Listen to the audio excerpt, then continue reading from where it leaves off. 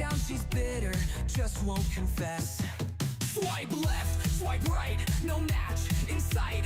Blames the whole world cause it can't be her right. She don't need no man, she's too strong for that. Even her cat won't sit in her lap. She's got a master's in complaints, a PhD in fights.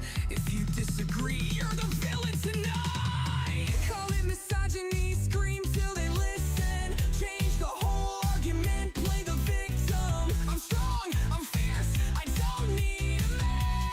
Why won't he text me back again? Oh, woman, shout until she wins the fight. She don't care if she's wrong or right.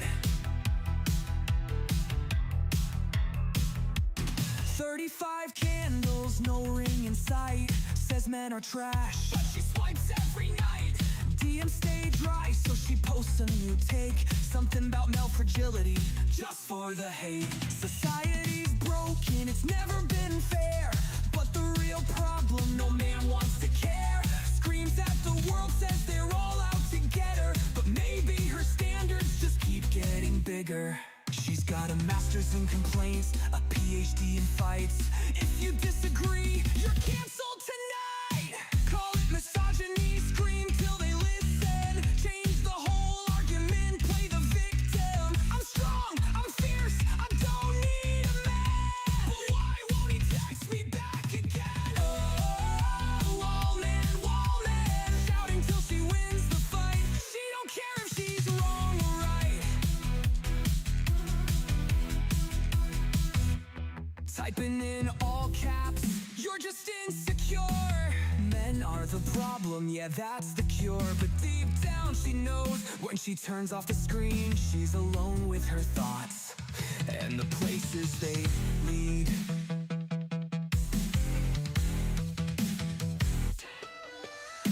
Call it misogyny, scream till they listen. Change the whole argument, play the victim. I'm strong, I'm fierce, I don't need a man. But why won't he text me back again? Oh, woman, shouting till she wins the fight. She don't care if she's wrong or right.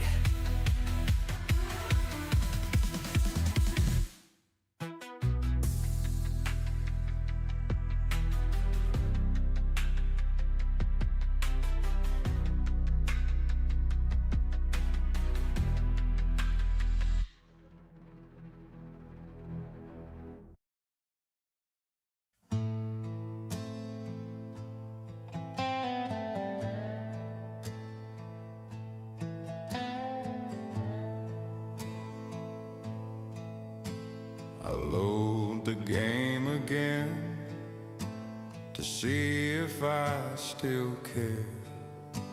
I focus on the grind, the only thing that's there. The tokens slip away, the hollow numbers sting. I try to quit the screen, but I remember everything. What have I become? My sweetest friend. Every match I play resets again. And you could have it all, my battle pass of dust. I will let you down, I will break your trust.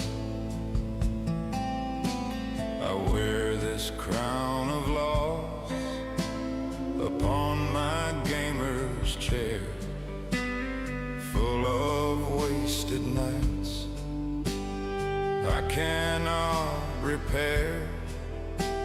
Beneath the stains of time, the seasons disappear.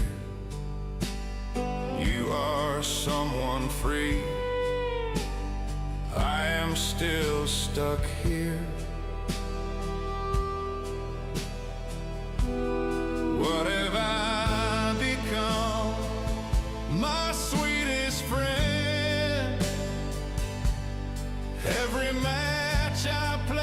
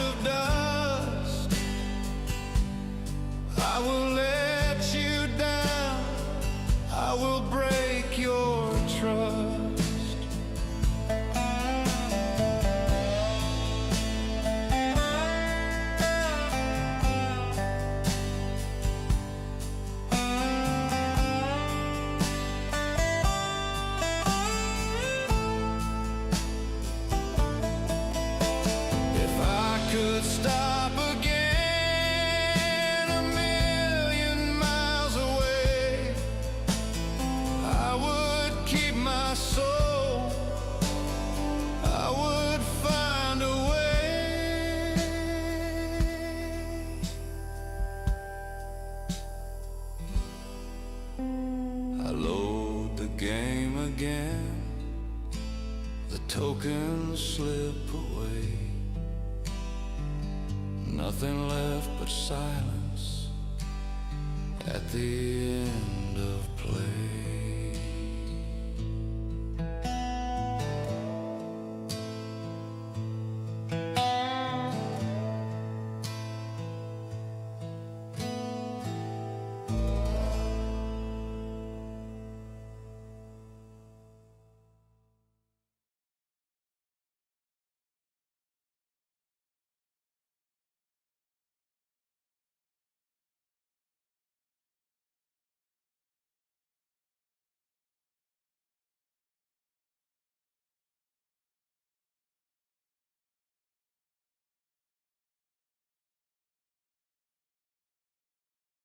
Welcome, everybody, to TISM Thursday. I'm gonna come. Do not come.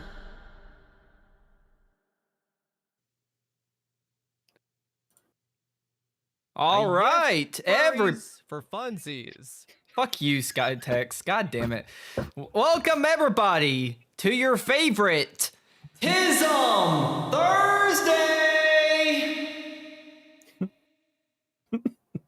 Did that make it better? Did I add? Yes, Yeah, I think so. Yes, I think that made it better. Yes. Welcome Start everybody with to a TISM bang. Thursday. Yes, start with a bang or with an echo, I guess. Whatever you want to call it. Welcome everybody to TISM Thursday. Obviously, Karis is here as per usual, being held hostage because that's what I do. Help me, people! No, Free me! shut the fuck up. You're gonna dance like the monkey you are. Come on, get to dancing. Come on, dance more. I don't know what. More enthusiasm. That's the only one that I can think of. I need you to at least pretend like you gave an enthusiastic consent. That's the enthusiasm that John Cena puts in. Is just like that. What? That's him. John Cena. What? You don't know that, you uncultured swine. Never mind. I don't even know what you're referring to. Karis, maybe do it. Karis, you're fired. I did. Wow, I have power. Cool. Karis, you're fired. We just started the show and I already had to fire you. What the hell, bro? At least All right, first box ticked for the night. Yep. Good. we need Okay. to have like a unironic like TISM bingo. That would be hilarious. It's just all fire, fire, fire, fire. That'll be one of the squares. Skytex, you can work on that. You can make TISM bingo. You can figure out all the things that usually may or may not happen in every TISM show, and whoever wins gets absolutely nothing. But hey, it's fun. The winner will get a special prize. Nothing. Yeah, absolutely fucking nothing. Just like life itself, you get nothing, and you better be happy about it. Consume product and then get excited for next product or something. Yep. Anyways, In this case, it's nothing. I heard from a little birdie, Karis, that tomorrow y'all gonna be doing a little event, a little stream, if you will. Oh yes, it is. It is either going to be a little stream or it's going to be a big stream. Pun intended. Intend your puns. I am hosting a Halo 2 event with Camelot. Let's bring up the roster of who I have confirmed here because I can't remember this sort of thing. Just bring I've up got the hit Camelot, list. the hit list, yes. Camelot, Skytech, Scaly, Levistro, Dash Attack, Sad Lad Chad, Alan Jones, Big Mike, another Mega Herp, that's the name he goes by, and then Dr. Deadman. Those are their names they go by in Steam. I invited Smash JT. He won't be able to make it. I've invited other people like King Queso, Maple, and a few other people. We're not gonna make the 16, but we're gonna get damn close. I'm doing a fundraiser for Parkinson's disease. I'm going to be giving away some Steam gift cards. There's going to be a birthday. It's going to be amazing. And I am looking forward to it. What? Actually, I didn't know that it was going to be that big. I mean, I knew y'all were playing Halo. I didn't know we were going to have Parkinson's and money and what else you got? You're going to have a circle jerk at the end or something? Maybe. Maybe some I- soggy if- waffle. Maybe depending on if people donate, we could have a circle jerk. Sure, we could absolutely All do right, that. boys, you A heard jerk it will- here first. We're gonna instead of naked snake, we're gonna have a donation goal for everybody to just round up in a circle and jerk off over a waffle or a biscuit or something No, else. even better. We'll be in the round in Halo 2 and we'll just make a big circle and we'll just start like doing tea bags and stuff. Maybe that's what we'll do. it only works if it's on Blood Gulch. We'll do it on Blood Gulch. That circular pillar area on one of the bases, we'll just go up top there and make a circle. Yeah, that sounds like a plan. I think that's the only map I even know from Halo, because when back in the old days, aka like 2013, 2014, 24, yeah, it would have been like 2014-ish or whatever. When I was in high school, we would I had like a tech class or whatever you want to call it. I think I talked about this before. I was in a class where we would like get prepared supposedly for the A+ certification. Never ended up doing it, but I took the class regardless. So I actually learned how to build a PC from that class. So I guess it wasn't completely useless, like unlike everything else I learned in school. I mean, I never used the Pythagorean theorem to this day. But goddamn it, do I know the theorem? A squared plus B squared equals C squared. Now kill me, please.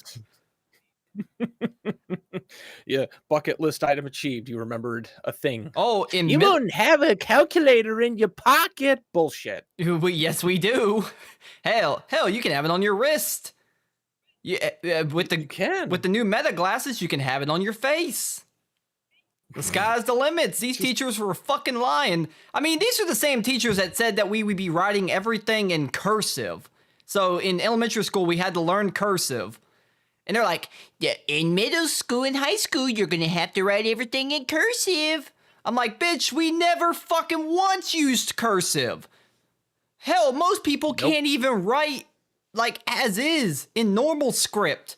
You want them to write in cursive? I can barely. I mean, I would read other people's handwriting. I'd be like, do you need to go down the hall to the special class?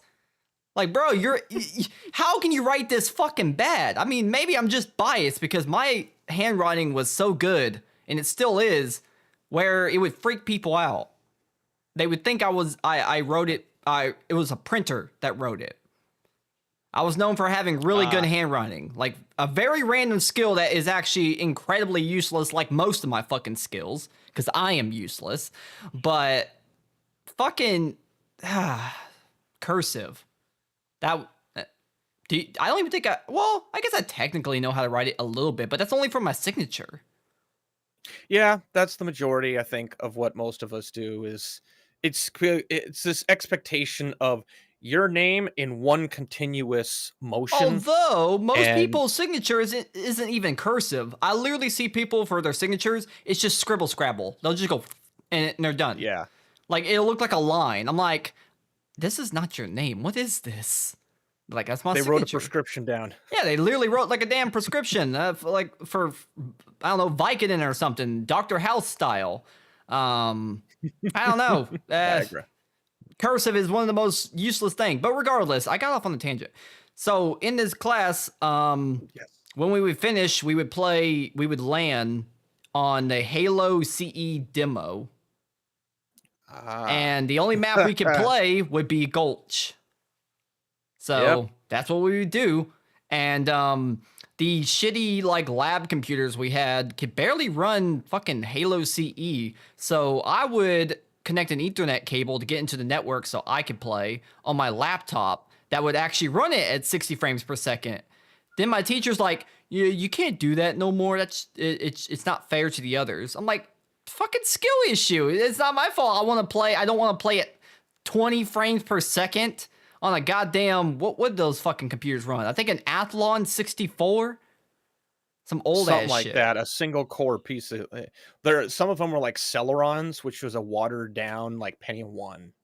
It is garbage. Yeah, they could barely run that game. So hell yeah, I was gonna cheat by actually running the game at a decent frame rate. like the only thing that laptop could run at 60 frames per second. Minecraft definitely. Well, sometimes it did. Maybe not these days. It probably wouldn't.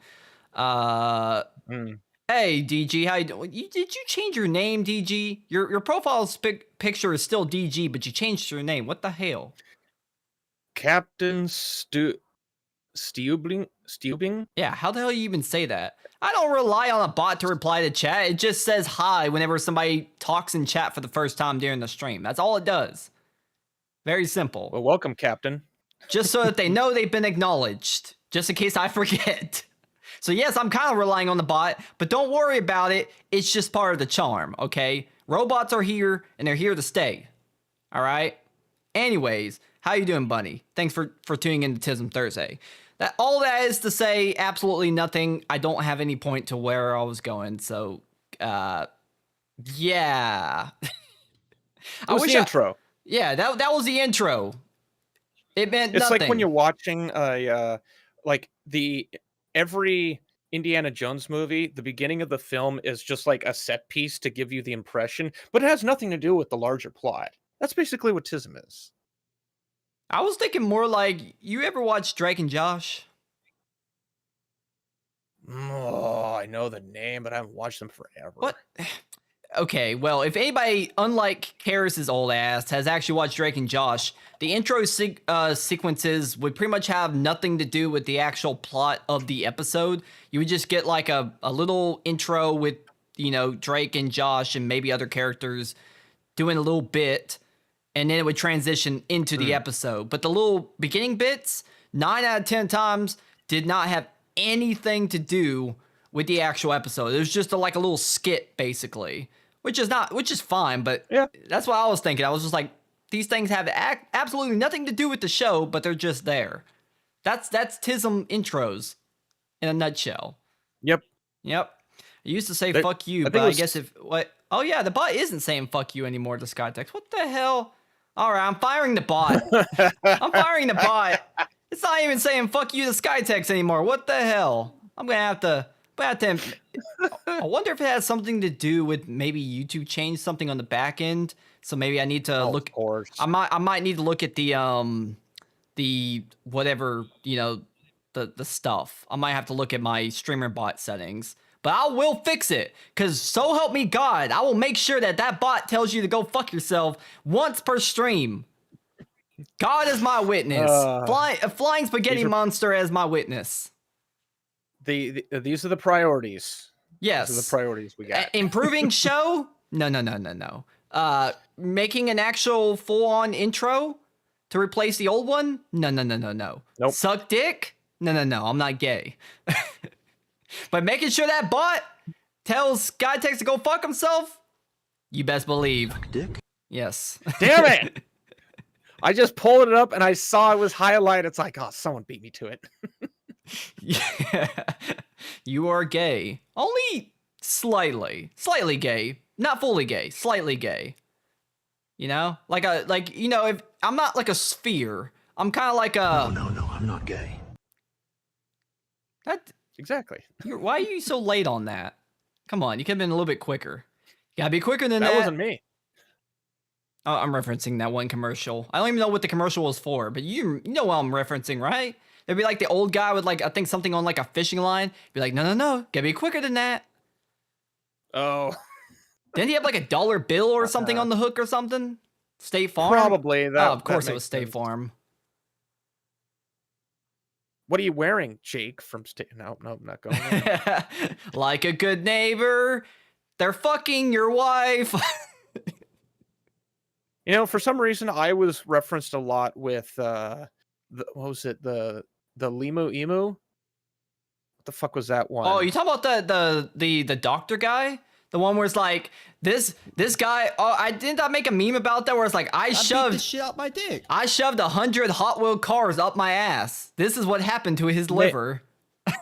Maybe the Liberty Mutual guy. Liberty Mutual. I thought you were talking about. Oh, I was thinking of Chubby Emu. You ever watch that guy's videos? Yeah. Yeah, he's like doctor. All the titles were like, man ate 30 gummies in an hour. This is what happened to his kidneys. Yeah. Oh, I watched that one. It was a kid who had 150 vitamin gummies over the course of like X amount of time, and it like deteriorated his bones. He basically was Joker for Mass Effect, where his bones just would, under the slightest touch, just shattered.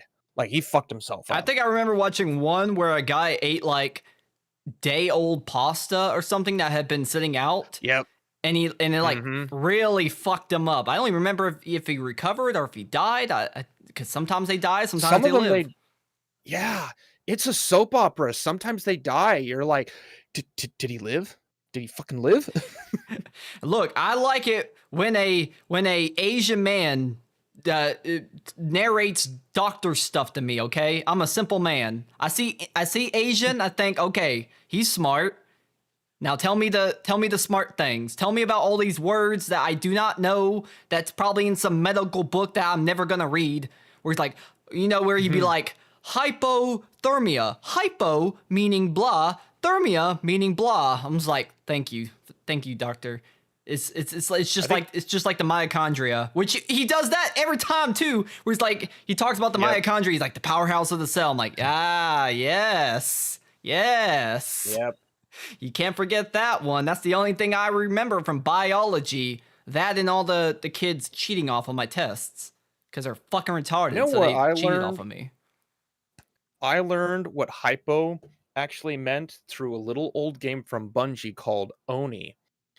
And it was a hypo spray, and I had to figure out, like, what does it mean? Because it restored your health. It was a hypo because your health was low, so you'd spray this and your health would get higher. That's where I learned hypo. And then I saw his videos. I was like, I know what that means. Well, I guess you could say good. Bungie's definitely hypo right now. They definitely ain't doing too well, I would say. I don't even the rest know. of the industry's doing good. Every once in a while, I'll hear something about that marathon game. Apparently, they're still working on it after it got completely delayed when they got shit on, especially because Arc Raiders literally did their test right after Marathon did their test. And yes, but they were already getting shit on. But after Arc Raiders playtest came out, then everybody was looking at Marathon like, all right, either y'all do something or y'all fucked. And then Bungie just went kind of quiet. Then they had the whole stealing art scandal, and I don't know what's going on with that game. Apparently, it's still gonna get released eventually. Will it be good? Oh, yeah. I don't know. Guess we'll find out. I don't know, and I kind of don't care because the aesthetics are very similar. It seems they both have that weird, like quasi 70-ish aesthetic. Here's not the same at all. Like, one is like weird, like cyberpunky sci-fi, while one is basically Star Wars Battlefront. I thought the aesthetics were similar, but okay. They're not even at all the same. I would say Marathon was leaning more like cyberpunky-ish, but not necessarily cyberpunky, like all fully like, Cyberpunk 2077, but in the same vein. While you look at Arc Raiders and it's obviously, Star Wars, where it's like, it's old, but it's futuristic. Arc Raiders has more of like the soft curves and well, isn't there a term? Isn't there like a term for like sci-fi that's like retro at the same time? Futurism. Yeah, it was futurism. Well, no, there's a different term for it, but I don't know what it's called. They use it for Alien as well, because Alien is sci-fi, but they're using like fucking DOS terminals, and instead, because you have Star Trek, that's your like sci-fi, like super everything's squeaky clean, very nice lines and everything. Everything's like very clean and stuff, and you have Alien that's also still far in the future, but everything feels old, but in the future. I don't know. Yeah, there is a term for that. I can't remember what it is. Futurism is definitely one of the things that has been used as kind of inspiration a lot. I think the new Fantastic Four film that uses a lot of like futurism. I heard that was shit. But it's still kind of like stuck in the. I just watched it today with Utaro. It's not.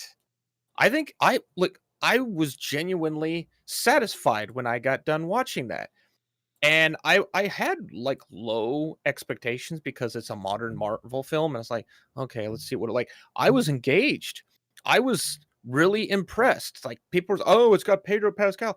I've never been disappointed by a Oh no, Pedro I forgot performance he's in ever. that. He's Mr. Fantastic. God damn He's it. really good.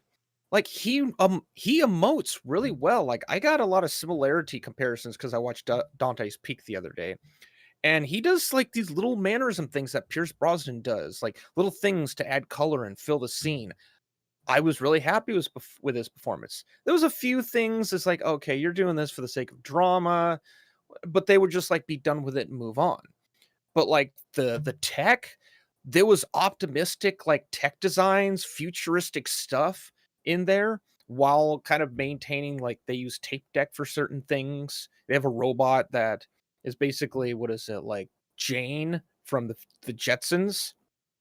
Jane would have a little tape deck for the data, things like that. But they would have like really impressive sets and whatnot. And I was like, I like this. Like, I'm genuinely impressed with this. They had the whole Galactus thing, which that went on its own little plot. Didn't they make No, Silver I didn't thought they it make was really Silver good. Surfer sexy?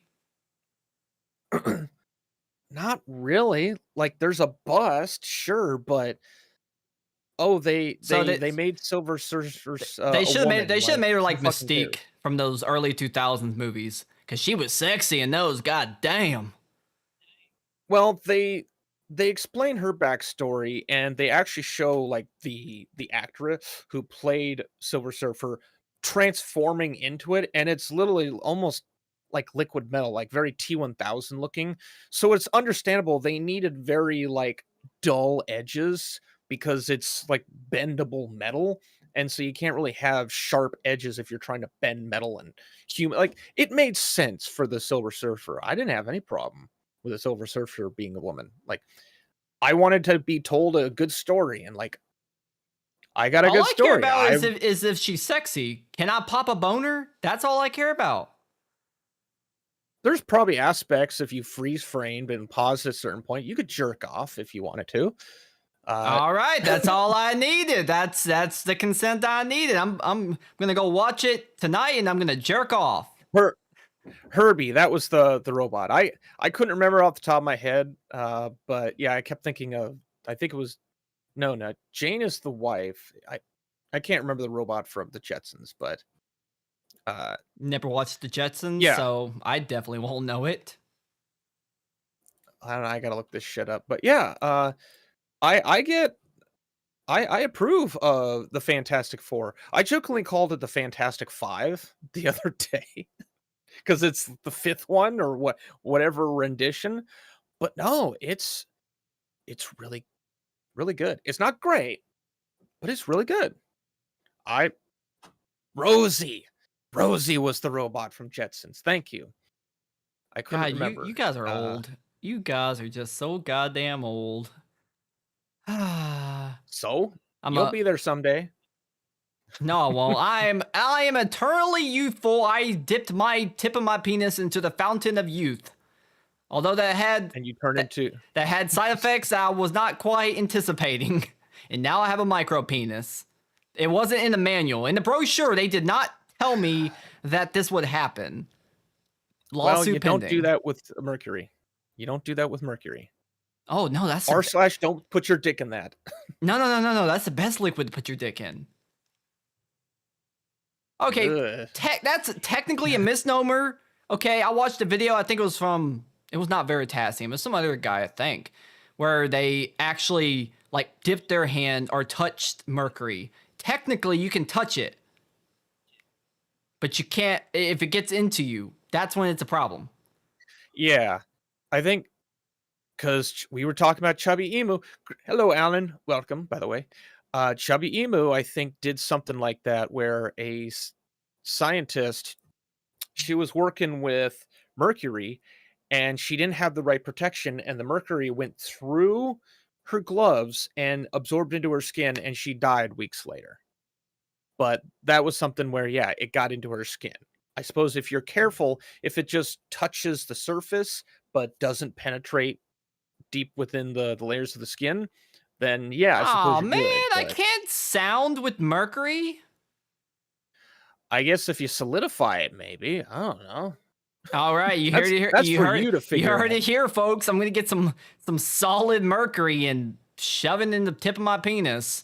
I'll be sure to report back to you guys and tell you how I'll give you a review, a mercury sounding review here on the G Comedy channel. Joe. Yeah. Will I live to tell the tale? We'll see. He's a pro at docking. I'm not gonna confirm nor deny that. What happens at the convention stays at the convention. Anyway, speaking of all this Arc Raider shit, you know what? I feel fucking retarded that I just found out within the last week. All right, does a name Patrick Soderlund ring a bell to you?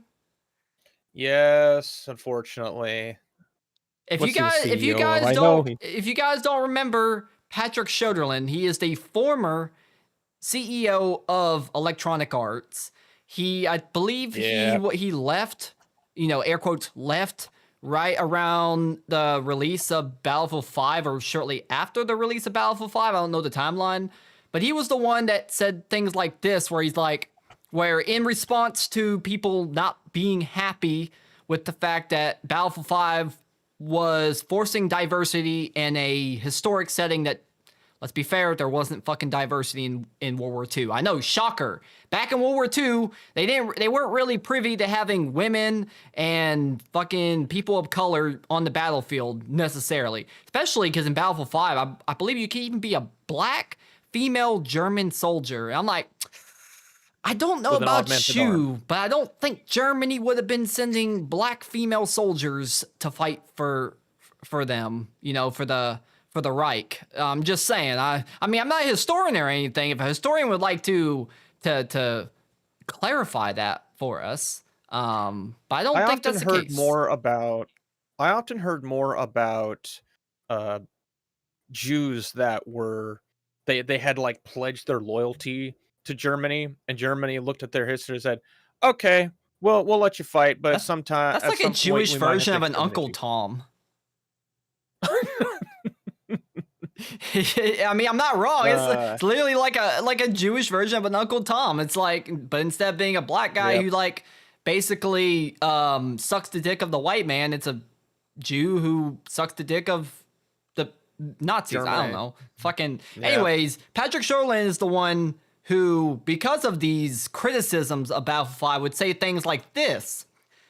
Quote, and this is a real quote from Patrick Sherlin, remember, CEO of Electronic Arts. The head man. honcho, the head honcho at the time. He said, and I quote, "These are people who are uneducated. They don't understand that this is a plausible scenario, and listen, this is a game. And today, gaming is gender diverse, like it hasn't been before. There are a lot of female people who want to play, and male players who want to play a badass woman." And he goes on to say, "And we don't take any flack. We stand up for the cause. Because I think those people who don't understand it, well, you have two choices. Either accept it or don't buy the game." Sounds like a And- pretty straightforward opinion. And people didn't buy the game. I wonder why. When the CEO of the entire publisher told them that they are uneducated for having criticisms of your historical inaccuracies in pushing gender diversity in a setting that didn't historically have it in the first place, it's not that big a deal to me. I didn't really care that much. But still, calling people undereducated and then telling them to accept it or don't buy the game. And well, people didn't buy the game. I've seen people say he was fired, quietly fired or pushed out after this happened. Probably because the game bombed at release. And well, I mean, he told them not to buy it. So I'm sure. I got it for $5. I'm sure the investors were like, so we heard that you told people not to buy the game that we have a financial investment in. Yeah, you're gonna have to go. And now I think that's shortly after, that's when Andrew Wilson, the current CEO of Electronic Arts, stepped in. And he's just as much of a fucking corporate cocksucker, rides the cock of anything that includes money and greed. Like, Andrew Wilson is is just as bad. But the funny thing is, I'm about to blow your mind. The reason why I bring up Patrick Soderlund is because, Oh boy. do you know who the CEO of Embark Studios is? The ones who make the finals? Is it Patrick? It's Patrick Soderlund. Patrick Soderlund, Interesting. the guy who called people uneducated and told them not to buy a game, is the CEO of Embark Studios, the one that's got all the fanfare that pretty much, well, for the most part, we'll get on to where they're getting some hate, but for the most part, they are beloved right now for their last 2 games. And then come to find out, Patrick Soderlund is the CEO of the company. And I'm like sitting there like, wait, what? How? The guy, he was hated by everybody. And now all of a sudden he's the CEO of one of the most beloved smaller dev studios that's in gaming right now. How the, like, I'm like, all this is rattling around my brain. I'm like, okay, so either he learned his lesson from his flub and is turning a new leaf. Although when he was part of EA, he was one of the people pushing loot boxes and stuff. So I'm just confused. How did he go from being the super greedy, like corporate shill, sucking the dick of investors, ruining gaming, as the CEO of EA, now the CEO of one of the most beloved smaller game studios? How? I have 2 thoughts on this.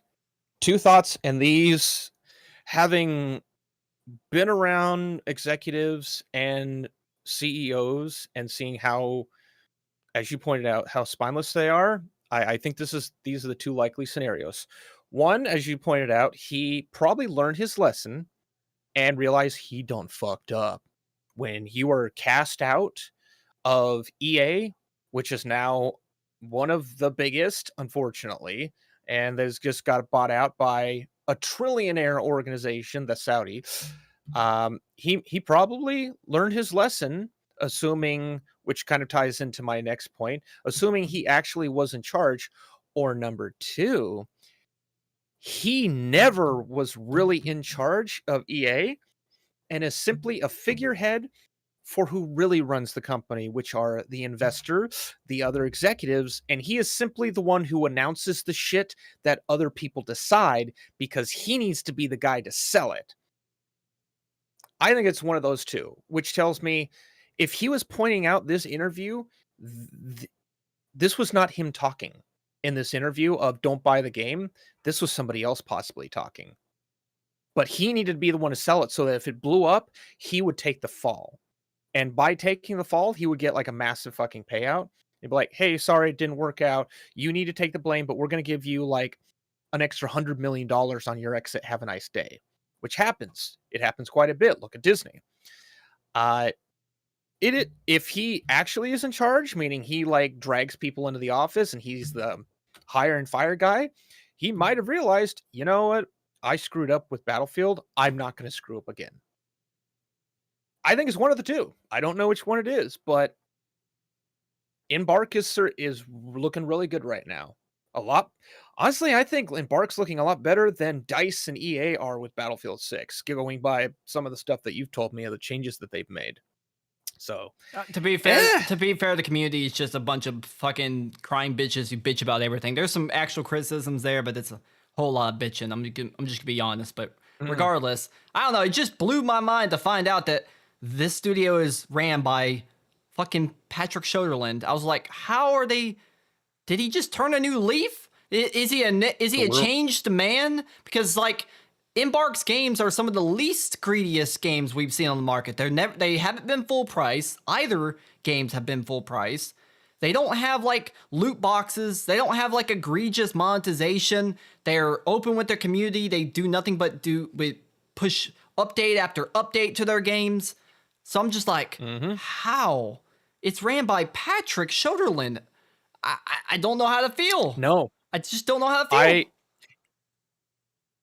If you're not sure how to feel about where he aligns, that could be telling you something. He doesn't actually align with anything. He goes where the money is. You can't run a company and go where you want to go and also sell your soul out for money.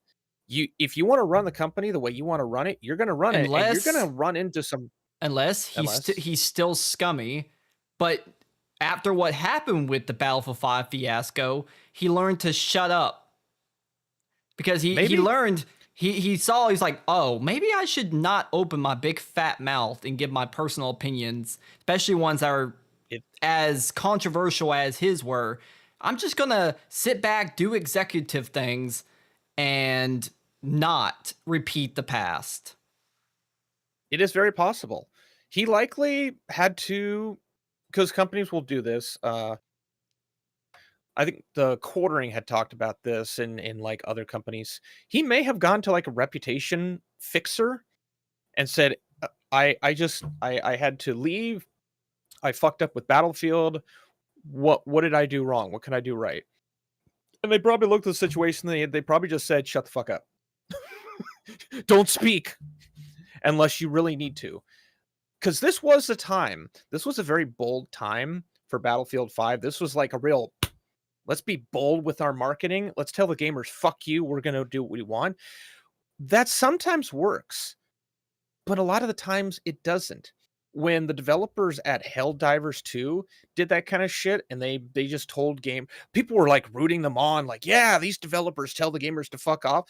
I just kind of sat back and I said, this is going to blow up in your faces. Well, I think it fucking did. I think that there's a little bit of a different standing when it comes to these two things, because Helldivers 2 for the most part was, and still is to a certain extent, beloved. Most people say it's it's a very fun game. It's been one of the least. Yeah. Well, I question their battle pass-esque system for some of things.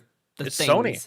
But regardless, it's Sony. They're mostly beloved, so they could kind of get away with it. EA has been literally voted the worst company in America twice in a row way back in the days. I think it was around the time of Battlefield 3 or Battlefield 4 that they got voted as one of the worst companies. But they are already hated. Battlefield 5 was controversial with what it was doing with twisting history. So then, on top of that, then you have the head honcho coming out and saying something so crass, so like a slap in the face to the entire community, and basically just giving the middle finger to the majority of the Battlefield community, and trying to paint the Battlefield community as just a bunch of basically sexist, racists who, when in reality, there were some people being a little bit fucking crying ass bitches about it and taking it too far. But most people were just like, look, we don't like what you're doing with this is supposed to be a grounded World War II game, and you're making it fucking goofy and silly and gender diversity and stuff. This is not Battlefield. This is not what we want. And he basically said, no, you can go fuck yourself. Just don't buy it. Well, they didn't buy it. See, I think Patrick, I've seen the thought process that a lot of these arrogant people say. It's like I was going to make a video on the Gina Davis Institute and that people were freaking the fuck out. But I think what Patrick was saying was pointed to what he thought was a very vocal minority. We're talking less than 5% of the majority of Battlefield players. I think that he was targeting those when in reality, his word was being received by about 80% of the Battlefield majority. And he didn't expect that to resonate with us because he's disconnected and he doesn't understand that words coming from a CEO have meaning. And I've seen this kind of thought process with a lot of other people that say, well, if you don't like it, they're talking to the minority. They think they're talking to the minority that, oh, the people who really play the game, they're not going to pay attention to what I said. Yeah, we fucking did. Yeah, I remember that. Yeah, we did. And I think your words had a little bit more of an impact than you previously thought they would. You thought, this is just gonna piss off the chuds. He literally way before that whole chud thing was like a meme. He literally was trying to own the chuds long before it was cool, and it completely blew up in his face and blew up for the game itself, and that's why he's no longer the CEO of EA. Although he was replaced by somebody that's no better, so I can't say that it was necessarily. It was pretty much a wash. I would call it a wash. Yeah, nothing really changed. They just got someone who knows how to shut the fuck up. The weird thing about Battlefield 5 is the fantastical alterations of history really would have worked in something like Wolfenstein. Like, I remember seeing the trailer and I thought, this looks like a Wolfenstein. It should be a Wolfenstein type game. You could have done, because Wolfenstein is a very fantastical, unrealistic, like, what if scenario of, oh, the Nazis won. Oh, women were actively part of World War II, like on the fucking front lines, have augment. Do that in Wolfenstein. That's perfect. It would have absolutely made sense for that. But instead, they did it in a Battlefield game. It's like, this is a missed opportunity to make your own Wolfenstein, EA. Come on. And so they could have done that with. I think if they would have done, I mean, obviously Wolfenstein has gone its own direction, but if they would have done like Battlefield 5 but called it Wolfenstein, I don't think anyone would have complained at all. No bitching at all, because people will look at Wolfenstein and they'll say, this is not historically accurate, but I can play along with it. I can suspend my disbelief long enough and enjoy it, because we know, like, Wolfenstein The New Order doesn't exist in current day. So we can believe that. Yeah, well, But it's instead they like put it it's like if they wanted to do this weird shit, they could have. Well, I mean, I don't know if Battlefield could do alternative history, because Battlefield kind of is supposed to be a more grounded to what actually happened. You know, even when they do near futurism, they don't go too crazy with it. But especially if you're gonna do, not really. when they marketed the game as being just a World War II game, like their previous World War II games, that's where they fucked up, because it's like, okay, well, you're not being very authentic. I mean, shit, not to get into the weeds, but one of the war stories was basically shitting on history as well. I think it was the Nordic story or something, where it was actually a whole squadron that took on the German army or whatever. And they changed the war story to be like a singular young girl who basically soloed a bunch of Germans. Oh, wow. And I think people pointed out, and they're like, and I was just like, that's kind of fucked up. That was actually done by a whole like team of people, and you made it just one young, like probably mid-20s girl taking on the Germans all by herself. That's kind of disrespectful to history. I don't know. That was just Doom Guy doesn't need diversity. Yeah, Doom Guy doesn't need diversity. Anyways, Doom Girl. that's off on another tangent. But yeah, it just kind of blew my mind to find out that he is the CEO of That is Embark. interesting. And somehow I guess he must have learned his lesson. I mean, good on him, I guess. Even if the lesson was just, if you have opinions, just shut the fuck up and don't say them, because we don't want to hear it. You're a CEO. We expect you to do CEO things. We don't want to hear about your political opinions. We don't want to hear this. We don't want you insulting any part of the fan base, really, unless you're actually owning like retards. But other than that, This actually makes just quiet. This makes a lot of sense now, because the people who have been talking about Embark, they say Embark. They don't say Patrick. They don't refer to former EA. It's specifically Embark. Either this is people don't realize that Patrick is part of Embark, or there's like this special request that, oh, if you're going to make a review professionally, you will not mention Patrick. It could be one or the other. Here's my theory. Firstly, the majority of people probably don't keep up with like corporate politics or whatever to even know that Patrick Soderlund was the CEO. And also, this was literally over a decade ago, so it could just not be something that people are really privy to or even remember. And also, when people talk about Embark, they usually only say former DICE. That's all people say. They say former DICE. You know, people that used to work on Battlefront, like the same team that worked on Battlefront.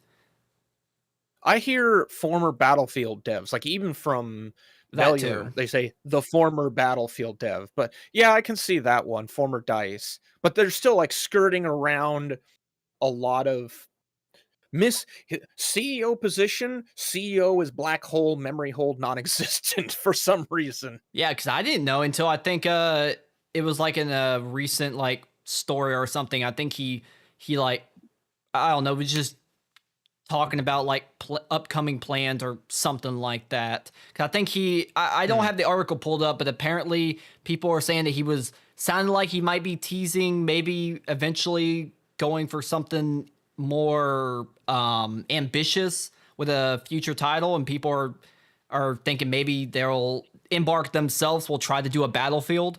They'll try to take on Battlefield at some point. Maybe it might be far in the future, but people are kind of speculating that, you know, the former Battlefield devs, you know, now that they've gotten their toes wet with making 2 games, both very successful in their own way, especially Ark, maybe they're going to take on Battlefield in the future. Who knows? It would be one hell of an undertaking, but hey, This sounds like who better to do thinking. it? I've heard there was a company that I worked for. We worked in the paper industry, and I would often hear them say, "Oh, they would go to like the investors meeting, and they would say, "We've got big plans that we're working on. We can't talk to you about." Meanwhile, if you flew up to Vancouver, BC, and you talked to like the hardware designer, what they're trying to do is basically just a gimmick that would never really be practical once you did it on a mass production scale. But it was something that they would design. They were trying to R&D to take to the investors to say, "Here's this cool gimmick."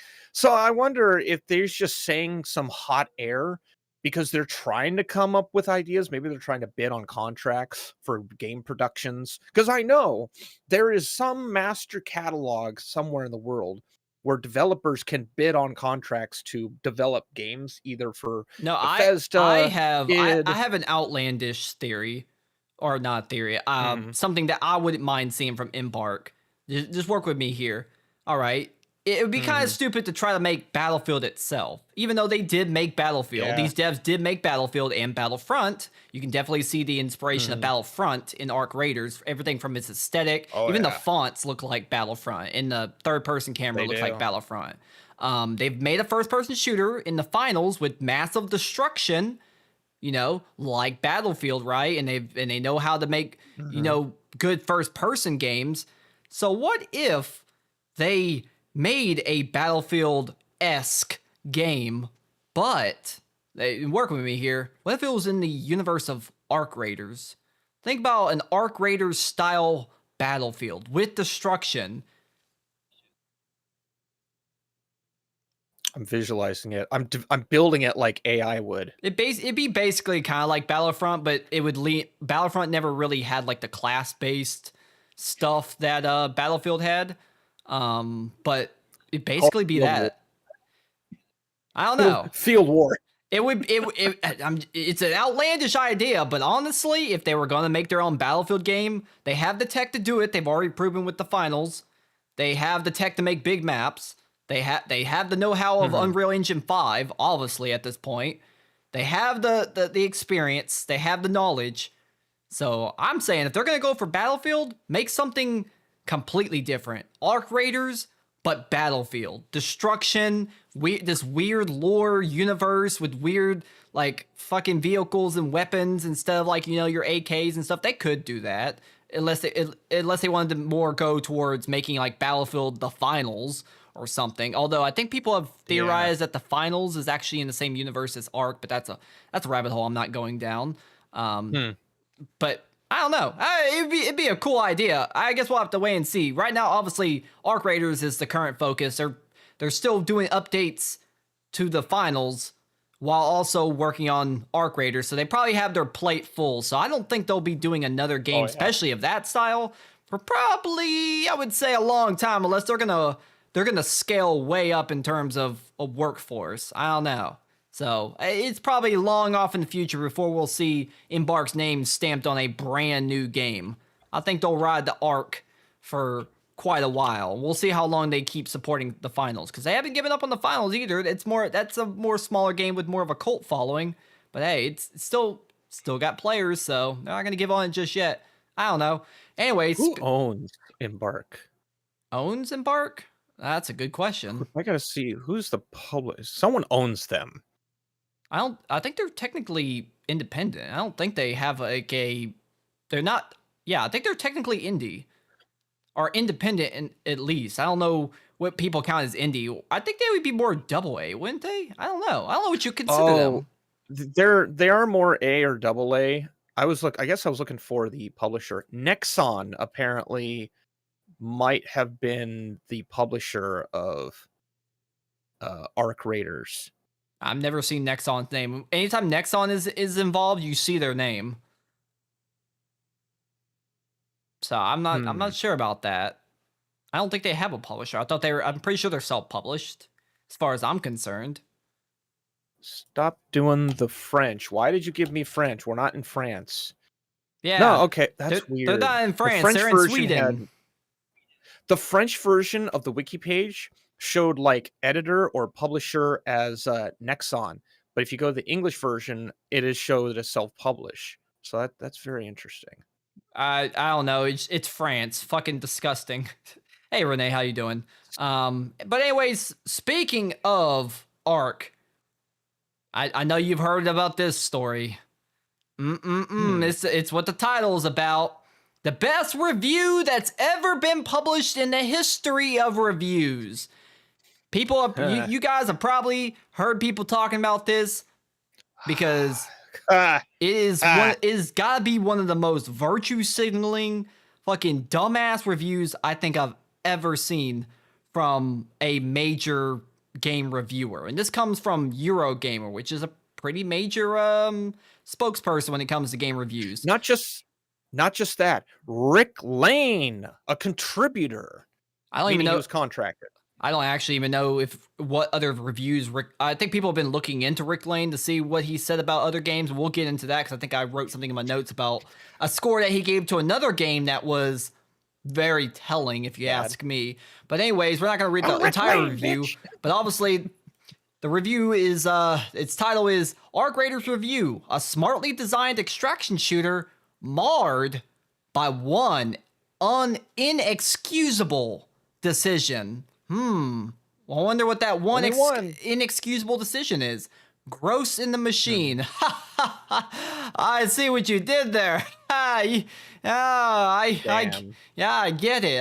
I get it. I'm gonna kill myself. And you can see right here at the top. You don't even have to scroll to the bottom to see the goddamn review. 2 out of 5 stars. Now I wonder. I wonder why he only gave it 2 out of 5 stars. I wonder what happened. If we scroll down, let's see here. Where is it? Where we get into this one inexcusable thing. I wish I would have highlighted this. Aha, I think I found it. It starts by saying, and while there will be dizzying highs and frustrating lows in Arc Raiders' roller coaster of gear acquisition, it always ensures you can go into a fight with something. A randomized free loadout is always available for those running low on weapons, resources, or cash, and who just want to do a quick run without risking their best stuff. And then, of course, there is Scrappy, the bizarrely lovable rooster who generates basic crafting materials over time, blah, blah. Like in Bart's previous shooter, The Finals, Arc Raiders displays considered design. Also like The Finals, and here we go, here's the mistake that Embark Studios made, apparently, according to this guy. This design is overshadowed by the specter of AI. Oh no! Oh god, not AI! Shit, not LLMs! Fuck! Oh no! Arc Raiders uses machine learning algorithms for its arc animations, which they've shown that off. That's how they trained that like spider robot thing to be able to more realistically navigate the terrain. They literally use like machine learning, which it works. That thing is way more advanced than your typical AI that's like pre-scripted and usually pretty damn janky. And text-to-speech based performances generated from the voices of real actors. Oh no. AI voice acting? Oh, that's inexcusable. Oh no. Nerve. Oh, the nerve. While I'm deeply skeptical of AI use in game development, it's important to emphasize the nuances at play here. For starters, these two techniques are not the same. While Embark has further argued, less convincingly, that TTS is different from generative AI tools like ChatGPT, certainly machine learning is not a new technology in video games, experimented with by developers at least since the black and white days. Sure. The animations of the arcs, how they adapt to the environments and react to being shot, they basically use AI. Embark has attempted to create emergent behaviors in its enemies through reinforcement learning, which this is not even really AI. Machine learning is AI is machine learning, but we use different terms. Yeah. Because machine learning is like the thing that you think of where you train something off of data, which AI is the same way, but we're talking more generative AI. It kind of sucks that we've adopted this term AI because it's way too much of an umbrella term. I wish we would have had either a better name for it, or we would just use the more accurate name, which is generative AI, because that's what people are talking about when they have problems with like AI is generative AI, not AI itself. That's been around for a long fucking time. Siri's been out for a long time. We're talking about generative AI. And people, Machine learning. Yeah. See, I've spoken with like developers and whatnot. AI has existed for over 30 years. It's called a database. It's called and/or.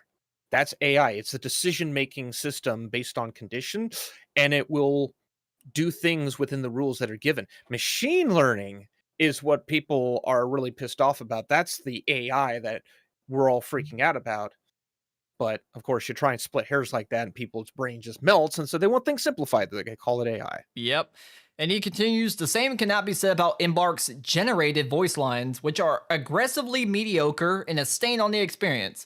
While speaking characters are mostly limited to traders, though player characters also vocalize emotes and pings during matches, when you do speak with them, their voices are flat and emotionally blunted, aside from the occasional bizarre inflection that reveals the robotic roots. It's telling that the sole memorable character in Arc Raiders is a rooster incapable of speech. Embark claims it uses AI voices so the studio can implement ideas quicker, creating new voice lines in hours rather than having to go through the longer process of manually re-recording and therefore rehiring actors. But NPC voices are not central to the experience, so I don't think this argument holds water. Even if it did, Arc Raiders launch has been so successful, Embark could probably hire a team of live-in voice actors and still make gargantuan amounts of profits, while benefiting from more memorable characters as a result. At the same time, is Embark's use of AI voices sufficient to compromise the game, given they only are a small part of the experience? I mulled over this for a while. Oh no, he mulled over it. Oh shit, that's what I like to hear in a review. And the more I thought about it, the angrier I became. Because yes, using AI voices does compromise Arc Raiders, not just ethically, but artistically too. So he claims. Yeah, so he claims. Let's start with the obvious point, that Arc Raiders is set in a world where humanity has been driven underground by a race of hostile robots. The contradiction here between Arc Raiders' themes and the manner of its creation is so glaring that it makes me want to scream! You made a game about the tragedy of humans being replaced by robots, while replacing humans with robots. Embark!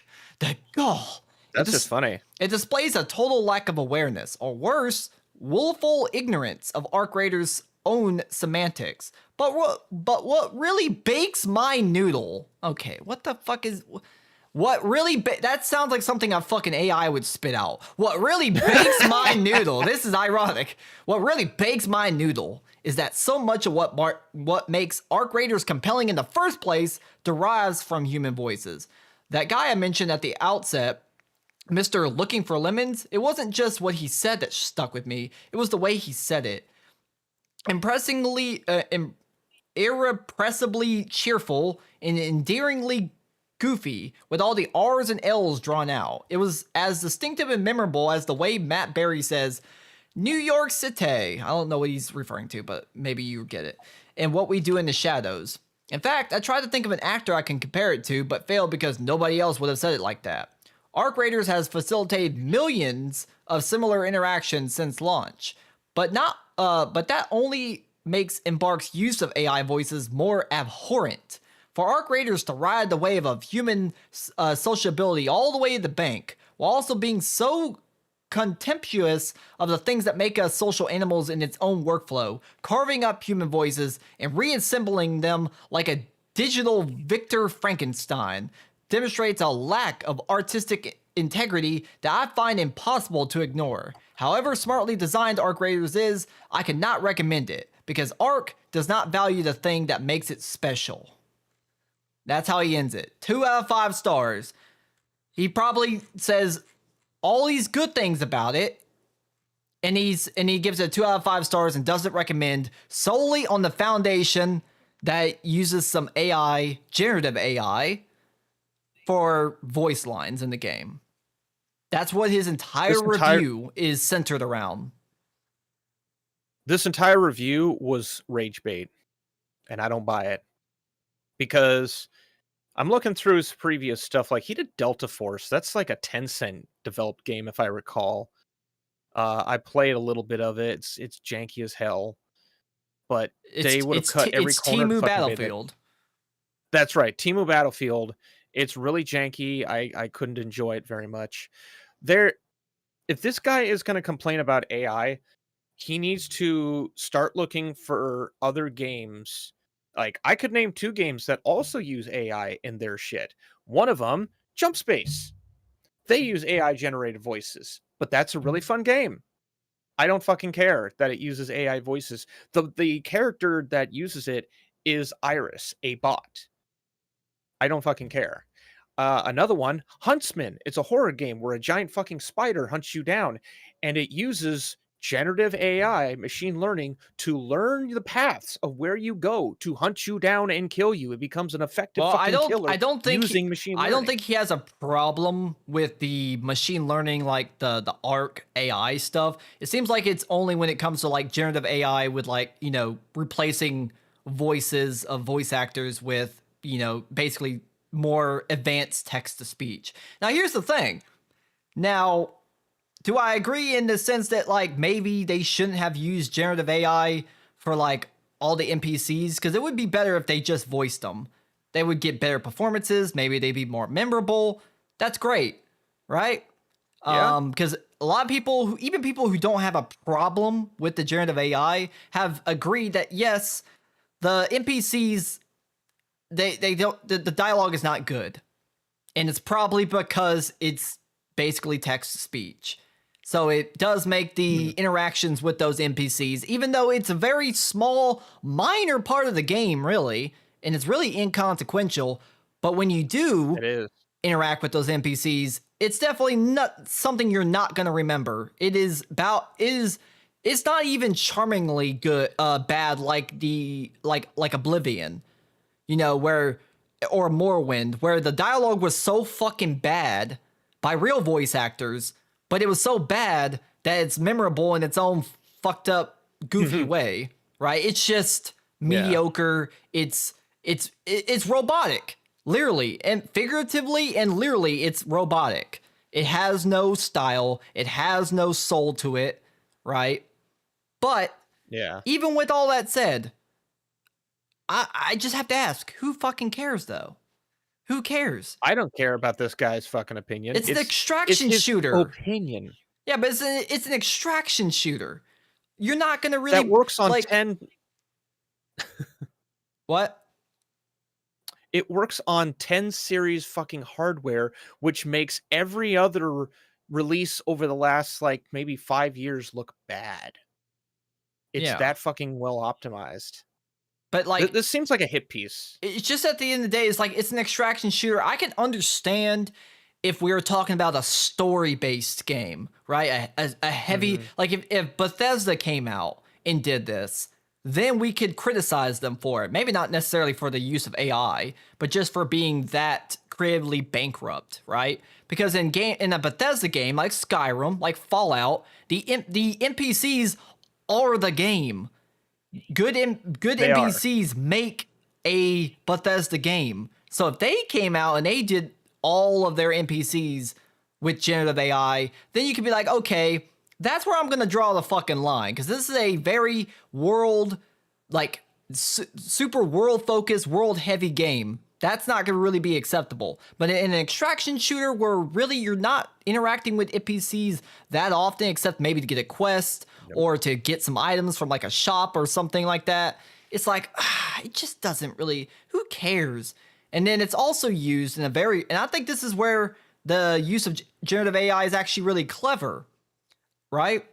Is the pinging system is something that cannot, well, I guess realistically be done with real voice actors, because the pinging system is only able to be so in depth because of the generative AI. Because like when I've seen footage, when you ping things, they're very specific. They'll be like, this item right here, or this thing is over there. To do that with actual voice actors, you have to record thousands and thousands and thousands and thousands of lines just for all these very specific scenarios. With generative AI, you can do that without having to go through all of that. And let's also not think that any voice actor is really going to want to sit there for hours in a booth being like, oh, there's this gun is on the shelf. This gun is on the ground. This gun is in that locker. This gun is in this box. I would want to shoot my fucking self. I would give myself to the arcs. Go watch any interview with like Tom Hanks when he was talking about the making of Toy Story. There would be like 2 words, and he would have to say those 2 words 35 different ways, and then they would want him to say it in ways that which they hadn't thought of yet. And on top of the fact that you typically can only get about between 3 and 5 hours per voice actor per like day before the voice starts cracking. Even like someone like DC Douglas, who did Albert Wesker for Resident Evil 5, his voice fucking broke towards the climax of the game. Yeah, think of and he had to take several days off. Think of that guy, Vic Mignogna with his Broly character. He said multiple times that Broly's voice would destroy his own voice. Like doing Broly's voice was painful in some circumstances. Right? Vic Mignogna has been very vocal about this. Now, this is not to say that obviously we shouldn't have voice acting, but like voice acting takes a toll, not just financially, but a lot on the voice actors. But that's kind of neither here nor there, right? Just at the end of the day, it's like, it's so inconsequential. Who cares really? It's just an extraction shooter. It's something you can kind of put in the back of your head and ignore, and it won't even be that big a deal, because most of the gameplay of Arc Raiders is dropping into a world, looting, shooting robots, having funny interactions with other players, and then turning in quests and other dumb bullshit like that. The voice acting is really like a afterthought. It sucks that it is. It is. But when you make a video game, not everything can be perfect. So the voice acting being literally robotic, it's like, that definitely doesn't make it a 2 out of 5. No. I think back to something like Subnautica trying to do this, and it probably would blow up in their face, because the whole idea of Subnautica is you are a character who is isolated on a planet, no humans, just like alien fish or other monster. The only human voices are literally your PDA and your ships that talk to you. That's the only human interaction that you typically get. Oh, there's like recordings from like other downed subs, and you listen to the logs a little bit, but everything else is just like your tech is the only thing that talks to you. So in that regard, you probably want that to sound a little accurate, because it's your only grasp on humanity. It's kind of there's a scene in The Martian. I've never actually seen the film. I just saw like one clip where Matt Damon's character, after like, I guess a year and a half on being on Mars, he hears his NASA crew for the first time, and he just breaks down in tears, because it's his first human interaction since being marooned. Like with something like Arc Raiders, you're not meant to really hear that. Like the human interaction isn't really there. It's not meant to be there. So like, The real human interaction Like is you with said. other players. That's really Yeah. the most important interactions you're gonna have with actual real players, right? You're gonna run into people like, I don't know, Burnt Peanut, who's gonna call you handsome and scream at you over the microphone or something. That's where the interactions actually matter. These NPCs, they're just there. They're just there to give you some quests. Would it be nice if they had like memorable voice lines or whatever? That would be more like a cherry on top. But it's not the entire goddamn sundae. The whole fucking No. the scoop of the ice cream is the gameplay itself, the world that it's in, the robots. The literally, if it had really good voice acting for NPCs or whatever, that would just be a cherry on top. But it's not really a necessity, right? Not like I said, not every game can be perfect. You know, every game has its flaws or have one thing that they kind of, unless you're Rockstar where you try to be literally perfect on literally everything. But most developers have to kind of compromise here and there. And for Ark to be like, you know what, let's just use text to speech, AI synthesized voices for some NPCs and for the pinging system, whatever. It might suck. It might be really bland to listen to, but it's gonna kind of fade to the back of your head when you're actually in the game and you're playing the game for what it is, not for what you, I guess, wish it was. I don't know. It just doesn't. It just seems like a small little gripe, and to give it a 2 out of 5 for that small little ethical gripe that this reviewer has, I don't know. I just feel like it's such virtue signaling. This is a hit piece. This is absolutely a hit piece, and it's meant to knock the game down a peg because there are other games that some people wanted to be successful. Like Concord was supposed to be a lot more successful. Uh I'm just looking through the reviews that he has Yeah, here. I wrote Like, this in my Borderlands was look supposed- what he gave Concord, a 3 out of 5. He said Concord, technically by the star rating, he was saying Concord is better than Arc Raiders when it's not. It's not. Yes, I know that this is arbitrary when we're talking about these star ratings, but if you're going to have star ratings, then we're going to use them. And just on paper, with that star rating, you are saying that Concord is better than Arc Raiders. And the only thing that you really point out that's wrong with Arc Raiders is the AI. So the game on paper is worse than Concord, the game that literally failed so bad that it was shut down in less than 1 month after its release, and the entire studio collapsed after spending hundreds of millions of Sony's money to make this failure of a hero shooter. And that's better than Arc Raiders just because Arc Raiders used a little bit of generative AI? Apparently, I should not play Arc Raiders, and I should go try and track down a copy of Concord instead. You can't. The servers are shut down. You can't even play it. Even if you wanted to play that atrocious game, you can't even play it. It's ridiculous. I'm scrolling through to see what else he reviewed. He gave the finals technically a better review with a 3 out of 5 stars, and he said artificial inelegance. So you can probably already tell. What is that word? Inelegance, I guess, not elegant. I don't know. He's trying to be like clever in his wording, but like I don't take this guy serious because again, it's still his opinion. He is not. The fact that you focus on this one thing so much. This is an absolute hit piece. It might not even have been his idea. He might have been paid to do this, but this was a hit piece to knock Arc Raiders down because some people are really pissed off with the fact that Arc Raiders is successful. 400,000 people right now. In my opinion, I don't think he should be able to review games for these publications. Why? Because a review, a review is subjective. But when you're doing like a mass like review for one of these like major reviewers, I feel like you need to take some of your biases out, right? This isn't like a YouTube video. If he made like a YouTube video saying, I don't like this game because artificial intelligence, I'll be like, okay, whatever, who cares, right? But he's making an official review that's going to be on Metacritic. It's going to be factored into the score, which it actually dropped the Metacritic score as a result of his review. So it actually affected the overall score of the game. This is not like child's play. Like I said, not a YouTube video.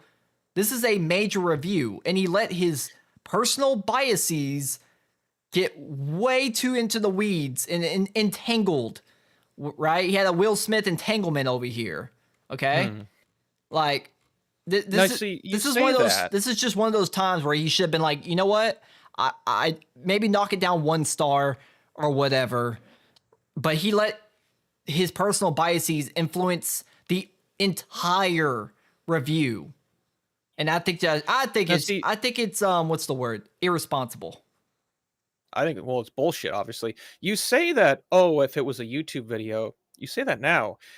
10 years ago, Total Biscuit would make a video reviewing a game, and it would destroy game developers. It would shut down studio because of his opinion, because back then, his opinion was like fucking word of God. Well, he was very objective. I think it's different. He was a former lawyer. I think it's different because Total Biscuit earned that voice of reason. Even Jim Sterling before they became what they became. But these are people that earned at some point, you know, their stars, their badge of honor. But it's still a YouTube video. Yeah, where people would tune into their reviews because they knew that what they say, even though it's somewhat biased, right? There's always going to be bias, but they still respected it because these people were knowledgeable and they put out good reviews. If this guy put out a YouTube video right now saying these exact same opinions about Arc Raiders, it would just get factored in as, oh, just another left-leaning virtue signaler that doesn't like this one part of this game. Oh, absolutely. For political reasons, basically.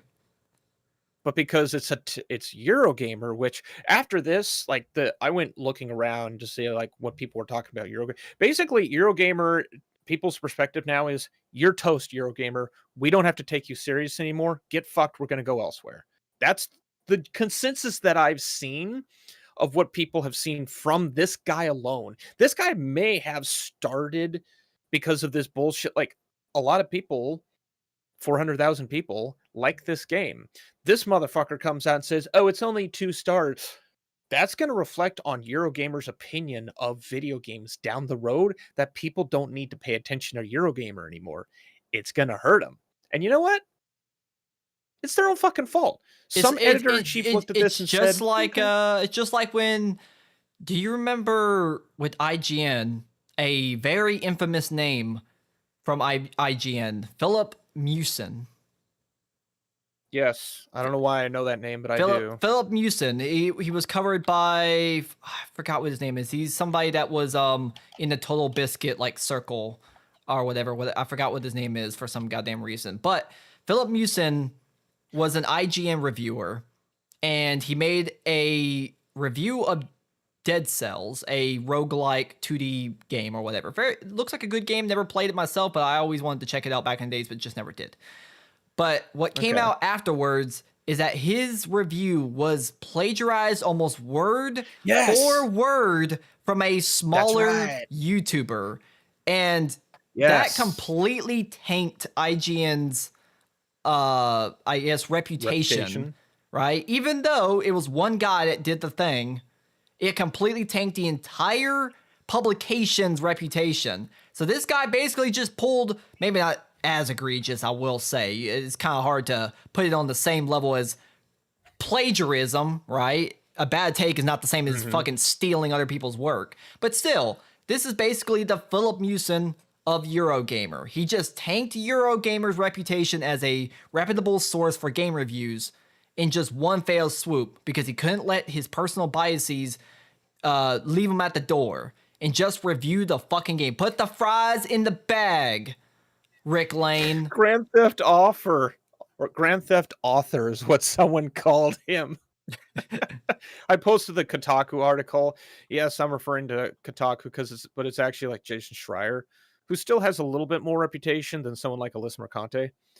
But yeah, the fun that they poked at Grand Theft Author. That is pretty good. That's actually pretty damn funny.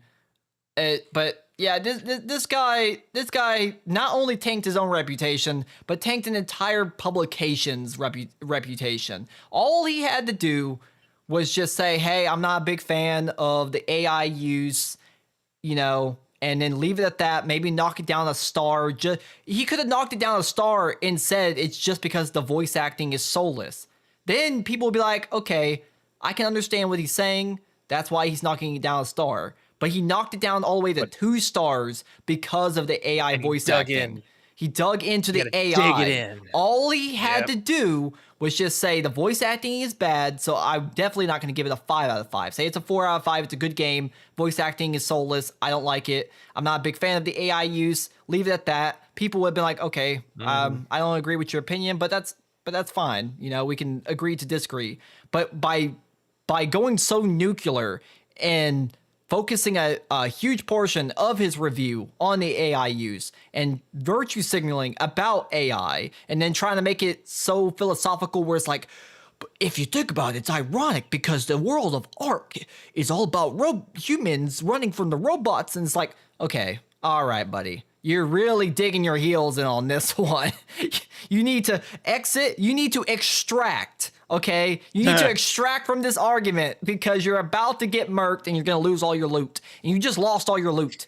You just got squad wiped, Rick Lane. You squad wiped all of Eurogamer in one fell swoop. Isn't that ironic? You think it's ironic that they're using AI in a game with robots? What's ironic that you just, when you make a review about an extraction shooter, you just squad wiped an entire publication.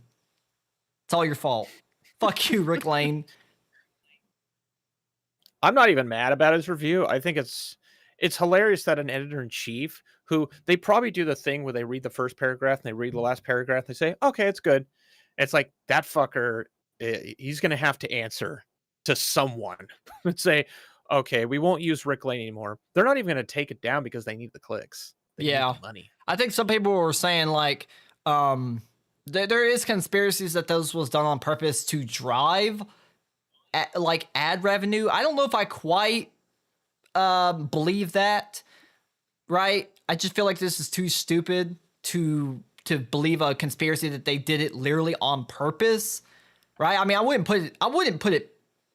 say it's impossible, right? Anything is possible in this weird world that we live in, okay? I don't buy it. I don't think this was purposely to drive ad revenue because, you know, classic media is dying, blah, blah, blah. But there was some people saying that. Well, I do think it was a hit piece that this guy had like something out for ARC Raiders. Yeah. I think I would like to localize it to just this guy. I don't think this is anything to do with Eurogamer. I think it's just Rick Lane, right? But because he put it out and he tanked the overall score of the game as a result, now Eurogamer is gonna reflect badly on them as a whole. Just like when Philip Mewson, who acted alone, it wasn't IGN's fault that he plagiarized, but because the review was under their banner, it's going to affect them, whether they like it or not. So will he put out more stuff with Eurogamer? Guess we're gonna have to wait and see. He might quietly no longer be a freelance writer for Eurogamer because he is a freelance writer, so he's not employed there. So they don't have to fire him. They can just not publish any more of his shit. They have the choice to do that. Going back to the name Nexon, they are a publisher, but they didn't publish Arc Race. They published the finals. Apparently, that's how their name's tied in with Embark. Ah, interesting. Wonder why they. So that's. Wonder why wonder why Nexon published that, but then they self-released Arc Raiders. Wonder what that's about. Maybe because the finals was like their first game, they needed that little boost, that little push. Yeah. While now with Arc Raiders, they're like, we don't need to partner with Nexon because we got this shit handled ourselves. We know what to do. We can pay for this ourselves. We got the bill. Goodbye. Yeah, it's kind of basically they needed like investment funding. Is when you go to the bank and you're trying to start a business, that's basically what Nexon was for them. They're just like, okay, we just need a little bit of Nexon cash to get this thing going. And now that they got it going, it's like a perpetual machine. They don't really, as long as they don't fuck up, they don't really need to, make any contracts, make deals with the devil, one could say. Because I've heard bad things about Nexon out there over the years. Really?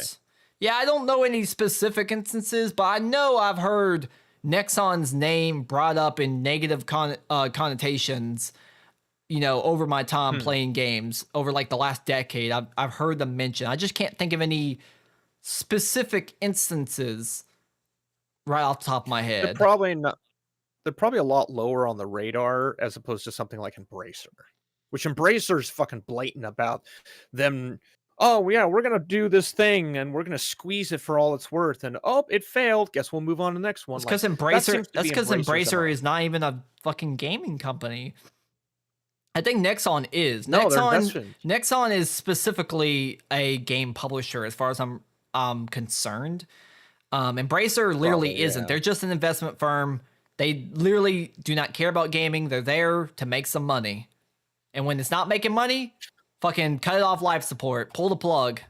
And they've done a lot of that. I mean, shit. Fucking Volition, literally no more. But that's more their own fault because that shitty fucking Saints Row reboot. That's their fault. But regardless, Embracer doing Embracer things. They've cut a lot of companies over the years. I can't even name all of them. Not as much as EA, because EA's literally killed so many companies that they probably give Google a run for their money when it comes to killing things. Yep. I mean, Rick Lane's trying though. I mean, didn't you hear? I think I mentioned this when I was talking about the campaign of Battlefield 6. Because I watched a whole video about it. They literally formed Ridgeline Games, which I forget had some people from, I don't remember, like there were some big names in like gaming or whatever that were, heads of the studio. They were tasked to make the Battlefield 6 campaign. Basically, they weren't hitting any of their milestones, and they pulled the plug. They killed the studio before the studio literally was born and destroyed in like 2 years. Now, whether that's EA's fault or Ridgeline's fault, it's hard to say because you can kind of go back and forth. It could be a little bit of both. I like to lean with both. I like to think maybe Ridgeline literally just was not up to the task of making the game. But maybe it was because EA was just expecting too much of them. Because you could argue, and I do agree with this in the video I'll watch, where they said it's kind of weird to spawn up a brand new studio, task them to hire on talent, while also trying to make an entire campaign for a massive franchise, all within a relatively small time frame, especially for a brand new studio. And I'm like, yeah, I can kind of see. Yeah, I kind of agree. That is a lot to ask. So that's the rapid fire effect, and it never works. Ever. Yeah. So, it is what it is. Anyways, yeah, this review is fucking stupid, and I guess we'll have to keep up with Mr. Rick Lane. Rick Lane, bitch. Oh, I'm gonna forget about him. I am not Rick Lane, bitch. I do not want to be Rick Lane, bitch. I only played Arc Raider during the beta test. I've watched Tomby play it. I've watched a few other people play it. It seems like a really enjoyable game.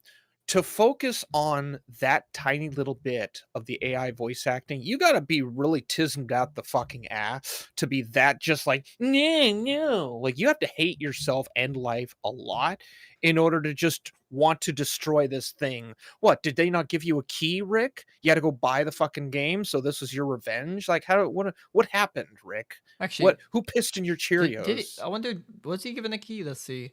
A copy of Arc Raiders was provided for this review by Embark. Well, they probably won't be giving you any more keys.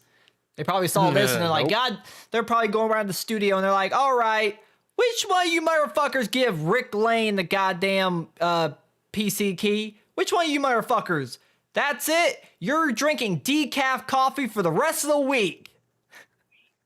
I wonder if, because you can go into key management, you can probably find the key and just go click and turn that shit off. That would be petty, but it would be kind of funny. I'm not gonna lie. It would be kind of funny. Very petty, but it would be funny. No more keys for you, Rick Lane. I mean, you're gonna have to create like a new pseudonym.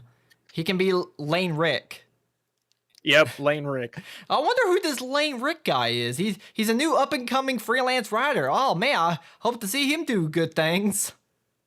Oh lordy. So yeah, Rick Lane's review fucking sucks. Luckily, in the grand scheme of things, the game is still getting praise from most other outlets.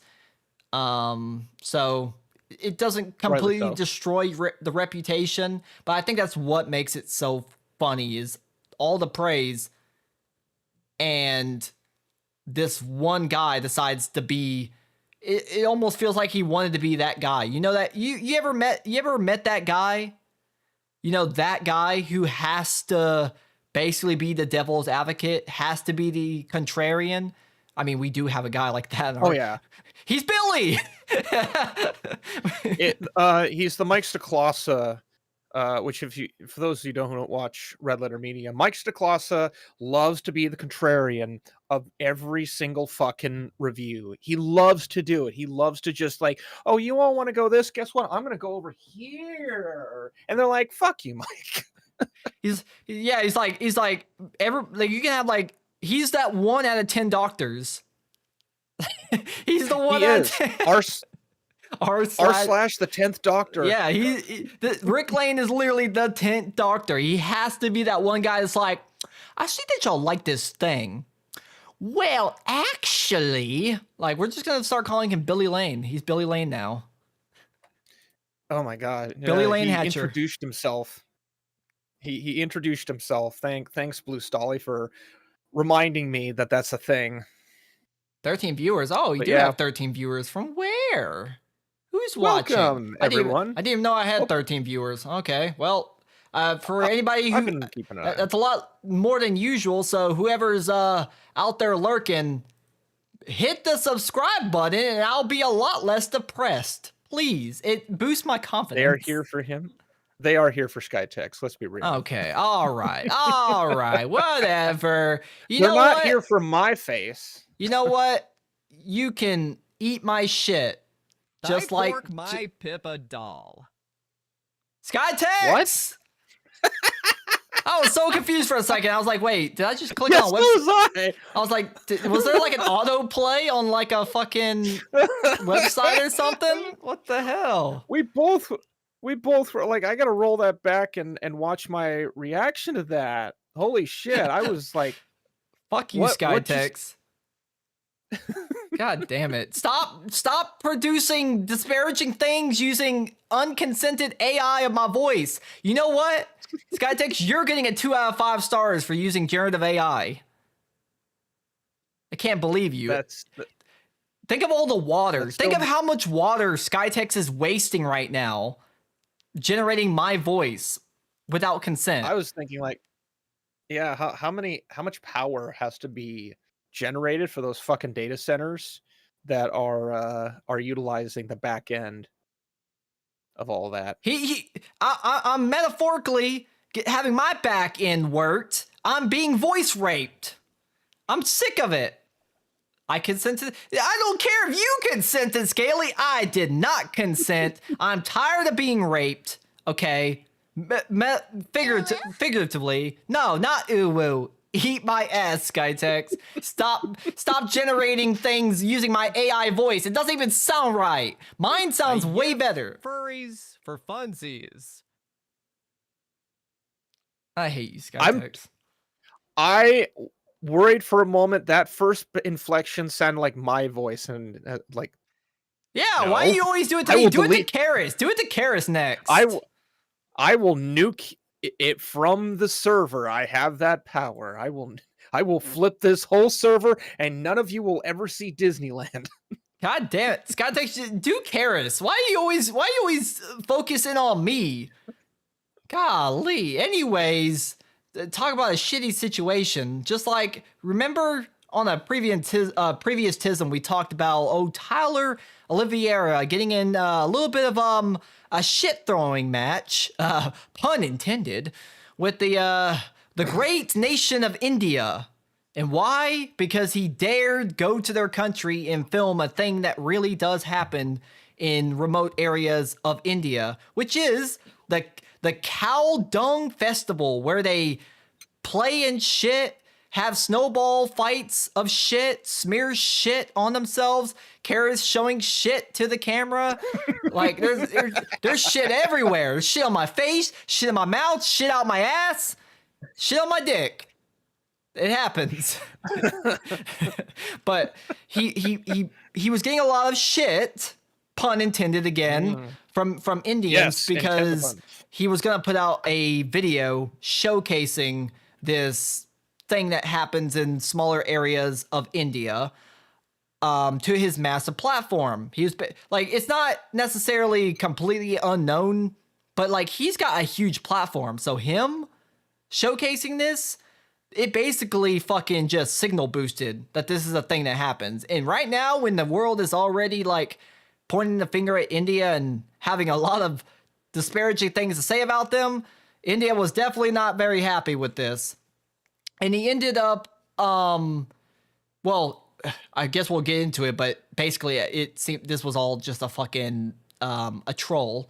But he put out a tweet saying, after much consideration, I have decided I will not be releasing my documentary capturing India's poop throwing festival. I have been doxxed and threatened by thousands of Indians over the last 2 weeks. Tens of thousands of Indians have turned my life into a living hell.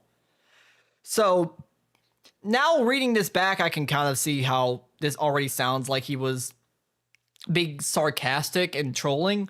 But Indians at first, on like Reddit and stuff, were basically treating this as a victory. And they're like, yes, we took down that racist white man. We have him cowering in fear, Sar. Sar, we have, he's cowering in fear. Do not redeem, do not redeem. Fuck you, fatty bastard. Yeah. So they thought they won, right? They thought they won. Nobody was gonna see it, even just people knowing that the documentary exists was already enough. They didn't even need to see it at that point. It's literally the what they call it, the Streisand effect. They already got Streisand effect.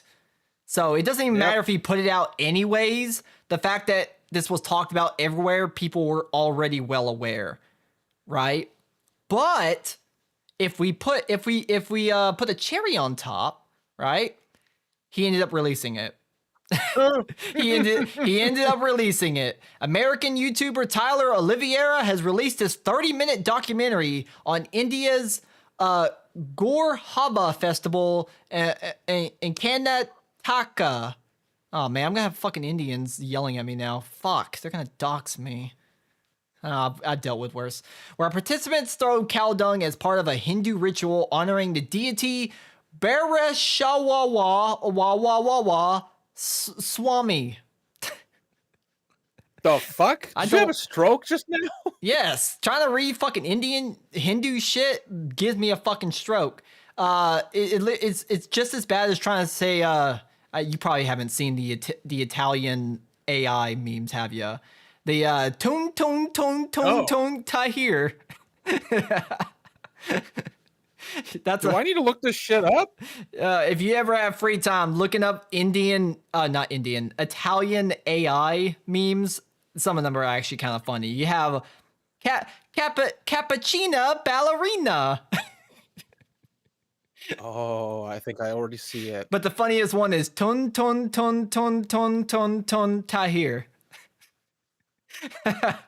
It shouldn't be funny, but it's actually kind of funny. Would it be factually correct to say only in India? Yes. I stepped away for a few minutes. Don't worry about it. It's all just Indians beating off the ginger playing with cow shit. What? No. Maybe. No. That's part 2. That's part 2. Don't fucking spoil it, Skytex. Fuck you.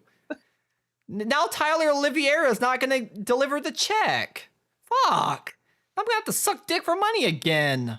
I thought I was finally free from that life.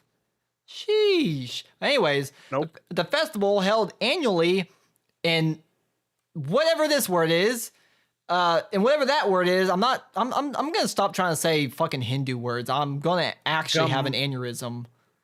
Gamatapura. Gum. Gamatapura. No, gum. Onomatopoeia Village. One plane ticket to hell, please. I'm telling you, I'm going to get a bunch of angry Indians again. It's going to happen. Olivier had If they couldn't take down, yeah, go ahead. They couldn't take him down, so they can't take me down. I'm even more autistic than him. Olivier had earlier claimed he would not publish the footage due to online harassment, doxing, and death threats. Although, to be fair, death threats from Indian people is not really all that scary. Sir, take it down! Take it down! I'm going to go on the dark web. I'm like, okay, all right. You're gonna do that on your Nokia? What you gonna do it with? Okay, you're gonna go on Kiwi Farms? You'll get laughed off of there. Don't go on there. However, on Monday, he released a documentary on social media where it quickly went viral, surpassing 2 million views within 24 hours. Uh-oh, now everybody knows. The video has since sparked widespread debate on cultural representation, rural traditions, and the limits of free expression. Defending his decision, Olivier shared a series of posts on X. The filmmaker framed the release as an act of defiance and commitment to documenting global cultures without censorship. Psych! India Poop Throwing Festival out now. Indian flag, poop emoji, which is kind of based. You can dox, threaten, harass, or kill me, and I'll still keep going. I am unstoppable. I will never stop fighting for the truth. Based, actually. Kind of based. The fact that this guy was simply showing to the world what they do. They hadn't even seen the documentary, but yet they knew it was something to be shameful about. Kind of says something. They knew that there was a reason, that this is something that they knew the world would probably not really approve of. And then they're like, Bonzi, come on, you're not getting the pie. No, come on. Well, see, here's the thing. India, a lot of people from India were mad about it, and they were coping with it by being like, you pointed out a thing that only some small villages in a country with 1 billion people actually participate in. I'm like, okay, but maybe the reason why we're making fun of it is, firstly, it's fucking disgusting and gross, right? It is. And secondly, if you guys don't like it so much, like you guys claim, if it's such a stain, pun intended, on your country, then speak out against it. Because some Indian accounts on Twitter would be like, oh, well, okay, what's this? And then they point out something from like a rural area of America. I'm like, okay, if that's even real, not AI generated, which it probably is. Even if it is real, the thing is, here in America, we're going to call it out and be like, ew, what? Ew. We're going to distance ourselves from people that participate in fucking rolling in shit and throwing shit at each other while honoring a deity. Like, if a story like that comes out in America, we're not going to try to defend it. We're not going to try to cover it up. We're going to call it out for what it is. That's the difference here. We're not going to get mad at people for documenting it. We're going to go to the source and be like, hey, why are you guys doing this weird shit? Stop it. Get some help. Michael Jordan will fly in personally on his private jet and dunk on these bitches. Or, hear me out, we start our own shit fest. No, why? No, I'm good. No, don't make it bigger and better. No. With what people eat in America, I definitely don't want to participate in that. I'm looking to see the population of this village. Because, like, you mentioned that, it's just a small amount of people. How many people live in this little village? I mean, is it thousands? I bet you it's gotta be bigger than like some rural area in America. Because when we talk about rural towns in like America, we're talking maybe populations of maybe a couple thousand. But India has a overall population of literally over 1 billion people. America has like a couple 100 million at best. So I bet you those, air quotes, small rural villages probably still have far more people than your average rural village in fucking some random bumfuck nowhere of America, right? We know that weird stuff happens in rural areas of America, don't get me wrong, but we definitely do not condone it, and we definitely call it out for being fucking weird. We ostracize people that do weird shit like that. No pun intended.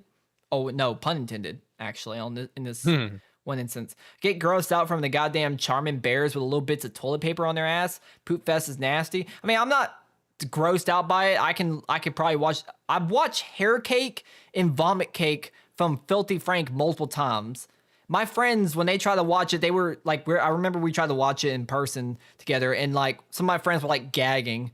I was like, bro, this ain't that bad. It's like, it's like big whoop. It's just Filthy Frank and them eating hair that they also spit in, vomited in, has pubic hair in it. It didn't. I don't know. I guess I just have a strong stomach. Okay, Possible. video up in AI stuff. I don't know if I want to. You can do a review of that, Karis. I'm too scared to click anything AI related to Skytex because let me at least. my mental health cannot take it. Can't take it. I don't know that I just wanted to update on this story because I don't know. I just find it funny, right? I just find it. Just look at this thumbnail. Do you want to be part of this? No, I don't. That is an appropriate reaction to be. Okay, I have flown around the world. I've flown around a lot to the country, the U.S. Indians have a smell, unfortunately. It's not racist. It's fucking true. That's racist. It's true. I can't believe you. Care. Guys, you hear this? Karis is such a racist, guys. Am I right? Cancel him. Cancel him right now. It's also true. Prove me wrong. Smash JT Smash JT would even confirm this one. This is normal for this particular. Also, while you've been talking, I've been trying to find this village. I can't find it. So I think they like mistyped the name of it because, like, you look at this gum, and I can't fucking find it for the life of me. There's one in Brazil. But Brazil is not India. No, it's a psyop by India. They're wiping them off the face of the earth so we can't look into them. Oh no. I kind of wouldn't doubt it. Although to be fair, I feel like I don't know if Google Maps probably would document all the smaller villages of like a country like that. You know what I mean? Like they document all the small areas of like, you know, America, right? That's pretty trivial. I don't know. I'd be surprised if they're actually going to every small village in countries like India or in the middle of bumfuck nowhere. Hold up. Oh shit! We did lose viewers. God damn it, Karis! All the Indians left. God, look what you did. We're down to 10 from 13. No, look at I just found an article talking about this. The Financial Express, which I don't know who the fuck this organization is. They're talking about the same fucking thing. So, why isn't there outrage over? Oh, also Al Jazeera English is talking about it. Why aren't these people getting fucking canceled? Because a YouTuber did it. I think it's safe to say Tyler Oliveira has way bigger of a reach. That's probably why. I mean, he's got a pretty big platform. Like how big is his channel? Let me click on his channel. Fuck if I know. God hates 8.4 million subscribers. That's a pretty big platform. So it's like when Critical talks about something. Now everybody knows about it. Okay? That's just how it is. So yeah, I've heard other people mention it. I watched a video by I forget what the guy's name is, but he was talking about the Indian fatigue. And he brought up the poop throwing or the poop festival. But like he's a much smaller channel. Tyler's not. Look at the views that this man gets. Right, look at these views. This one has 12 million. 12 million views. Like That's pretty impressive. safe to say, if he documents something, it's going to reach a lot of people who are maybe normies. Because I think you also forget there's a lot of people who don't follow a lot of like, you know, rabbit holes like that. But Tyler is more appeals to the normies. So now all the normies know about the poop festival. So now everybody knows. There are a lot of Indians in San Diego now, and a lot of homeless shit in the streets of downtown. Literally. Although, well, you said San Diego. Well, it is California, so it's hard to say if it's not just the homeless people in general. I mean, it's California. It's probably not the Indians. It's probably just some white guy who's like, you can see his rib cage and shit. He's got like a beard down to his balls. See, here's the weird thing. Like, I hear about, oh, San Diego, San Francisco, LA. Like, I've been to these places. I've never, unless I'm going at the perfect time that the poop patrol is cleaning up.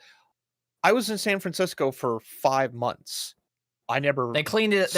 Maybe they cleaned it up when China came through. If you remember, they completely cleaned up the streets for when China visited. They did. I was there that day, and they did clean up that section, but there's more to San Francisco than the one street. Like, downtown San Francisco is like 12 Dude, you don't know how much of an more. epidemic it actually was. There was a poop map. I think Critical talked about it. I believe it. There was literally an app never or a seen website that would document like sightings of like poop. Now, I think it was all poop, so it could have been animal poop. But still, there was a poop map because it was a fucking there was a giant dog that did their business and dropped some poop out on the main street of the walkway. Like, can I put that on the map?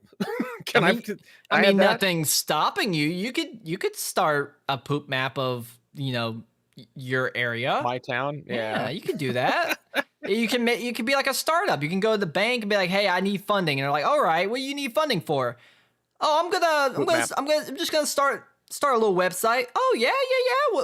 What for?" "Oh, you know, just a little bit of documenting sanitation." "Yeah, sanitation documenting. "Oh yeah, what do you mean?" "Oh, okay, all right. Let me keep it straight with you. I'm gonna document poop." "Oh, all the poop." "Oh." It's like that. You seen that one episode of King of the Hill where Bobby works with the guy who literally just vacuums up poop? You're talking to someone who hasn't seen King of the Hill. Oh my god, you don't ever see anything. We've talked about That's this. not even the new age thing. That came out in the 90s. I think it started in the 90s, in the early 2000s. Come on, there's no excuse for that one. Like SpongeBob, whatever. Although there's no excuses for SpongeBob either, because it also came out in the 90s, but still. What was I watching in the 90s?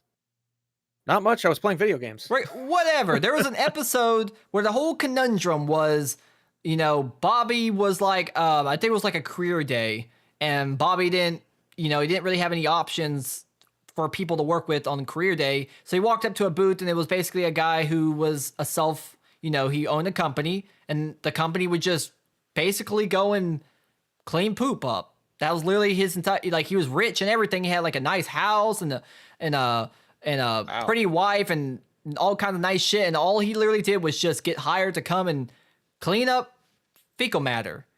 You know, that's with a vacuum cleaner. He would just drive around and suck up poop. And Bobby expressed interest. You know, he didn't mind the job, and he expressed interest in maybe starting his own poop sucking company when he becomes an adult. And I remember whenever it was like the scene where they were trying to explain to Hank what this guy does, and they're like, "We pick up poop," and Hank was like, "You pick up poop? We pick up poop." Yep. Damn. So that was what I was thinking. You could do something like that. You know, you can go clean up poop. I don't know. Anyways, Poop Throwing Festival, based. I don't even watch Tyler Oliveira, but kind of based. It sounds like it's a pretty shitty situation. Oh, yeah. Oh man, the You're welcome. funnies, the funnies. By the way, I don't know why I had to. I really would not want to have my mouth open in this situation at all. I don't know why. I know No, I know he has to do like the you know the YouTube soy face, you know, that's just the thing, but like you can't pay me enough to open my mouth in this situation. I want that shit fucking I want somebody to get some caulk and fucking just seal my mouth shut. Some fucking get some what's it called? Fuck. Yeah. What's that shit called with the you know the that's a lot of damage. Gorilla. Oh, it's the flex tape. Flex tape. Yeah, get some flex seal. I want my mouth flex sealed shut. You won't catch me fucking opening my mouth open wide. I'm gonna have fucking nose plugs. Oh my god, the smell. I cannot imagine the smell. Here we go. Here's what you need. This thing used to be $500 before COVID. It has since gone up in price. The fucking thing will work. You want one of those. Full on fucking respirator. I once saw like 50 of these things lined up during COVID at a warehouse. $1,600, Karis. I don't. It's gone up. It's Come gone on, up. I don't have that kind of money. What do I look like? Made of cash? 500. Phil Swift here with Flex Seal. That's a lot of damage. What the fuck? This is yes. this looks like that stupid fucking thing that Skytex has to wear because he if not he'll probably die in his sleep. Which you know I've thought about. It's not a CPAP machine. I thought about turning it off just to see, you know, for funsies, you know, just to see what would happen. For funsies. For funsies, Oh you know. yeah. I pork my Pippa doll. That doesn't sound like me at all. That sounds terrible. God, I'm showing Skytex what my voice model that I trained with like an hour of my voice sounds like, and didn't I send you a clip one time, Karis? Not me. I don't think. Who did I send clips to? I sent a clip to Skytex, obviously, but I thought who else did I send a clip to? I thought I sent you one. Guess not. Maybe I didn't send it to anybody. Maybe I'm just schizophrenic. I'm not spending $25 to make a few memes. Then you're not dedicated. Then what the fuck? You're just gonna bully me like a poor person? This man's not dedicated to the craft. Is all I'm trying to say. He is not dedicated to the craft. Anyway, speaking of $1,600, how about something else that's some more. Let's move from shit to gaming because we're good at segues here on TISM Thursday. Yeah. Valve yes. announced a number of things, but what I'm most excited about is the Valve, what was called Project Deckard, is now got its official name, the Steam Frame. Now, I'm going to be honest, I don't think that's a good name. The Steam Frame. It doesn't sound like a VR headset.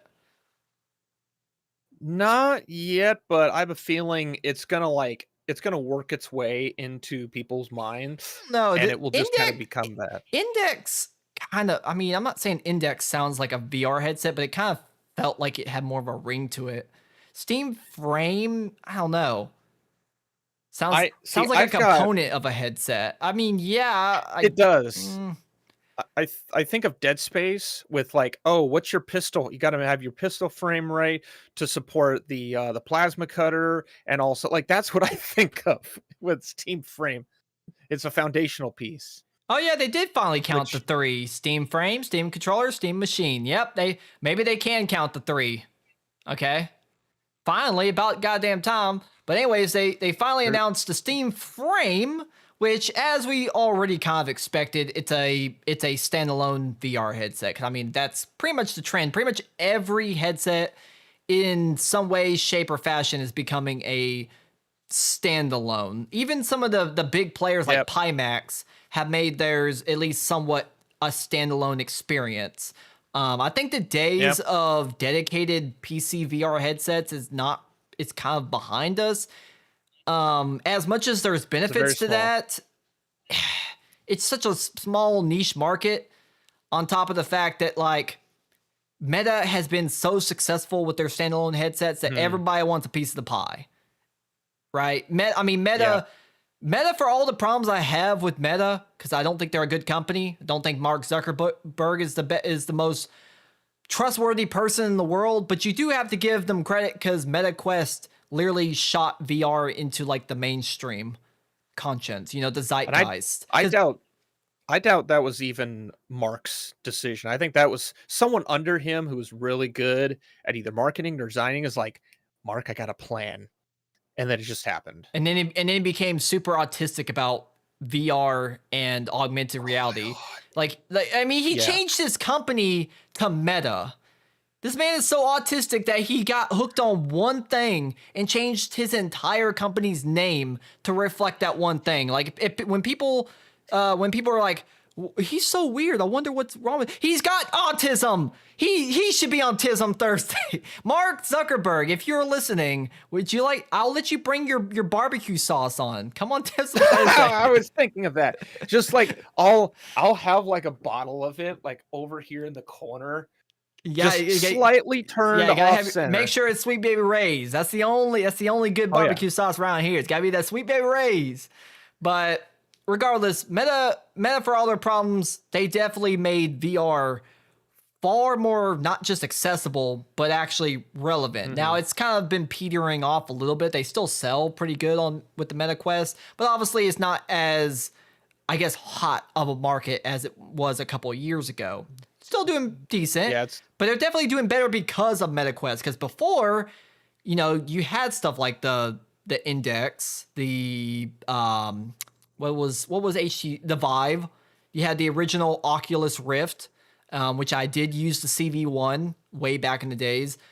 You had these headsets, but they were very expensive and very niche, and you had to have a very powerful PC to experience them. And yes, you did. And then Meta's like, hey, we got this affordable headset that you don't even have to. You can plug it into a PC, but you can just play games without a PC if you want to. And people are like, oh, okay, well, I'll give it a try. Now, to be fair, Meta probably makes fucking no money on the actual headsets themselves because they are definitely pulling a gaming console here. When you sell it at a loss, or at least that's how it used to be. I think I've heard reports that these days Sony and them, they sell their consoles technically at a small profit, maybe not much, but a small profit. But back in the days, it was all about sell it cheap, sell them software. And Meta definitely goes by that. They sell you a lot of software. They sell your data to God knows who, because you have to have a fucking Meta account to even use the damn thing, which is cringe. But so now Valve is just basically following that trend, which I don't have no problem with that. It's whatever. There still is a few players out there that are doing dedicated headsets, which have their benefits, such as the Beyond, the big screen Beyond. If you've seen that device, it's a dedicated PC headset, but because of that, it's extremely tiny and lightweight. And if I had disposable income like that, I would have tried one out. But I've heard good things about it. But this doesn't look like a bad piece of kit. Now, the problem is, from the specs that I've been reading up in these articles and from the videos I've watched from like Linus and Digital Foundry, it's pretty much in most ways on par with the current MetaQuest 3. The screens are pretty much about the same resolution. The FOV is nothing to write home about. The processor is I think probably a little bit better, but it's still nothing really to write home about. It uses pancake lenses like the Quest 3, which is just kind of standard at this point, so you don't really get any points there. The difference is, if you're looking at this picture right here, this is actually the battery. It's on the back of the headset. Interesting. So obviously, by doing that, weight distribution. That's why I have a strap for my Quest 3 that has batteries on the back. Now, I do use those batteries for wireless VR, but the extra benefit and why I got it at first was having that battery on the back of your head actually balances the weight so it's not all on your fucking forehead, which becomes very unfun after probably about maybe an hour or two. So to get around that, they're putting the battery on the back of the headset. So That's a little bit different than Meta. Now, one of the things that they're kind of behind versus the Quest, the pass-through cameras are monochromatic. They're black and white. While Quest 3 has full color cameras, and they're decent-ish cameras. Like they're nothing. It's not like the Apple VR headset. But I mean, when I turn on the pass-through, they're good enough to where I can pick my phone up and like maybe click around on things. It's just good enough to kind of be able to do a couple things in the real world without having to actually pull the headset off. But they're kind of going with the Quest 2 where they're doing the monochromatic. Now, apparently, that means that this thing has been reportedly able to work in almost pitch darkness due to infrared. So, I guess it's kind of a plus. I don't know who's playing VR in a dark room. I wouldn't really recommend that anyways, but you don't have to have good lighting. Somebody's doing it somewhere. Probably a VR chat It's player. probably- Let's be fair. Or the porn players. VR chat players, in other words. Yep. So Yeah. that game literally holds VR up. If it wasn't for VR chat, I don't think they would sell as many headsets. That fucking game single-handedly keeps VR alive. I'm not fucking joking about that. That's the only game I even regularly play, even though I haven't played in a while. But that's the only game I regularly play. I have never even finished Half-Life Alyx or Boneworks or Really? Yeah, I never finished them. How far? Well, that's probably a bad question to ask. I think I only got, let's see, what was the last thing I can remember in Half-Life Alyx? I think it was the dark level where it got turned into a bit of a spooky horror game for a second. Okay, so you're about halfway through, I think. Damn, I only made it to halfway. 'Cause I remember that. It's a long game. It's not a super long game, but But for VR, that's pretty long. For VR, yeah, it's a Half-Life game. It's a Valve game.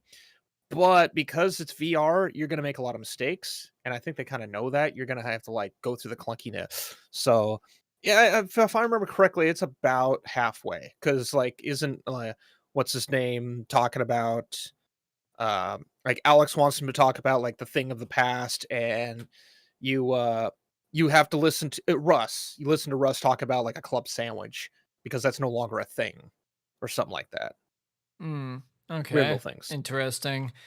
Yeah. Also, they've adopted pretty much the Quest style controller. Apparently, it's a little bit different though, because I think they have like capacitive sensors like in the actual like hand rest, so you can still do kind of like the finger tracking. Because the big thing about the index knuckles, and once again, this is mostly only for VR chat players.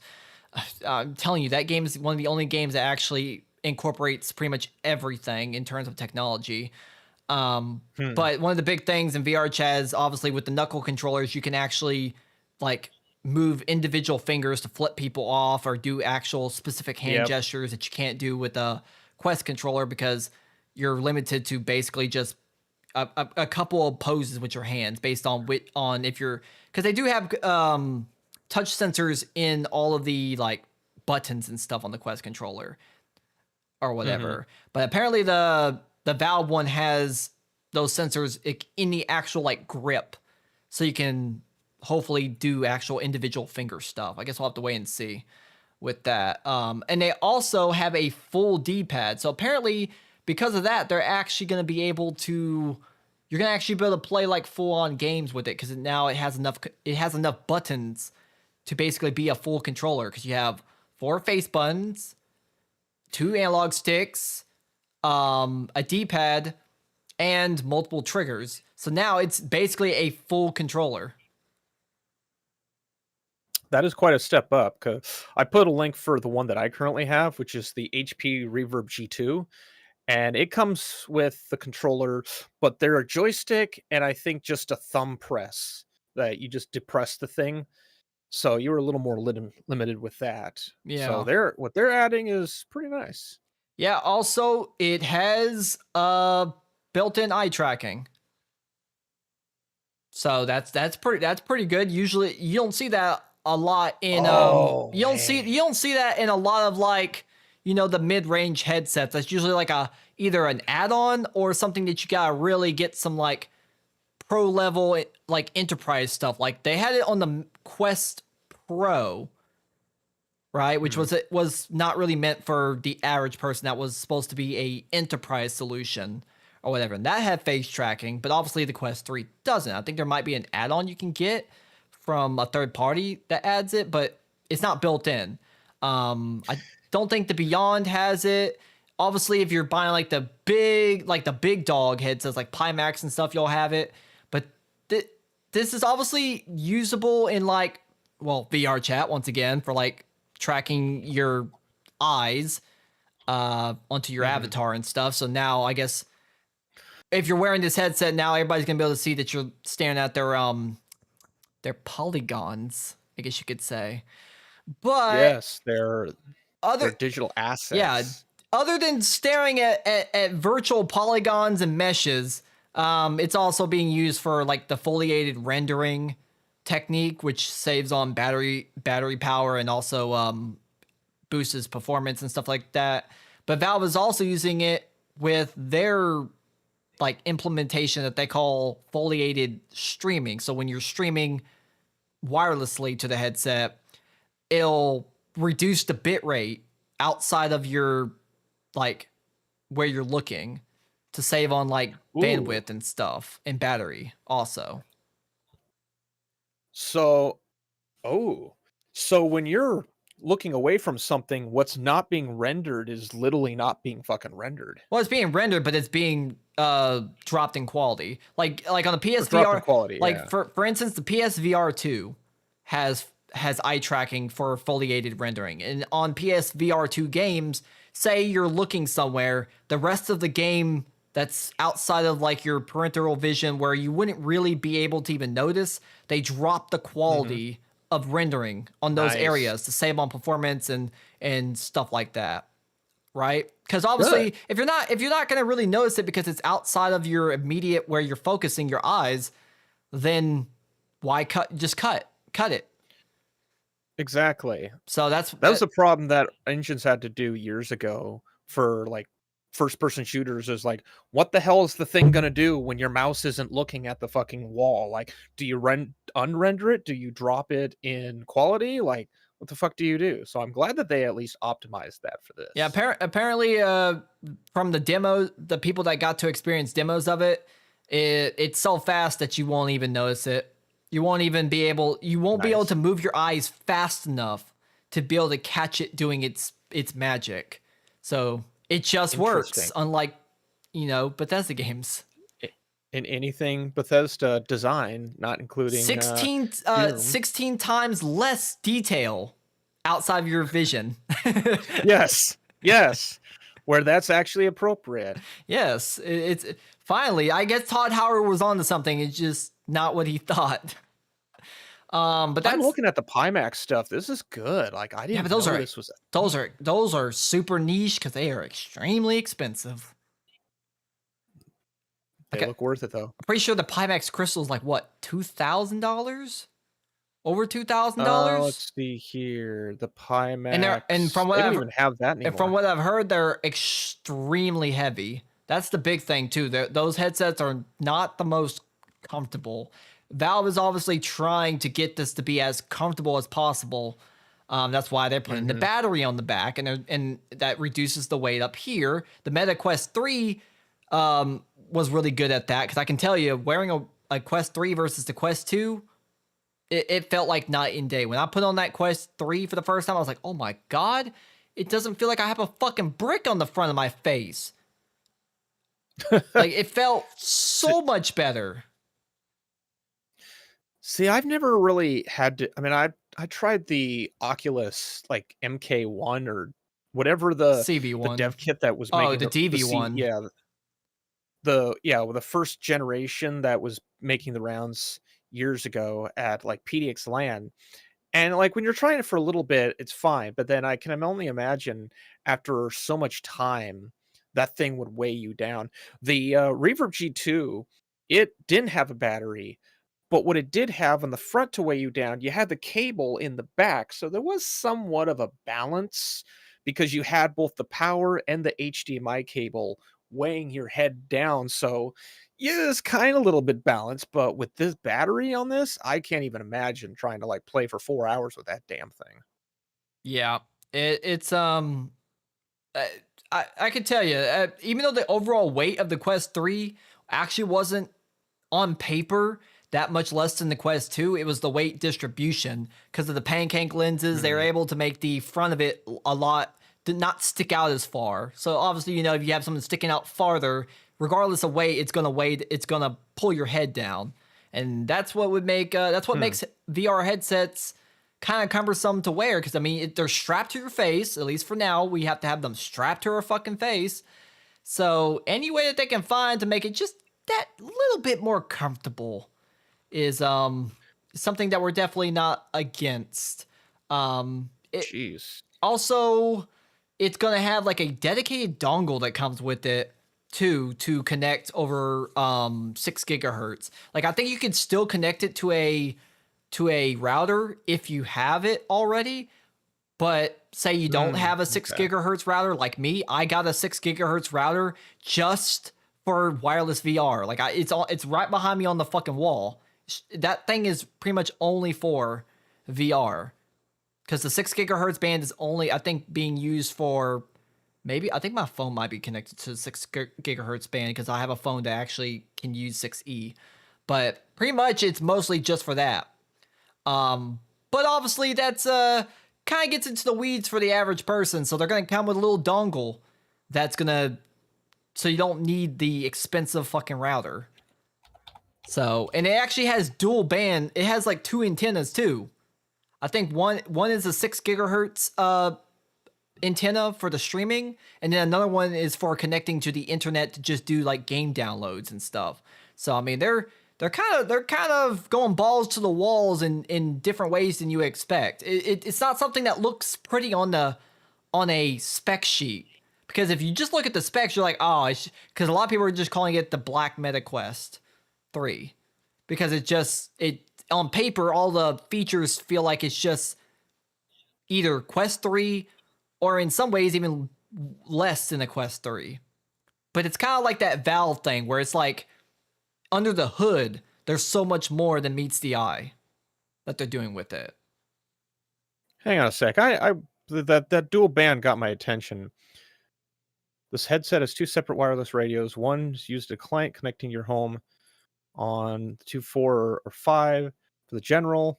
There's 6 hotspot created by the headset that the Steam VR and your PC automatically on your PC.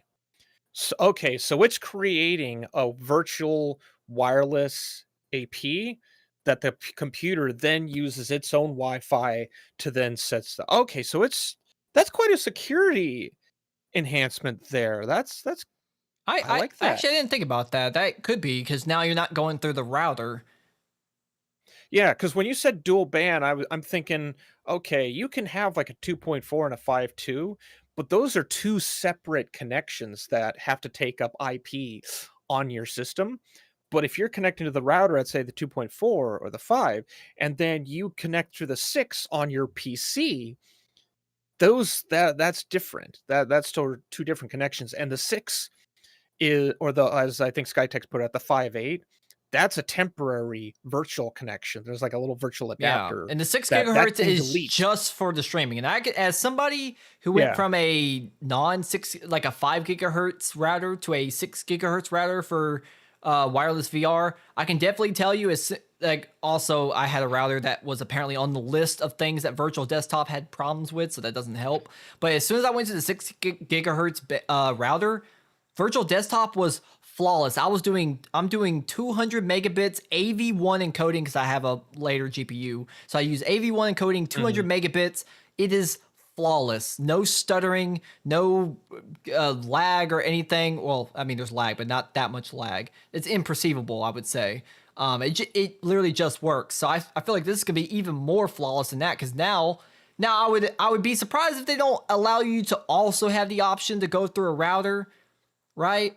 But the dongle definitely is going to be like, I guess, their more preferred way because it's more direct. You know what I mean? Also, you have, like I was mentioning, to do the dongle through the router, that's another IP. It's a MAC address that your router has to memorize. It's something that could cause problems. Like your 6 gigahertz is fine now because there's probably not a lot of people using it. You go to any apartment, any business complex, 2.4 is flooded everywhere, and you have to find a channel to try and find something. Your 6 gigahertz is good now because nothing fucking uses that range. It's like if you ever, most people don't know, if you go to a hospital. I don't think a lot of things are going to use 6 gigahertz because the thing about 6 gigahertz Not is that it's.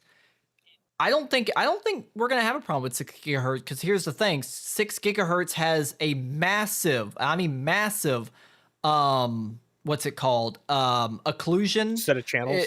No, it has a massive occlusion problem and distance problem. Like 6 gigahertz only works basically in the exact same room and within pretty close-ish distance. Like 2.4 can go very far, and it can go through walls and multiple surfaces. 5 starts to have some occlusion problems already. As somebody who uses 5, I can tell you it definitely doesn't go through walls very well. And 6 is even more. Like it is basically 6 gigahertz only really works in the exact same room. So, and also like you mentioned, 6 gigahertz has a lot more channels, a lot more. Well, the frequency range I've come to learn is similar to like bass versus treble. Like 2.4 you could equate as bass. That's going to punch through walls more. Whereas treble, you barely fucking see that. So yeah, 6 probably won't even go through this wall right here. Yeah, like you said, not. it's for going from the headset to right behind me, and that's fine because you're sacrificing the power strength of punching through wall to get that extra quality for a short distance of like 5 to 10 because like for feet. instance, right, one of the biggest problems with 2.4 and why you can't do wireless VR over 2.4, not just because of the speed, but because if anybody in your immediate area has Wi-Fi, it's going through all the walls, right? Even if everybody in your apartment complex has 6 gigahertz, it's probably not going to interfere because it's so low signal trying to go through multiple apartment walls, right? That it's not going to most likely be an issue.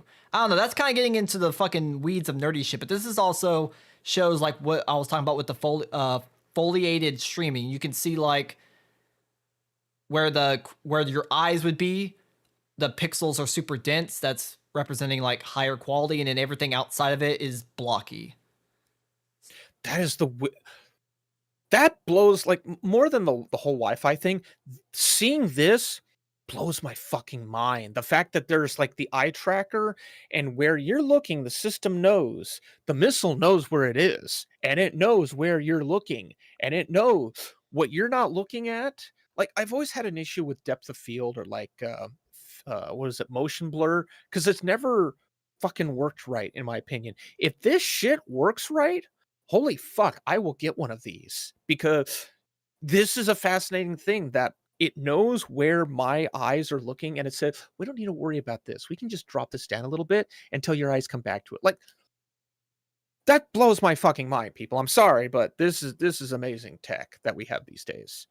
Yeah, so this is obviously going to help with it's going to help with the battery because you're not going to be technically overall streaming in as much information. It's going to help with not congesting, like pushing as much data through your network. Because, I mean, for wireless VR, you're pushing a lot of bitrate. You have to, because you're basically streaming a video feed to your headset. And when you have that thing right up on your face, any amount of compression artifacts will be like visible. Like when you're watching a video, right, on your television or something, it's obviously compressed, and some videos are worse than others.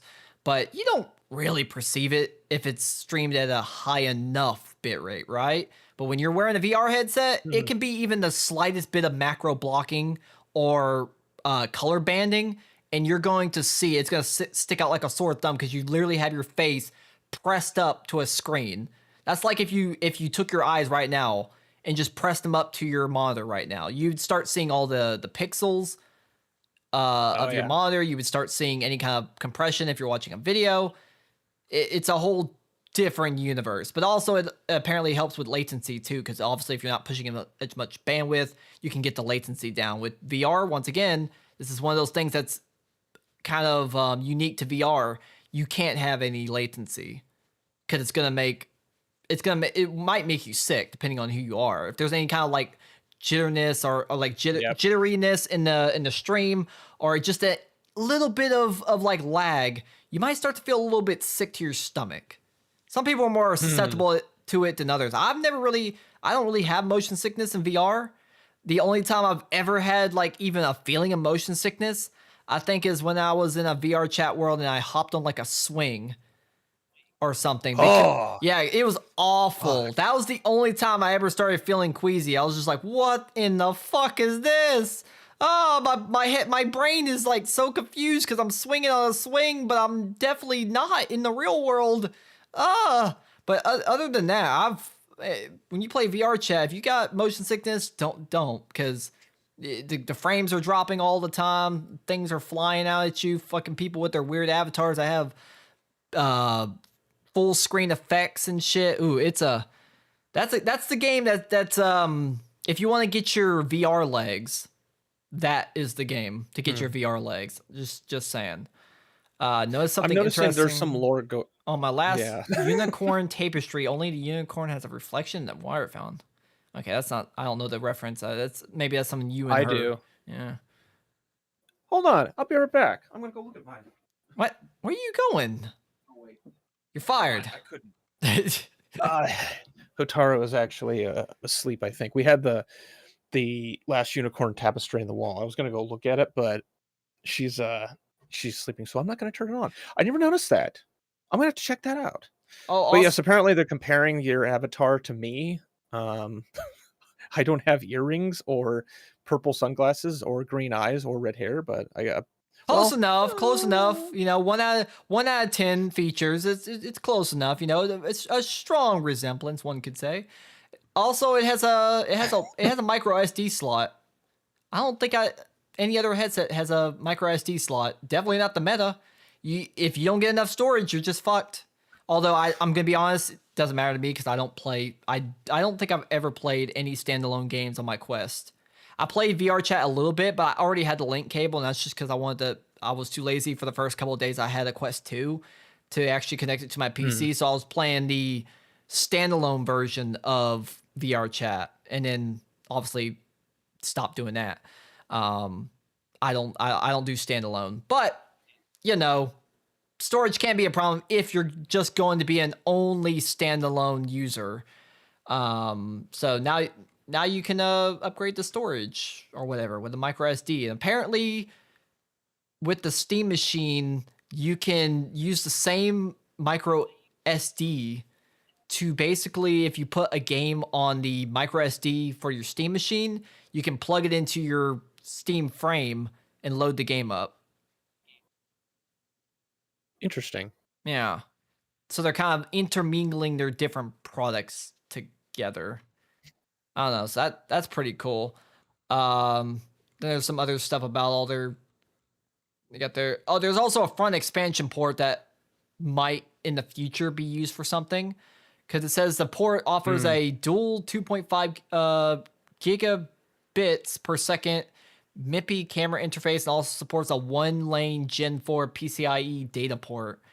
So there's probably going to be some stuff that's made from third parties and Valve themselves that will plug into that expansion port. Who knows?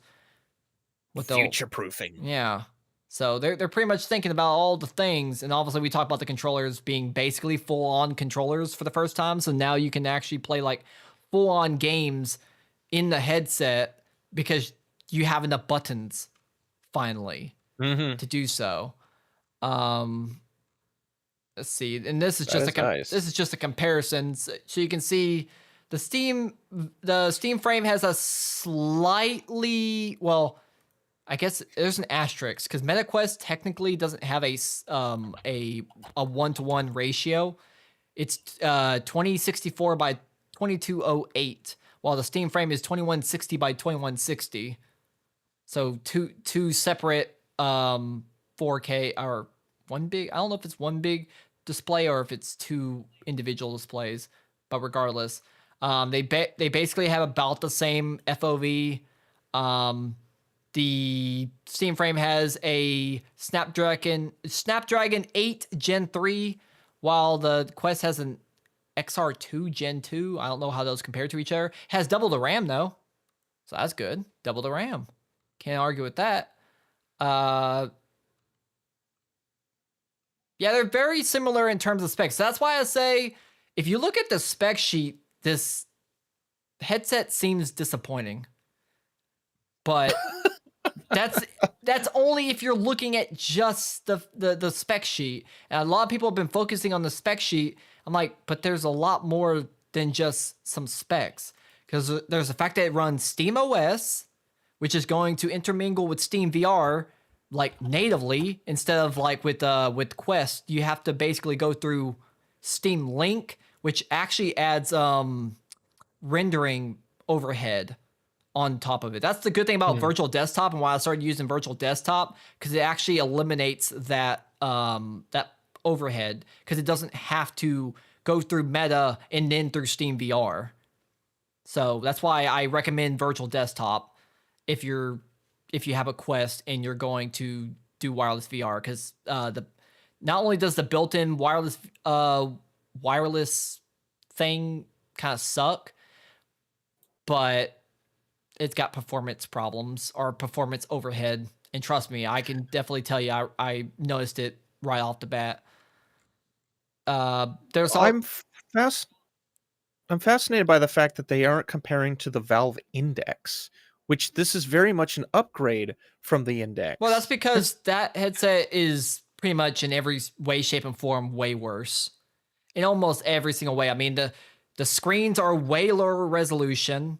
They use Fresnel lenses instead of pancake lenses, so the quality and clarity is way down there. I think it has a pretty good FOV, but pretty much in every way, shape, and form, the Index is a downgrade. The only thing it has is that, well, I don't think the Index really has anything over. This is pretty much a straight upgrade from the Index. Like, if you have an Index, this is 100% a straight upgrade in almost every way, shape, and form.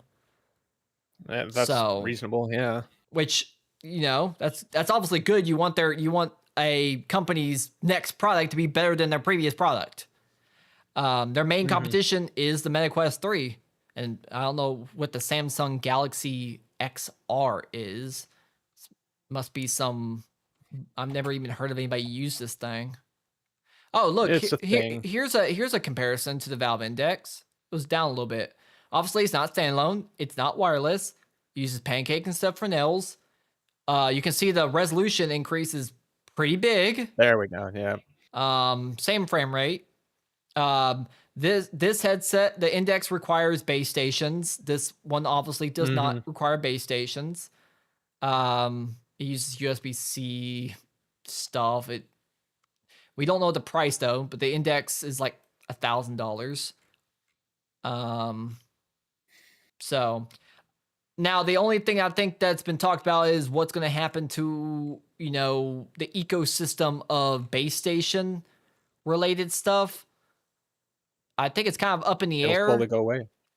I don't know. I guess we'll have to wait and see. Because obviously there is a pretty big ecosystem. You can still use the base stations. It's still just connected to Steam VR. So there's no reason why you still can't use your trackers, even your knuckle controllers, because that all goes through Steam VR. It doesn't rely on the headset itself. I'm sure if this thing takes off, maybe we'll get something that doesn't. I don't know. I don't think the base stations are going to go anywhere, because trackers, unless the slime trackers take off. Because slime VR is getting better. Those don't require base stations. They're basically accelerometers and gyroscopes to do full body tracking. Yeah, the the body tracking. Okay. Yeah, I have some slime VRs. Mine are not really the best. They're not the top tier ones, even when I bought them. They're definitely janky and a pain in the ass. But they work. I don't have no base stations in my room. I have no idea what any of this is. Don't worry. It's a very nerdy shit. Oh, here's the Steam machine, Valve though. released Yeah, Valve announced a whole bunch of stuff that is basically going to reconquer the console. Like, one of the other jokes that I was going to make is like, I have a theory that Xbox knew something like this was going to happen, or that Valve was going to release something console related, and then they just decided, fuck it, we're done with exclusives now because it's not worth it, knowing that Valve was going to come out with something that would just defeat, let's say, okay, console war's over. Valve just put the Steam OS or Well, the Steam we'll app we'll talk on we'll a talk the console. Steam machine more specifically, but to kind of cap off things about the Steam frame, I think the Yeah, price the is what's VR. really gonna matter because obviously they're going toe to toe with Meta. I think it's safe to Hmm. say they're definitely most likely, unless fucking Gabe Newell is really wants to pull like one of the biggest ballsiest moves in the gaming space. I think it's safe to say they're most likely not going to be able to match the price of the Meta Quest 3. I would be shocked if they Mhm. do. I'm not if they did, that would be one of the biggest ballsiest moves ever, right? It would be awesome, but I Which do not expect that. I think it's been already been stated that they're not going to be going for like premium tier pricing, but they're probably not going to be going for Quest. So it's probably going to be somewhere in between. So you could probably ascertain it's going to be anywhere between maybe 600 to maybe $1,000 ish, yeah, somewhere in that ballpark. that I would put that there. I figured this whole with everything, you're looking at somewhere between 2 to 5 grand. That's my For ballpark what? estimation, which the entire collection, Oh, like you put 800 to 1,000 for the Steam frame, and then all the other stuff is going to be several hundred to 1,000 probably. I'm not really interested in buying Because the it, Steam machine, but I'm definitely interested in this. I do own a Quest 3, so it might not technically be the biggest upgrade if I bought it, but I kind of want to buy it just to I want to see. I want to see what Steam's standalone headset provides in terms of like not just raw specs, but just like the overall experience. Like, because I've had problems with Meta's software. I don't like some of their software decisions, UI decisions, and some of the hoops I have to jump through to do things. But with this, it's gonna be a seamless like Steam OS, Steam VR on PC. Boom, bam, thank you, ma'am. Hopefully it just works. Hopefully the streaming quality is good. I'm hoping that they're using AV1 if you have it available on your GPU, because I'm hoping I've heard from people who tested it that it looked good. Because I was really afraid that if it was using the same compression as Steam Link, I don't know if you've ever used Steam Link. Steam Link nah. looks horrible. At least the version for VR. I tested out Steam Link on my MetaQuest 3. It looked so fucking bad. I mean, I can't even describe how fucking bad it looked. It was blocky. The compression artifacts were like right in my face. It looked so fucking dog shit. And I was really afraid that they were going to use that same algorithm because that shit fucking sucked. Um, Hopefully Yeah. they've upgraded that because it looks bad. I think it's because Steam Link, whatever they're using for the compression, it was basically the same one that they would use for Steam Link in terms of streaming a game from a PC to like a TV. But it does not work for VR because that compression is so easily visible without even having to look for it. It's not good. But I'm guessing that they fixed that up for this. So we'll have to see how much it costs. I'm gonna hopefully maybe try to acquire one and maybe do a review. Maybe I could get some views on my channel if I did that.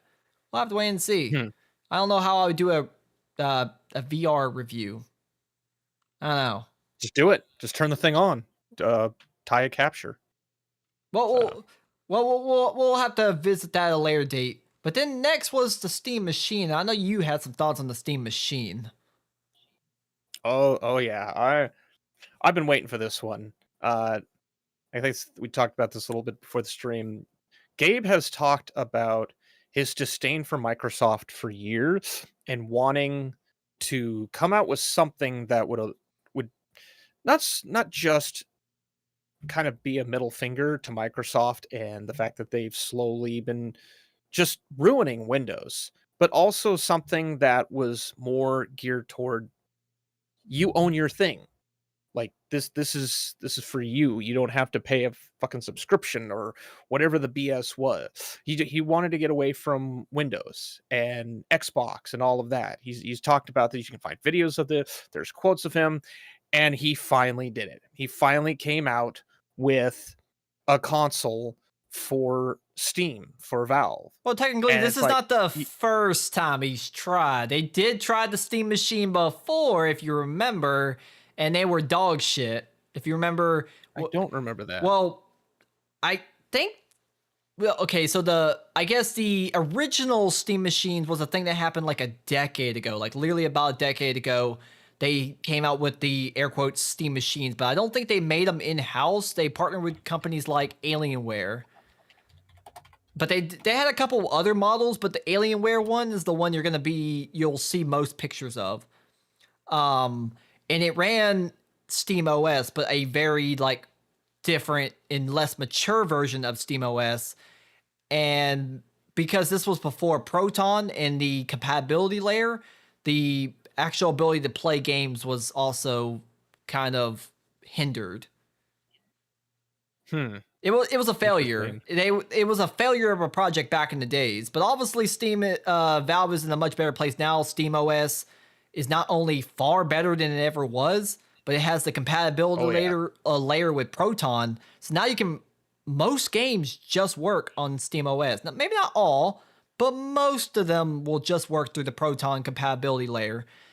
So they have that, and they're making this one themselves. They're not fucking partnering with shitty ass fucking Alienware. So hopefully this one, this time, their foray into making their own basically PC console thing. I think they probably learned a lot of lessons from coming out with the Steam Deck. And that was definitely a smart decision. Start with something a little more, I guess you could say, limited, isolated. I don't know what the word would be, but it was definitely handheld, and it works. It still works. I wonder if somebody's I've gonna. thought about I wonder if getting somebody's gonna 3D print a handle for this. Somebody needs to 3D print a handle for this. You got to put a handle on this fucking thing. We need the Gabe Cube. All it's missing is a fucking handle, and it's literally the Gabe Cube. It is. It really. There's already companies that announced that they were. What the fuck, Skytex? I am getting the nope. I'm deleting that shit. Nope. I'm gonna be What a did he bitch. post? What did he post? I'm gonna be a bitch and delete that shit. What did he do? He merged a photo of you and I from years ago and posted it in the comment. I'm like, no, fuck no. I draw a line. You can make me an ugly Russian woman. You can like put me on a big booty Hey, woman. wait! I don't What's care. what's wrong with being merged with me? What are you trying to say? We are our own separate people. We should not form Vegito. That's not. No, that you don't shouldn't want to do happen. the fusion dance? No, I don't want to do the fusion dance. Fusion No. Hall. We are now. No. Wait, no, that wouldn't work. Commas. No. No, the only way we're forming Voltron is if you get your own cat, I get my own cat.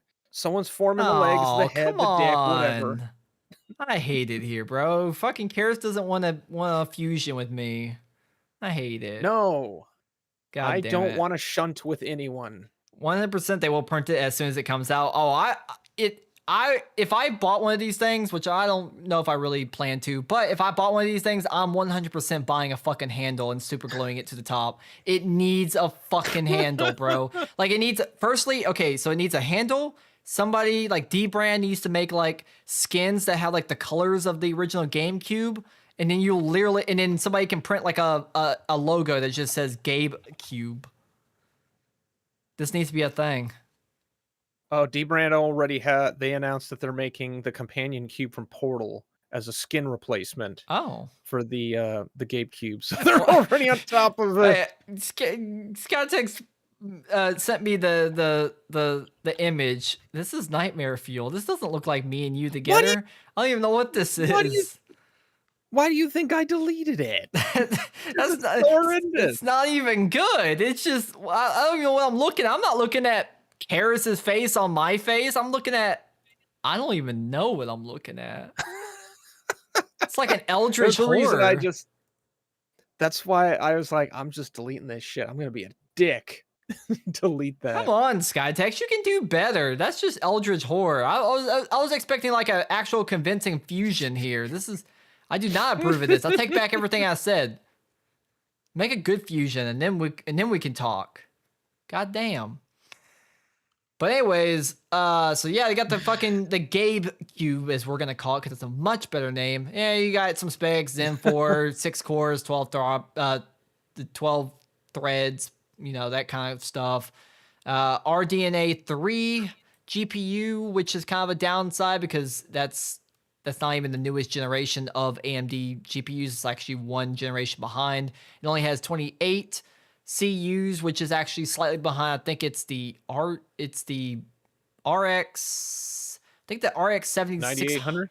No, I think the 7600 is closest to that. I think it has 33 CUs, so it's slightly behind that. I really want to get that one of those cards. So let's see here. Projectile.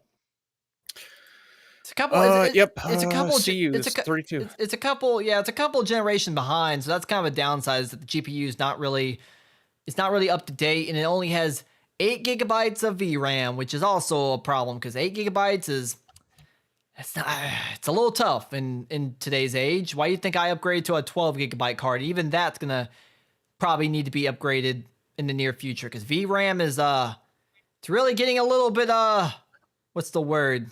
It's tough out here. All right. So they just put on the 6600 essentially, which that's 28. Yeah. So whatever the performance of that is, probably gonna be close. I'm sure Digital Foundry is gonna do a very very extensive testing, and probably Gamers Nexus if I would make a prediction. So I guess we'll have to wait and see. But this 8 gigabytes of VRAM probably going to be a little bit of a limiting factor. But I guess we're just going to have to wait and see. I guess it's like most people said. I think it's just going to be the price. If it's more than a current generation console, that's not going to fly. Because it's definitely not on par with a PS5. And definitely not on par with a PS5 Pro. So if it costs more or even the same as a PS5 but doesn't give you that performance, that's going to be tough, man. It's really going to have to fly under the base PS5 and Xbox Series X. That's the only way I think this thing is going to be successful. Well, we can do a little bit of hypothesizing here. So let's see here. What is that picture? You just posted an even more nightmare fuel one. 6600, the XT. Karis, you might want to look in the side chat. Oh, why do I want to do? Fuck you. No. Oh, you know who that reminds me of? Holy shit. Why does that look a little bit like Stuttering Craig? It reminds me of a friend that I grew up with. He was actually a twin. I'm not going to say his name, but holy shit, that's who it reminds me of. Scott, I think you need a better picture of me. If you're still using that same picture from Dallas, can't you get like a better picture? You're gonna need I think you're gonna need a better picture. It got rid of the front bit of my facial hair. It replaced, I'm guessing, my nose, and it got rid of like part of my glasses, and it gave me some red hair, which is, I guess, interesting. Still not ginger. It's neck hair. It's something. It's something. Yeah, it is. It was something. We're not going to show. No,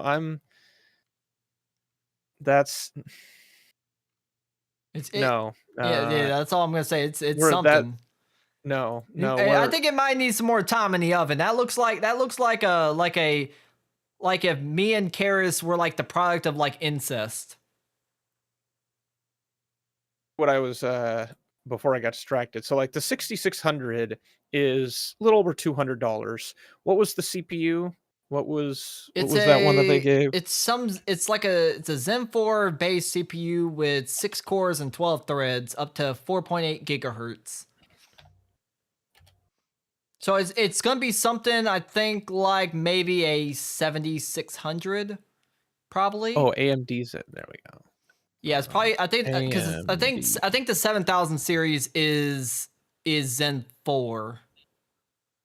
So it's probably gonna be like a 7600. I think. That's what my brother has. He has a 7600. I still have a Zen 3 processor. I've still got that. I got that 5700 X3D. All right, so yeah, if they're going, I can't even get a narrow down of what the fuck the Zen 4 would be I think with. I'm Like, pretty sure Zen 4 is 7000 series way. Let's see what.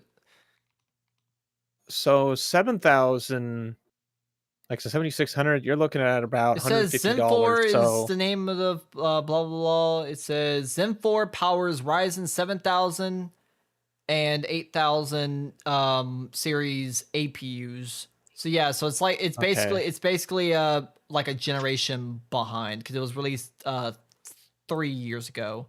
And because it's 6 cores and 12 threads, it's gonna be probably on par with about a Ryzen 7600, maybe a 7600X. Ryzen 5, you said? Let's see, wait, Ryzen 5 7600X. So you're looking at about $200 for that CPU. Let's see what this clock. then- Well, I guess it's not technically. It probably is a regular 7600, because 7600X clocks up to 5.3 gigahertz. So what's a non-X clock up to? Let's see. A non-X clocks up to about. Well, that's probably the base speed. What is the turbo speed? Need the turbo speed. Maybe I should be looking there. Maybe I should look at the official website. But price-wise, you're looking at about $200 for the Up to Up to what? Up to 5.1. So yeah, it's about on par with a Ryzen 5 7600. So 200 for the processor, another 200 for the graphics card, maybe another 100 or two for the little itty bitty. You're about 600 at least, probably minimum, maybe $700 or $800 for the Steam machine. Mm-hmm. And that's assuming that you're gonna get, like, you order 500 of these things, get them in bulk, and maybe $150 to $100 a piece, with your contractor discount and whatnot. So, probably not $1,000, but close to 1,000, I would predict, for the Steam machine. Oh, there ain't no way. They're not gonna sell them if they're at $1,000. I'm sorry, it's just not happening. $1,000 is tough, because a PS5 Pro is like $800. And a PS5 Pro will walk all over this thing. Even a base PS5, I think, is going to walk all over this thing. Oh, probably. It doesn't look like I know the PS5 has like a special hard drive, special SSD made just for them. Which I know that was part of the marketing. You probably could. They just also grab have more whatever memory. The drive. PS5 and Xbox Series X, I believe, they had 16 gigabytes of unified memory. This only has. It has 16 gigabytes of regular RAM and 8 gigabytes of VRAM, while the PS5 has the whole unified memory thing. I don't know. I don't think it's gonna be a success if they have to charge $1,000. They're really gonna have to keep it, if they can, at the price of maybe a base PS5. Because if you start getting near a PS5 Pro, yes, it has the benefits of being a PC, running Steam and all that jazz, but I don't know, it's just gonna be tough, man.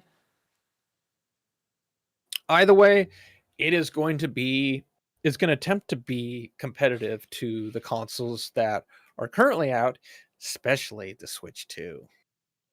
I don't think it's really competition. I don't think the Switch is really a competition for any of these because Nintendo is always off in their own segmented market these days. So I don't really think technically that's really a competitor because when it comes to Switch, yeah, it's on paper, it's way less powerful, but you don't buy a Switch for graphics. You buy it for first party titles because you know they definitely are not going to be on any other console. They're not like Xbox that are going to be honing themselves around and putting Forza Horizon on the PS5 and stuff like that. Like if you want Nintendo games, you're buying a Switch.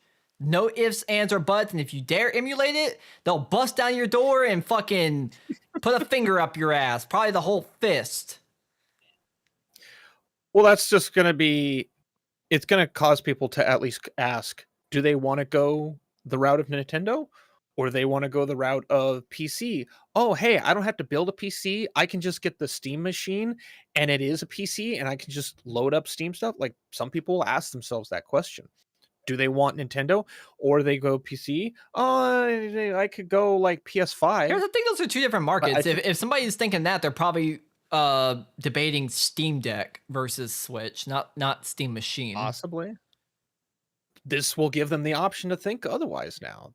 This is a new element in the console-ish market that probably people aren't used to thinking about. Yeah, we are used to thinking about PS5, Xbox, whatever, Switch, and then PC is off in its own corner because you have to like buy a fancy PC or make a PC. Now you have another element. You just get the Steam machine. It is a PC, but you don't have to fucking build the thing. It's already there. Just plug it in and do the thing. It's a new element. There's a lot of people that are very lazy and they don't want to do something, but they like the idea of PC. They just don't want to fucking buy or build one. This is another avenue in order to get to that. And some people may want that. The diehards probably won't. They're going to be like, no, I want to stay with Nintendo. I'm going to get the Switch too. Sure. But we've got a new avenue. And I'm very curious to see where it's going to go.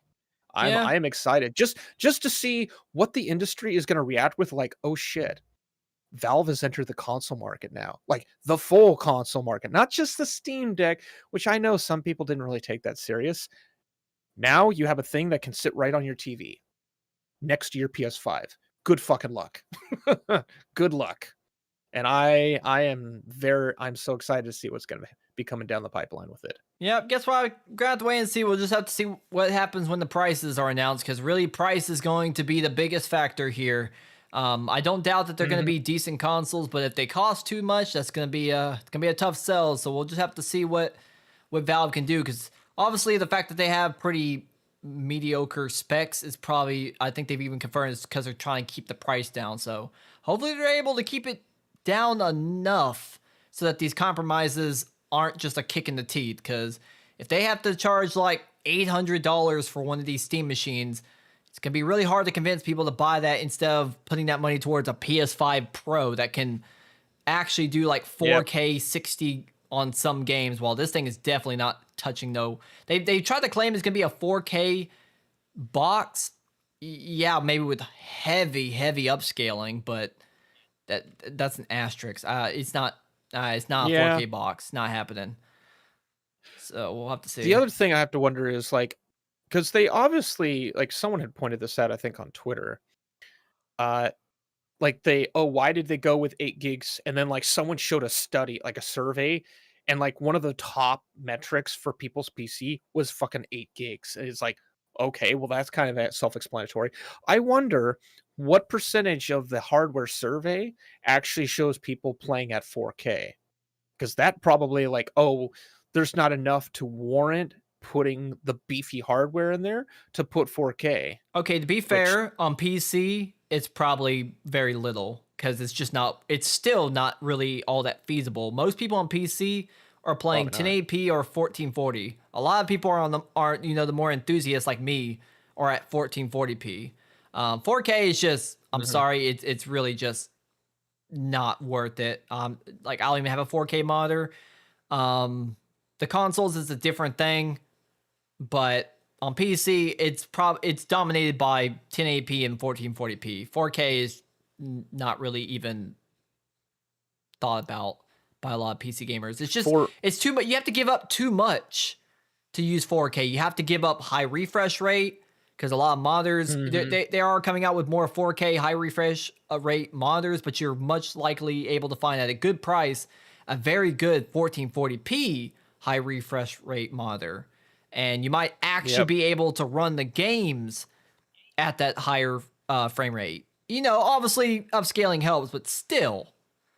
So I don't know. We're out to wait and see. We'll keep up to date. I think they said they're going to go for Q1 of 2026. So probably in the first half of next year is when we're going to get all of these new things: the Steam Frame, the Steam Machine, the new Steam controller, which we didn't talk about, but it's just a new Steam controller that's probably going to ship with the Steam Machine. So who cares about a controller? It's a controller. So we'll have to wait and see. Like I said, I'm most interested in the Steam Frame. Seems like you're interested in the Steam Machine. You'll probably end up getting yourself a Steam Machine. I'll probably get a Steam Frame, and then we can compare notes. Probably. Yeah, we can compare notes. I'll even nerd out in like getting the Steam Machine, and also what can I put on here for the Steam OS? Like, okay, when I get like my beefy ass video card, like, how does it stand up? But let's see. Let's find out. Like I may even do something like that. So it'll be fun. Yeah. Well, we'll see what old Gabe has in store for us next year. But very exciting that Valve is just dropping all this brand new hardware. We knew that the new VR headset was going to come for a while now. It's just glad that we finally got confirmation and actually got to see the damn thing, because it's been rumored for years, and we were thinking that Valve was going to pull a Valve and not make a sequel, because they're very bad when it comes to making sequels to things. They now it does call into question: will we get a Steam Deck version 2? I hope so. Eventually down the line, maybe that would be nice. Because since they released the Steam Deck, the market has changed. The hardware has gotten a lot better in terms of handhelds, and they're getting blown out of the water by your ROG allies that got way more upgraded specs. So maybe they're just kind of biding their time and waiting for a Steam Deck 2, but I'm sure maybe within a couple of years they'll announce one of those. But right now they're focusing on VR and the Steam Machine. The only problem I see with the Steam Machine, and I almost forgot to mention it, is I don't think with these specs, I don't know how feasible it will be to use the Steam Machine itself with the Steam Frame, because you need a pretty beefy PC to get a good experience from VR. So that's the only downside I see, because you would think in theory you would want the Steam Machine to be a good companion to the Steam Frame. Yeah. But if the specs are just not up to snuff, then it won't be, which is kind of a downside, because you would hope that they're good together, so maybe somebody doesn't need to have a Steam Machine, a Steam Frame, but then also a Windows PC just so that they can play VR games. You would hope that they can be one. They want to create the console kind of experience, right, where you have one unified ecosystem that all works together. You don't want somebody to have to also have a PC, because that kind of might make people think twice. At least about the Steam Machine. One experience to rule them all. Exactly. So I don't know. I guess we'll have to see. I definitely see somebody testing the Steam Frame and the Steam Machine together. Well, it won't be me, because I'm definitely not buying both of them. That ain't fucking happening. But somebody's probably gonna do it, and when those tests come out, I'm curious to see. Maybe I'll be wrong. Maybe the Steam Machine, at least somewhat, will be able to handle VR games. That would be nice, though. At least maybe lesser VR games. Maybe not the highest settings. We'll have to see how Half-Life Alyx does. I'm sure maybe you'll be able to at least handle that, because it's been specifically optimized, and they'll probably even optimize it more. They might even update it. Who knows? VR chat though, that's the benchmark. That game will take even the beefiest PCs and make them cry. That game is no fucking joke. If you want to do benchmark testing for VR and your PC in general, VR chat.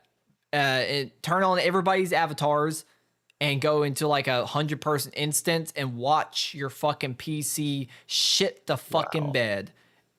Although at least if they shit the bed, they're not gonna throw it at each other and say that's for some god. So there's that at least. Is that the secret hidden test? Like it used to be, oh, will it run Crisis?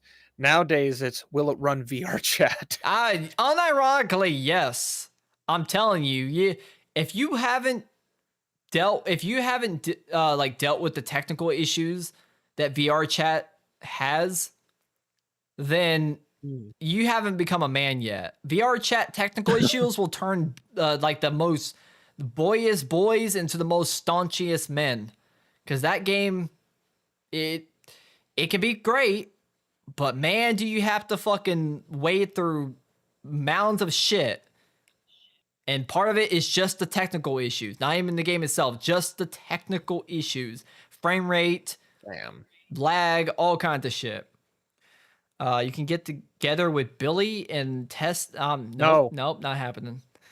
Go in some public instance with all the nasty ass kids. I can just go to the Black Cat public lobbies. That's all I gotta do. I was gonna say, why are we going to Roblox? Why is that a thing? We don't go there. To groom the children. Roblox Anyways. No, I swear. No, what's his name? God damn it, why am I forgetting his name? No, the other guy. Schlep, yeah, Michael Schlep. Him and his bad posture. It makes me afraid. One other thing I wanted to quickly touch on before we got into into Reddit Roulette was I saw this. Wait, we're not doing TISM? Yeah, no. This has all been in your head the entire time. TISM is actually just a fever dream that you've never been a part of. It's like the simulation. You jack in and off of the TISM. Yeah. But I almost forgot to bring this up. I was going to bring it up when we were talking about like Arc Raiders and all that stuff. But they just announced that the finals will no longer be supporting the PS4 going forward. And I say fucking good. Firstly, I didn't even know it ran on the PS4. I don't know how the fuck it runs on PS4 with those destruction physics. Yeah. How?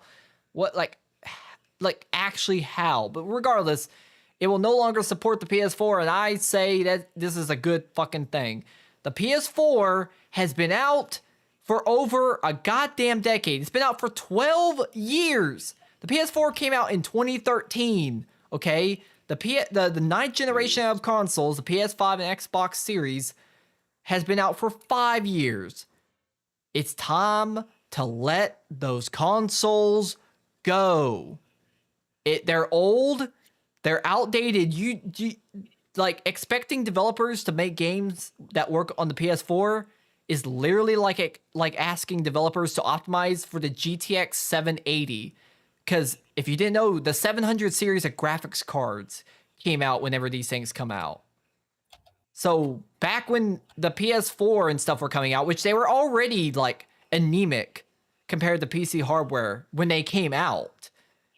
So it's not even like comparing a GTX 780. It's probably like comparing fucking trying to use a GTX 760 in the year 2025. Wow, I had a 760. It was either 780 or 760. Wow. It's outdated. I'm so sick of these fucking these developers have got to stop releasing for the goddamn PS4.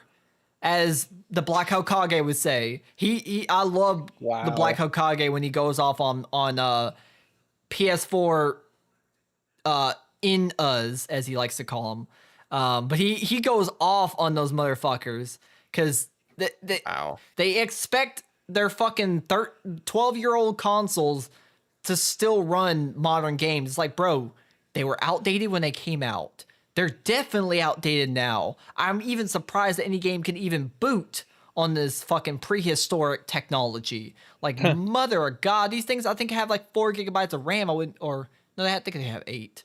I don't know. They have fucking old ass like Phenom, not Phenom, Jaguar CPUs. Fucking anemic as shit, bro. You couldn't even get Bloodborne running well on that goddamn console, and that when it came out. Jeez. So, it just blows my mind that any games are to this day are still being released on the PS4. And you want to know one of the most recent ones? Black Ops 7 is releasing on the PS fucking 4 in the Xbox One. I almost forgot about the Xbox. The Xbox One is actually worse than the PS4. The Xbox One was notorious for being even more anemic than the PS4. And they're still coming out with games for that. Black Ops 7 is releasing on the Xbox One original, the VCR model, or the Xbox One S as well, I guess. Damn. I watched a video today for Merc Music playing an early, I guess they got Black Ops 7 early, and he obviously for funsies booted it up on the Xbox One. It runs so fucking bad. Oh my, like it is unplayable. Like I don't even know how to describe it. Go watch it after this stream. You can see it in the footage how bad the game runs.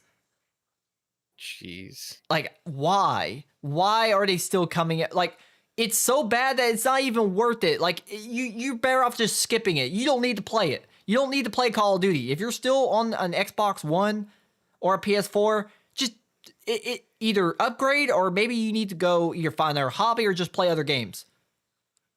Damn. It is not worth buying. And really any game that's still coming out on these aging consoles is not worth buying. Like, I can't believe that. This is the weirdest console generation we've ever had.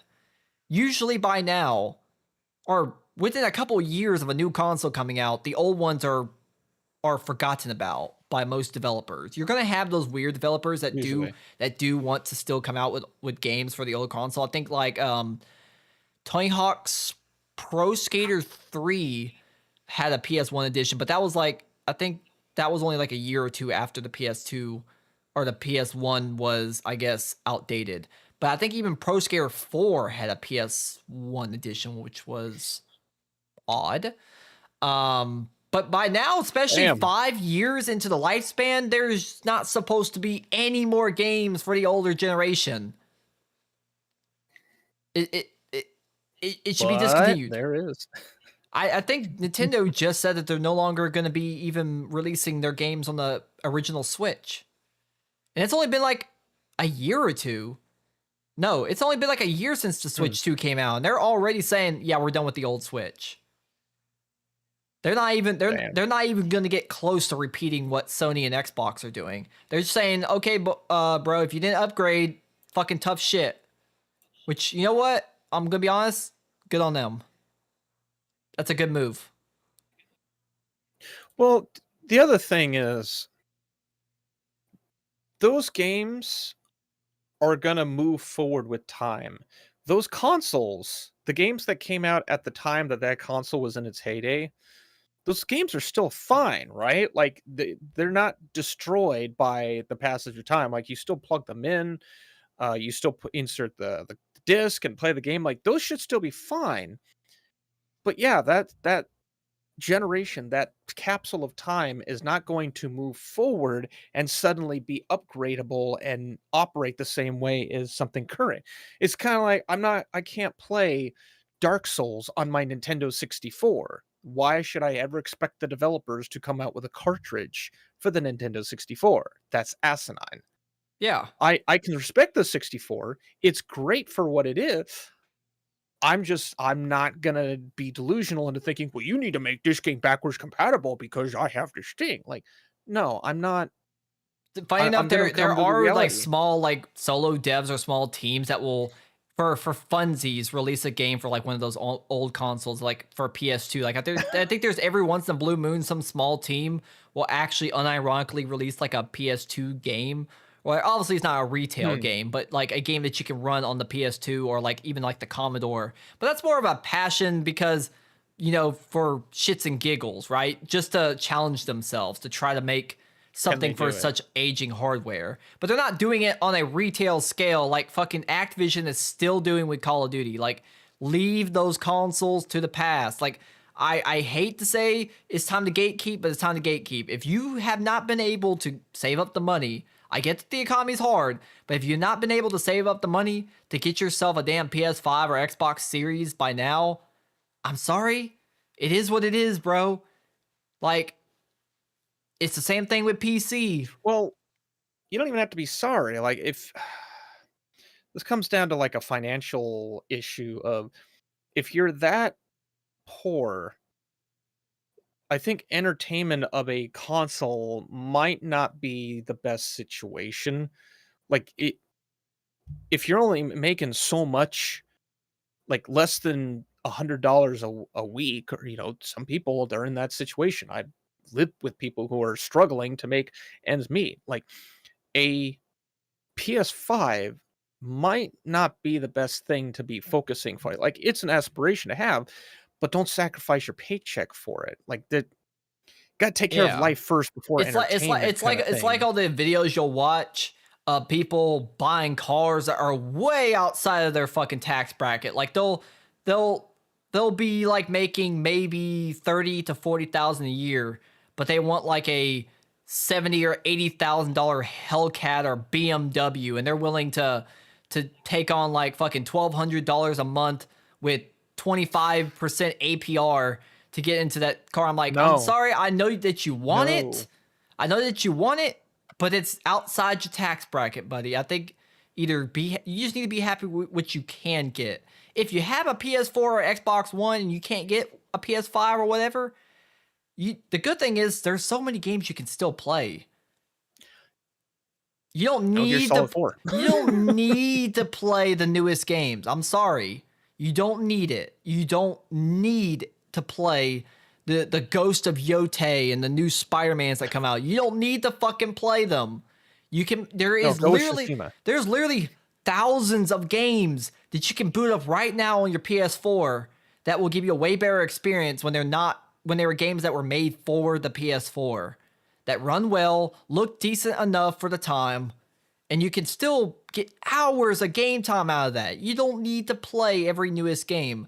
Like, I know Black Hokage went really hard on this when he was ranting about it. I think in a video like a week or two ago. But this generation has been weird. I don't know if it's because of COVID. It might be partially because of COVID and what's happened with the economy. But there's like this weird sense of entitlement where people who are stuck on those consoles think that they are owed every game to be also cross-released to their old, outdated, dilapidated fucking consoles. I'm like, no. Back in the days, if you couldn't afford to upgrade from PS1 to PS2, you just had to learn to deal with it. You just said, you know what? Fair enough. I'll just play my PS1. Well, there's plenty of good games for the PS1. Maybe one day I can have a PS2. Same thing with PS3. If you couldn't upgrade to a PS3, you're just like, well, okay, well, that's just life, I can't upgrade, so I'll just enjoy my PS2. Nowadays, people are like, no, I bought this console, so I'm entitled to get to play every game until I say so, until I say I'm that you can move on. No. I think part of it is the instant downloadation of games where, because you can push them, there's this perception that we'll just make it backwards compatible. Like, no, you can't do, like, the engines might be completely different. The file system might be completely different. The hardware requirements, the stretching and shrinking and whatnot, there's just too much to do. Also, let's not forget that those consoles used fucking spinning hard drives, which is also a problem for modern games. Yeah, the actual platters, those were definitely an issue. I can't remember if it was like the PS3 or 4 era when there was essentially, like, I think it came with the platter hard drive, but people got rid of that after like a year or two. I could SSDs be wrong, but like, whoa, does the PS4 use a fucking 5400? Wait, let's see. PS4 it might have hard come out drive with it. specs. I don't know if I'm pretty sure they use 5400. Yeah, they use. Wait, Yeah, they used 5400 RPM drives. They didn't even use 7200 RPM drives in the PS4. That's even Because it worse. generated less heat. They weren't It even. generated less heat, but yeah. Golly, fucking imagine trying to play a game on a 5400 RPM drive. I have. It's already Oh, bad enough there was a trying time to. I did. It's already bad enough trying to play a game on a 7200 RPM drive, let alone a 5400 RPM drive. Oh my god. Yeah. Time to move on, 5400 was boys. typically the 5400 was typically reserved for like video footage Laptops. recording It's for or laptops. Yeah, something you wanted less heat, or you weren't really concerned with speed of the read or the write because like you just had like a steady feed of whatever. So like a lot of surveillance systems will use the 5400 No, they because they well, they'd should be put sitting the somewhere. what were those hard drives called? The ones that Seagate came out with that spun it like was it like 10,000 RPM? Yeah, the 10K data center stuff. Yeah. You can still find a fair bit of those on eBay. They were very small. Was it the They were pretty Barracuda? robust too. I can't remember if it was the Barracuda. Seagate introduced high-speed hard drive with its Mach 2 line, specifically Exos. When did those come out? Does it say when it spins that? I know that they had some hard drives that, I mean, they spun, I mean, fast. can I find mean, one here. really Hang on. fast. I can find one here. One moment. Like these, the ones, 10K. the ones right here are the ones that are like the newest. But I'm thinking about the ones back in the days. I forgot what they're called. Thought they were Barracuda, but I don't. Maybe there's something else. 2.5.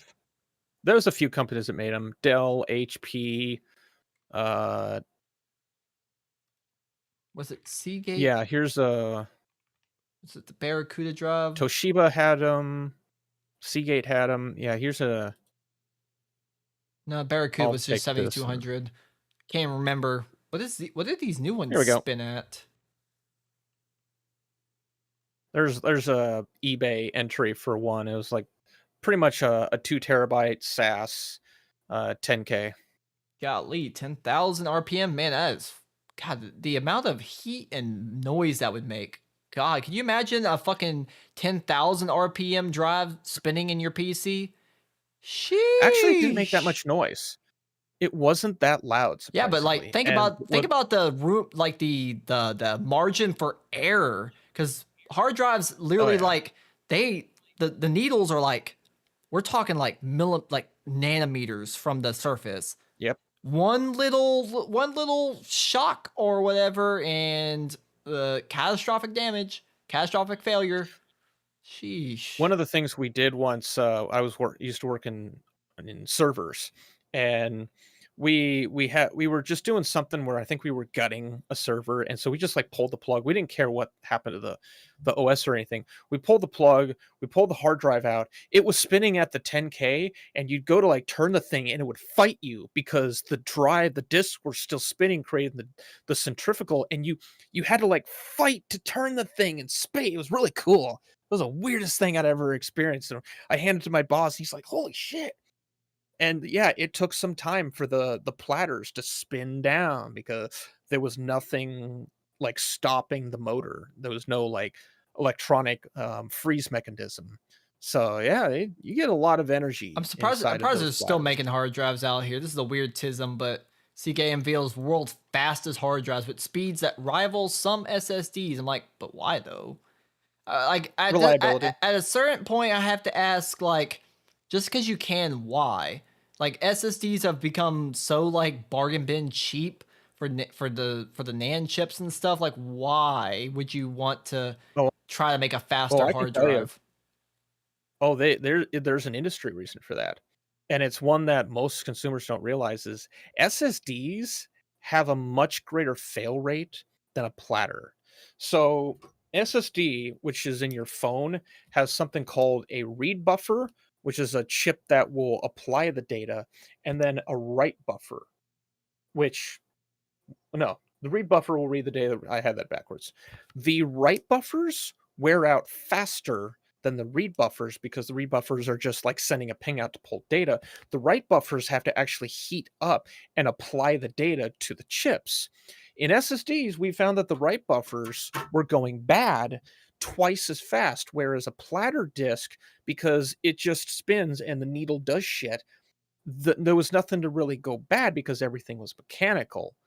And in the case of like data centers and like my NAS here, I think their spins, I think their actual platter hard drives, they're like Well, 8 NAS or 10 and terabyte NAS's drives. it's a whole other thing. Like using hard drives, like most people in their NAS use a hard drive, but that's more because of just reliability and stuff like that. Exactly. Well, exactly. You need a platter that is, you want something that's going to be able to have data written over it over and over and over And again. also when you're doing NAS, you're probably using some kind of RAID array, so then you get a speed increase from using RAID. Oh, that doesn't matter for the hard drive. The hard drive don't care. It's basically being told write data, read data, or overwrite data. And with an SSD, so this is the thing that kind of annoys me that the consumer level they don't talk about. SSDs are pretty shit when it comes to reliability. Like I have found this out over like about a decade. I don't trust SSDs are kind of designed where you put data on it and you don't fuck with it. You don't override it, you don't remove data, you don't wipe it and do paving over. They're not really designed to do that. They're not designed to have data written over them over and over. You set the data and you fucking forget it. But data centers don't do that. They're constantly changing shit. Gamers also, they're constantly changing shit. So from my perspective, I much prefer hard drives for reliability, but SSDs, oh boy, you can't beat an M.2 when it comes to fucking speed. There's no way. That's why my 4 terabyte game drive is an NVMe SSD. Like my Windows is only on a SATA SSD, but that's fine. But my game drive, that's an NVMe. That shit is, and I have a PCIe 3 drive. I don't even have a PCIe 4 drive. So you know. Anyways, yeah, that's a random little nerdy tism about that. But the long and short of it is, leave your fucking PS4 in the past. We're 5 years. We're 5 years into the goddamn new generation. It's getting a little bit insane. Black Ops 7 should not be on these old consoles, but for some reason it is. Luckily, Battlefield the DICE were kind of based and basically said like we couldn't have done what we did with Battlefield 6 if we were still supporting those consoles. It just would have been the challenge would have been too great. A lot of dev time would have been wasted too. And I think with Battlefield games, they need every goddamn minute of dev time that they could possibly get. Like, sheesh, man. I see Wade as trying to like egg on some shit. Do you not remember the previous 2 times we played Halo, where I owned you and Link's ass? Bring it on. Then why aren't you in the thing tomorrow, Wade? Oh, he is. Oh, well then we'll see. He's gonna be there. We'll see. Yes, we will. We will see for sure. Yeah, put the money where your mouth is at, or else it's gonna be a dick instead. I mean, shit. All that trash talk we're gonna see tomorrow. I'll be watching. I'll be seeing if your claims are true. Because if Karis ends up wiping the floor with your ass, you're never gonna live it down. Because you kept talking all that shit. There's gonna be some people that are gonna potentially kick my ass. Cody probably will. I think he's pretty good. I think there's a handful of people that will probably own me, but I'm gonna hold my own. I'm confident in my Halo abilities. Yeah, all we're missing is like a shoutcaster or something. If only you could have found somebody that's really good at doing live commentary. That would be awesome. And then they could look at all your live feeds and do like, I can't do that. I'm not very good at live commentary. But somebody that's good at it. Need to find someone. Well, that's the thing. Like, I wonder if this could be an ongoing thing. Like, once a month or once every couple months, I arrange this, and then maybe I can get someone to spectate and then give their commentary. Oh, there's some sponsorship deals going on there. Hell yeah. Not after they see what you said about India. It's over. Probably not. Which after what you said, you're never getting sponsored ever again. You're canceled, Karis. You're done. You're finished. They can try. You They can try. You are I'm only. cooked. Bro, I love the cutting out of that. I am only canceled if I allow it to happen, and I refuse to allow it to happen. All right, we'll see about that. We'll see about that. Anyways, let's move on to the premiere segment of the show, Reddit Roulette. Oh boy, Reddit. Did you read it? No, I read it. Yes, we're here to do our Reddit Roulette section now, and this is sponsored by SkyTex's hairy asshole. So here we are on. What are you looking like that for? I was gonna say we're not being sponsored by Rib Wallet. We're being sponsored by Rib Colon. Yes, Rib Colon. Hey, add that to the website. Add that to the website. A doll. Stop! It's terrible AI. It's bad. You should be ashamed of yourself. It doesn't even sound like me. It sounds like me if I actually lost more chromosomes, which I didn't think it was possible to make me sound more retarded. That's actually a feat. Maybe you should get an award for that. I didn't think you can make me sound more retarded than I already am. Like, jeez. Anyways, this is from r/Tinder stories. The worst Tinder date of my life. Boy. No, seriously. Oh, I mean, it's gonna. Oh, this is a lot. Damn, this could be a bad. This is a really bad date. Let's see. Why so serious? Why so serious, Batman? You want to know how I got these scars? Well, my name is SkyTex, and I went to Dairy Queen, and I ate 2 chicken strip baskets. 2. I can't even finish one Yeah. of them bitches. I was just gonna say that. Yeah, the nice, nice little cricket there. I can't finish even one of those baskets. You know, small tangent. I can understand why my grandpa didn't get us Dairy Queen baskets a lot, because I don't know what they cost when we were kids. They're definitely not cheap. It felt like a treat when my grandpa would bring home 4 baskets, you know, one for each of us, you know, one for him, one for grandma, one for me, one for my brother. And now as an adult, I'm like, damn, you know, I can see why people don't usually, why he couldn't just buy us a chicken strip basket all the time. That was probably like a $30, $40 meal. Shit's expensive. Anyways, on to the bad Tinder date. I genuinely think this guy has issues, like actual diagnosable issues. Oh, this story must. I wonder if this is one of SkyTex's ex dates. Must be. Guess we're gonna find out. We'll look for the clues. So we met on Tinder, classic, and we made a plan to meet at a shopping center. That was after he first asked me to come to his brother's house. His brother's house. I was like, absolutely not. That's insane. I don't know you. So I tell him the shopping center is fine, and he agrees. Well, that's already a red flag, but okay, let's not get caught up in the weeds here. When I get there, he texts me, I'm at Kohl's. That's another red flag. What self-respecting man goes into Kohl's, regardless? I'm already thinking, because I did not want to go in there. But he's like, just come in for a minute. I'm using the bathroom. It's definitely SkyTex. Fine, whatever. I go into Kohl's, stand at the front pretending to look at candles with some random old man nearby. That was probably Karis. Just waiting awkwardly. Then he walks up, gives me a hug. He didn't smell bad, but he didn't smell good either. Like faint, weird soap. Something off-brand. Off-brand soap? What the hell is off-brand soap? Soap is soap. Probably something with borax in it, probably. Borax? I love that movie.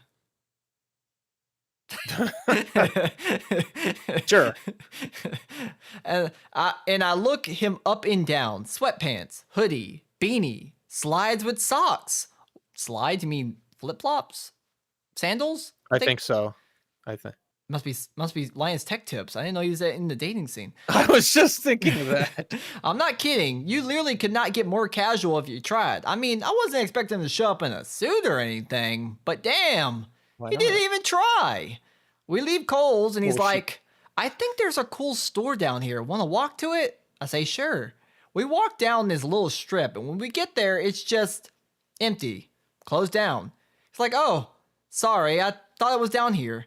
So we awkwardly walk back and he's like, let's check out TJ Maxx.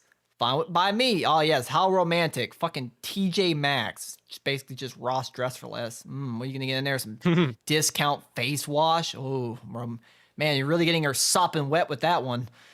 We wander around TJ Maxx for a bit. It's chill, but quiet. A little awkward. He buys a couple of random things, nothing interesting, and we head out.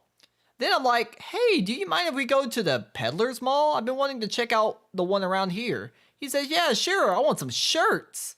Try to tell him that's not really what a Peddler's Mall is, but he's not listening, so I'll let him find out. We go in, and I can immediately tell he's not into it. The kind of guy who doesn't get why anyone would want to look through old stuff. I browse anyway. Honestly, this one's kind of disappointing. Not much good stuff. I end up grabbing 2 DVDs and a candle. Could have got the candle at Kohl's, but you got it from the... Okay, whatever.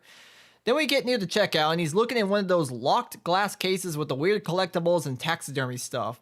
I love that kind of thing. Bugs, bones, preserved animals, all that natural history shit. He points at something and goes, that's kind of cool. What is that? And I'm like, yeah, it's cool.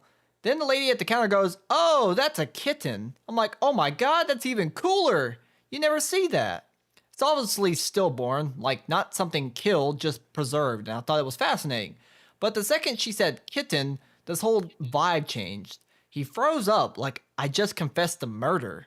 I'm standing there like, what? And I'm serious, I actually wanted it. I asked how much it was, and she said $100. I was like, yeah, not today, but that's really neat. Who the hell's gonna pay $100 for a stuffed, stillborn, dead kitten?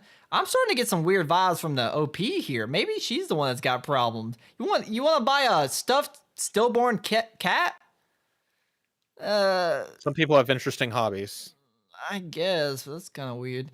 So I go up to pay for my DVDs and candle, and this cashier, same one, straight up says, "You're sick in the head for wanting that kitten." I was so off guard. I was so caught off guard. Then as I'm walking out, why would the that's not a very good salesman. Then as I'm walking out, she literally meows at me, like makes an actual meow noise. I swear she was on cocaine or meth or something. Probably. I don't know what a peddler mall is, but it's got peddler in the name. So, So we leave and he's acting so weird, like nervous, twitchy, quiet. He drives us to this sushi place, but first we sit in his truck and, oh my god, his truck. It was foul. There was an old McDonald's fry fossilized on the floorboard. A crusty Minecraft Happy Meal box from some promo that was like a year ago, and it reeked of weed. The smell was so thick it stuck to our clothes. I said, oh, it smells like weed in here. And he said, thank you. Like that was supposed to be impressive.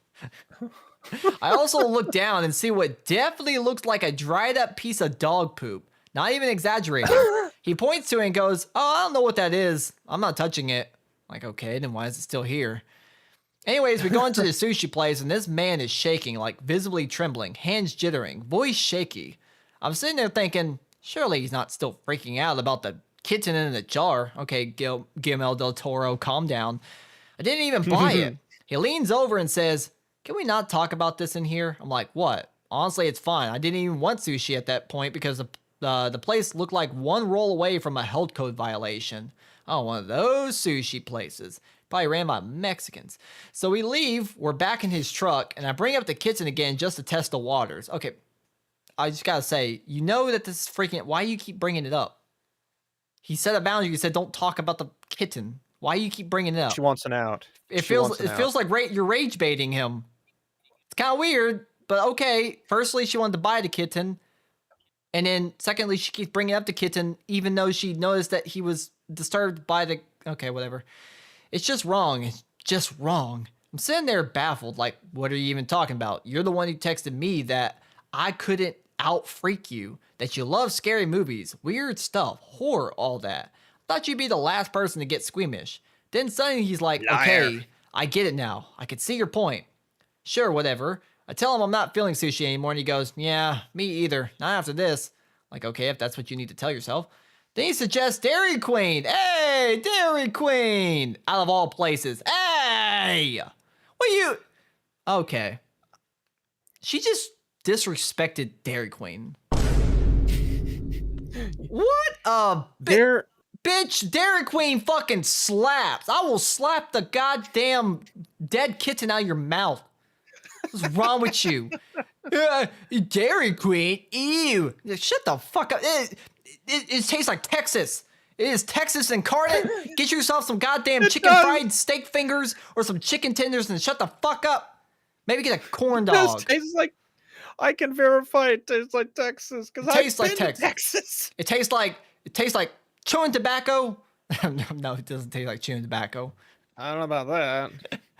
I'm surprised they don't even provide chewing tobacco with every box. That would make it even more Texas. God damn, there's so many red flags coming off of this woman. But this really takes the cake. I can get over the dead cat and the pushing this guy's buttons, but talking shit about Dairy Queen? Table flipped. Straight Table flip. That's where you cross the line, bitch. I tell him I don't really eat meat. You might. Depends on what kind of meat. I got some meat for you right here, baby. We can get over the dead kitten thing if you want some meat.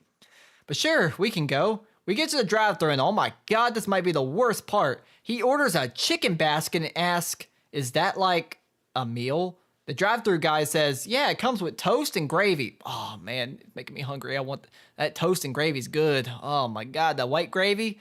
God damn, it makes me think of cum. Wait, what? That was a brain slip.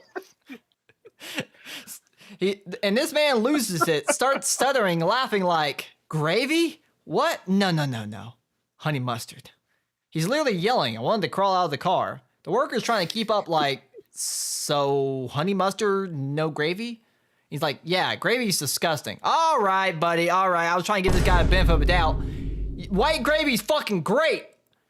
I dip my fries in the goddamn gravy. I don't even use fucking ketchup. I dip the toast in the gravy. I dip the chicken in the gravy. I dip my dick in the gravy. Like, there is nothing wrong that you cannot dip in white gravy. He dips his gravy in the gravy. If I ever had a child, I will dip my fucking child in the gravy. Baptism. Gravy I will baptism. baptize it in the Dairy Queen white gravy. You best believe. And I'm just sitting there like, this is Dairy Queen. Their thing is gravy. I don't know if their thing is great. This bitch don't know nothing about Dairy Queen. It's Blizzards. Yes, actually. I actually don't eat Blizzards that often because I know that if I eat one, I'm going to end up fucking explosive diarrhea, which I had that earlier, so it's whatever. I'm used to it. Take a Lactaid. I could, but I usually don't. Then he asked for a high C, no ice. High C? Interesting. The worker mishears and gives him iced tea. I mean, I can understand, high C, iced tea, He laughs in this poor guy's face, just straight up mocks him. The worker apologizes, remakes it, and he turns to me and goes, "Is he okay? Like, dude, you are the problem here." He buys me one thing of cheese curds. That's it. Then we leave. I'm eating my sad little cheese. Stop talking shit about Dairy Queen. You better enjoy those goddamn cheese curds, bitch. They're pretty good, honestly. God. I mean, I never had them, but it's from Dairy Queen, so shut your goddamn mouth, bitch. I'm about to jump through the goddamn monitor and strangle this woman. Metaphorically. This is a long story. I'm gonna go pee. Keep going. No, I'm gonna listen. No, what do you mean keep going? I can listen while I'm going to the bathroom. Okay, whatever. Piss stream. I'm eating my sad little cheese curds while he tells me he's gonna take his chicken basket into the theater to eat it. Hey, look, I've snuck a food time or two into the theater, or candy. We go to the dollar store, much cheaper. We get to the theater 40 minutes early. He got the time wrong. We sit in the silent, empty theater. Time for a hand job. I actually went to the bathroom for a while just to get a break. The movie starts. The Black Phone 2. Why is it gotta be the Black Phone? And he laughs during all the wrong parts, like the tense, quiet scenes where no one's supposed to make a sound. He's giggling like a maniac. People were turning around. I was mortified. After the movie, he drives me back to my car. He says something about culinary, and I go, "Oh, culinary, like cooking?" And he looks dead serious and says, "Oh, so because I'm black, you think I can't cook?" Oh, okay. I didn't even know that the guy was. What are the colors of the people in this story? Okay. Then he says an actual slur. So if he's black, I think he's allowed to say the word that I'm going to assume that you're referencing. What color are you? This better not be a white woman getting mad that a black man says the N-word. Please, God. Please, how much worse can that get? Where the fuck did this story just go? God I don't know. But I'm just there's so many things that just make me puzzled. The fact that she brings up he says slur. If he's black, he can say that slur that I'm thinking that she's talking about. And now I'm starting to think that she's a white bitch. It's possible. We are missing information. Black Phone 2, that just fucking came out too. Oh, it must be a new story. I was stunned. Earlier, he already made another gross racist joke about cops. Racist joke about cops? What do you mean? What does that mean? Cops are a race? I guess. It's a race of cops? They are blue. Blue lives matter, am I right? Yeah. That was it. That was it for me. I get out and he daps me up. Dab me up, homie. Dab me up, homie. Yeah, that's how I say bye to my dates too. I just say, hey girl, dab me up, homie. dap me up, in-word. I get in my car, start driving home, and immediately get a text. So no head? Hey, wait a minute, wait. So no head? What? So no head? He said the thing. You said the thing. So no head? No, I'm not gay. No. No, he has no head. Yes, it's true. This man has no dick. We don't know that. I'm like, oh my God. I ignore him, drive home, and finally text back. No, I wasn't feeling it. He says, honestly, I cried on the way home. Huh? All right, homie. Maybe, okay. I ask, are you joking? He goes, no, I'm dead serious. You're incredibly scary. Keep that shit over there. But you just said, so no head. So what is it? Are you scared of her?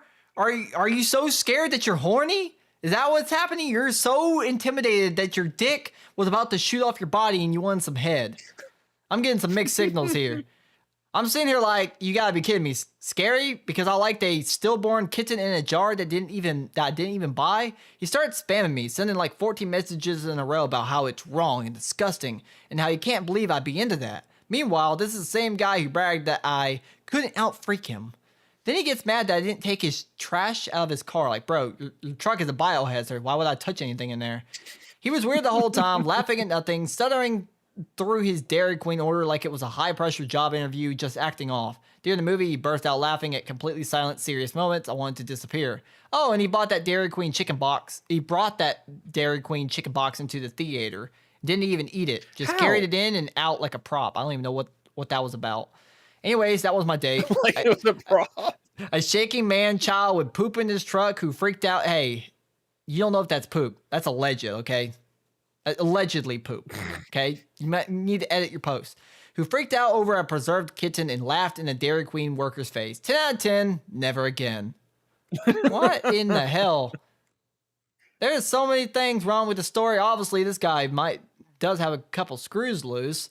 I don't think he can decide if he wants head or if he wants to cry. But her, she wants to buy a dead kitten, and she talks shit about fucking Dairy Queen, bro. I can't believe that. I'm not gonna get over that. If I took a bitch out on a date and she scoffs at Dairy Queen, I'm throwing her out the truck at 60 miles per hour on the I-10, out the truck. I'm going to call this entire story is fucking AI bullshit. No, on Karis, on Reddit, never. And the one thing that clues me in is the amount of long dashes that are in this story. He's doing the thing. He's doing the thing with the dashes. No, not the dashes.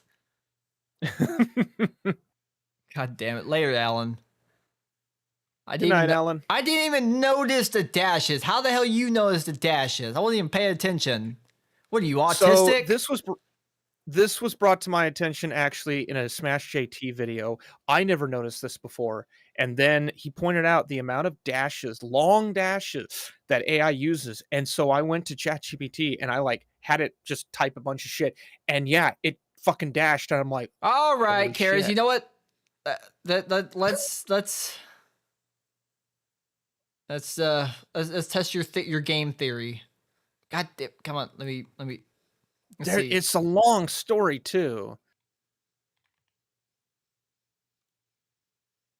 All right, let's see what zero. Let's see here. Like, I don't know how to make that dash too. Yeah, it only says 21.77%. I'm guessing the highlight is the stuff that's suspect. Interesting.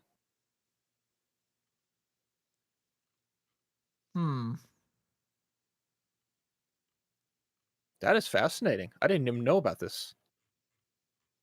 How dare you falsely accuse this OP, okay?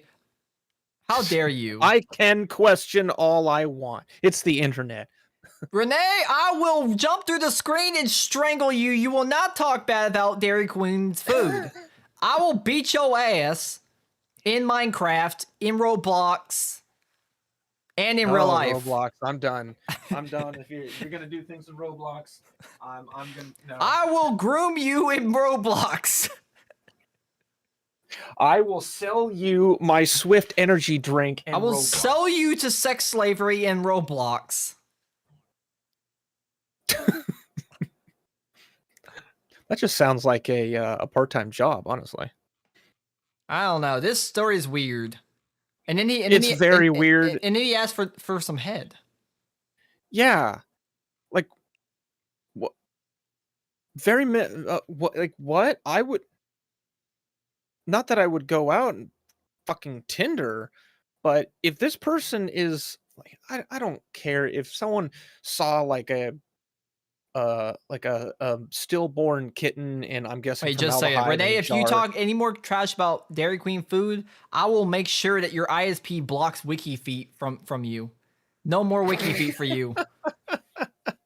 I'm dead serious here. I'm feet serious. Damn. I guess you could say I'm going to be planting my foot on this one. I'm putting my foot down. Down. Yep. You are hurting my soul. Insert more feet puns here. Anyways, continue. The back and forth, like this person wanted to get some kind of taxidermy formaldehyde kitten because they thought it was a fancy specimen. They must have weird things at their house or their apartment. Okay, cool. You're one of those kind of TISM like gothic people. Fine, whatever. That doesn't detract from who they could be. Is she a big titty goth girl? Then everything's forgiven. Maybe there's not much of a description. OP, on are you a big titty goth girl? If so, here's my address. Come step on me. But yeah, this guy was very much unaware of his presentation, his mannerism. Wouldn't clean up his truck. Wouldn't dress proper. Like this is how this person lives, with a trash truck. They wear not garbage clothing, unpresentable clothing. We'll call it that. And still wanted to. When's the last time this person showered and they want head? Karis, you didn't think about this. He was wearing sweatpants, right? Easy access to head. Easy access? Yeah, I know. Yeah. Don't make it that obvious that you're wanting easy access. I mean, only way to make it any more obvious is to wear a skirt. Oh, wait. And nobody here would ever do that. No, except me, right? Yeah. Nobody here would ever do that. I knew a guy who used to wear, I didn't know this was a thing, it was a bar belt, which is one of those belts that apparently is really fucking difficult and takes a long time, because apparently the idea is that if you have to fuck around with this belt, that gives you time to think about whether or not it's really worth getting in bed with the person that you're getting with. I was like, I never thought about the semantics of that. Needing a belt that's just takes enough time that gives you the thought of, is this worth doing? Like, interesting. It's stuff that I learned. Yeah, I wonder what they But come with the comments. Let's see here. That was really an awful day, but I think that might have been his worst date as well. I really don't know why you agreed to any of that and didn't stay, but hopefully your next dates are better. Maybe be a little bit more picky. I didn't have my car and he wouldn't drive me back to it until after the movie. I asked. Yeah, I wouldn't have gone back in the car with him if I'm being honest, but I'm not judging. I put myself in worse circumstances and situations as a teenager as well. I just hope you now see that you should be more picky on the dates you go on and just leave if the vibes are off or weird or sketchy or bad. Take the bus home, Uber, call a friend or family member. Also, I really recommend that you don't let these first time dates pick you up or go to their house or them yours. Not your fault, but save yourself trouble. Yeah, never go to somebody's house as a first date. It's kind of not a good venue to do that. I do agree with this. Just leave. I'm pretty sure I've had people pull that on me before. I swear one time, I swear somebody cut a date short with me before. I totally don't cry myself to sleep thinking about that. In fact, I think it's happened multiple times. I think one time a girl lied about something that I've probably talked about before, where she lied about, she said something about like, oh, she needs to go because a friend went on a date with somebody and they're turning out to be super racist or something like that. And then I started thinking like, she's talking about herself. I was like, wait, was she fucking talking about me? What did I say? I mean, I know she was, she was Hispanic. I don't think I said anything on that date. She was probably a left. She was probably a fucking libtard. That's probably what it was. Cause I am usually somewhat ish on my best behavior on dates. Okay, so whatever. I just had ChatGPT write a bad Tinder story and put it in AI stuff. Oh, wait, let me pull that up. Well, I can't pull. I don't. Is it rejects? No, AI. You said AI stuff. Okay, I also saw the So let's see here. Why did you post the photo of me in there? My teeth aren't that fucked up. I also have one glass on. Don't worry about it. It's more your face than mine. Hey, so I guess what are you trying to say? That I'm not that disturbed by it. Okay, whatever. Okay, so let's see. I don't really have a feasible way to pull this up on stream, so I'm just gonna read it.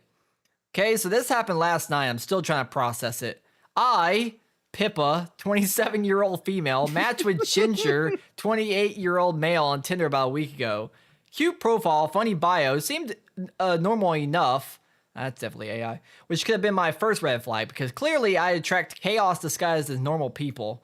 We chatted for a few days, vibes seemed decent, and we decided to meet for drinks at this small bar downtown. Cool, casual, low pressure. Get there 10 minutes early like the anxious person pleaser I am. Grab a table and text down there. 2 minutes later, someone walks in who I assume is Ginger, except he's not alone. He's with an older woman and what appears to be a cat carrier. Wait a minute. Spoiler, it was not a cat. He walks up all cheerful, goes, Pippa, hi, this is my mom, Brenda. That's not my mom's name. And she's in town visiting. Like, this is the most normal thing in the world. His mom gives me a hug before I can react. We're now in funny thing, technically the first time I ever hung out with, I don't even call it date technically, but my ex-girlfriend, the first time we ever like hung out outside of work, we went to fucking IHOP and her mom was with us. I guess it wasn't technically a date per se, but I guess it depends on what you count as a date. Anyways, we're now in a three-way hug situation I absolutely did not consent to. I'm still processing that when the carrier suddenly rattles. Brenda goes, oh, don't mind Mr. Whisk. He gets excited meeting new people. Ginger beams at me and says, we couldn't leave him in the hotel. He gets separation anxiety. I'm thinking, dog? Maybe a funky emotional support rabbit? Nope. Ginger unzips the carrier and a full-size ferret climbs out, stands on the table like it owns the place, and starts sniffing my drink. That does sound like something a ferret would do. Ferrets are very funny little animals. If I had more time and patience, I would definitely have one because my parents Pirate have one. Software. What? He loves Pirate Software. Loves his ferrets. Ferrets are great. They steal everything and they do weird little dances. And they're kind of smart mostly. Maybe too smart. He says, "Don't worry, he's friendly," as it tries to crawl inside the basket of pretzels. Glance around and everyone's staring. A bartender is halfway through saying, "Is that a fet?" and then just walks back into the kitchen like, "Not today."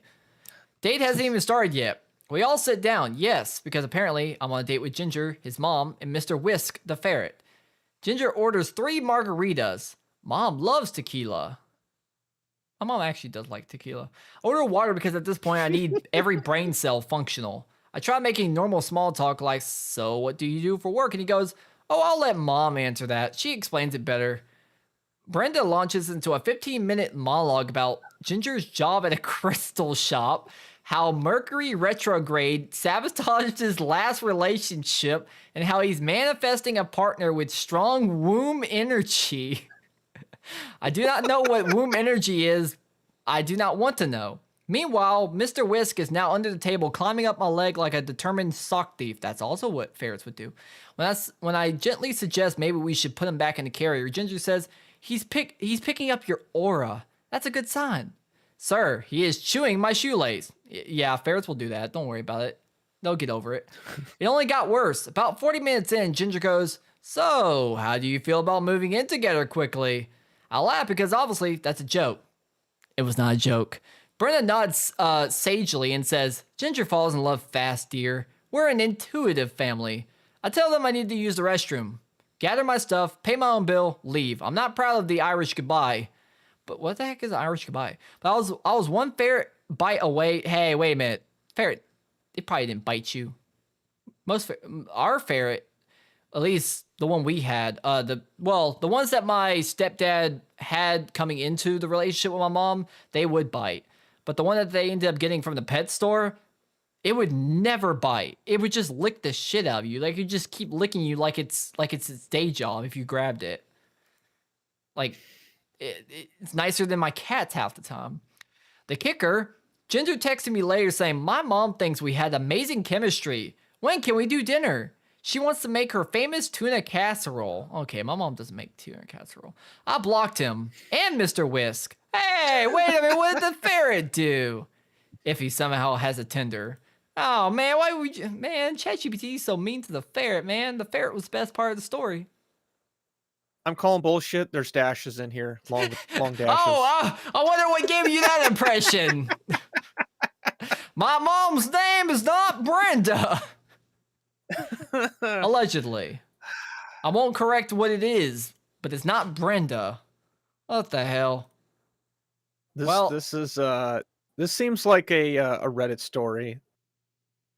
Yeah. You know, I'm sorry. I might need to change the story. Now the story we read does seem a little bit more AI, but the AI detector said 21%, so I don't know. Guess it can go either way. Throw this one in. Let's see what we get. Oh, you know what? That's a good idea. Let's just copy all that. Since we have a seemingly guaranteed ChatGPT, let's compare. Yeah, let's see what it says. This one says 15. It says even less. Oh. This one's even less percentage. And literally, it was generated on ChatGPT. Well, I guess we can't. So that puts the 0. Yep. Yeah. Guess we can't fucking trust this website, whatever this website is. Well, maybe this was ChatGPT. Oh, well.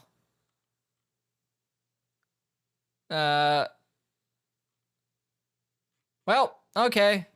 Probably that was ChatGPT. weird. That was just like, that's not even something Mr. Ballin would talk about. That's just fucking wacky as shit. Like, why would you not leave? Oh, what? No head? Like, no, dipshit fuckface McGee. Get lost. No head. Let's see what this. Oh, let's see what this one that he sent. Let's see here. I'll have to make more. This can be a thread. What's the weirdest Tinder message you received? And I guess theirs is, "Wow, nice lips." I like your lips. They look better cut off. Seriously, I was just thinking something seriously, like, Boris, that's the first thing you say to a lady? Boris?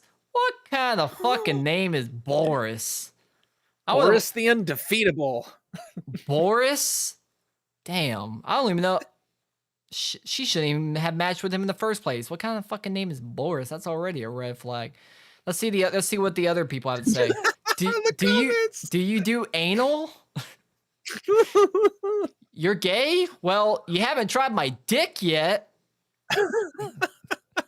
I had a guy last week. He told me my address. Never saw him before, and he refused to tell me how he knew. Okay, Kiwi Farms, calm down. Bro, your message warranted that reply. Who opens with that? Hope it's not you two.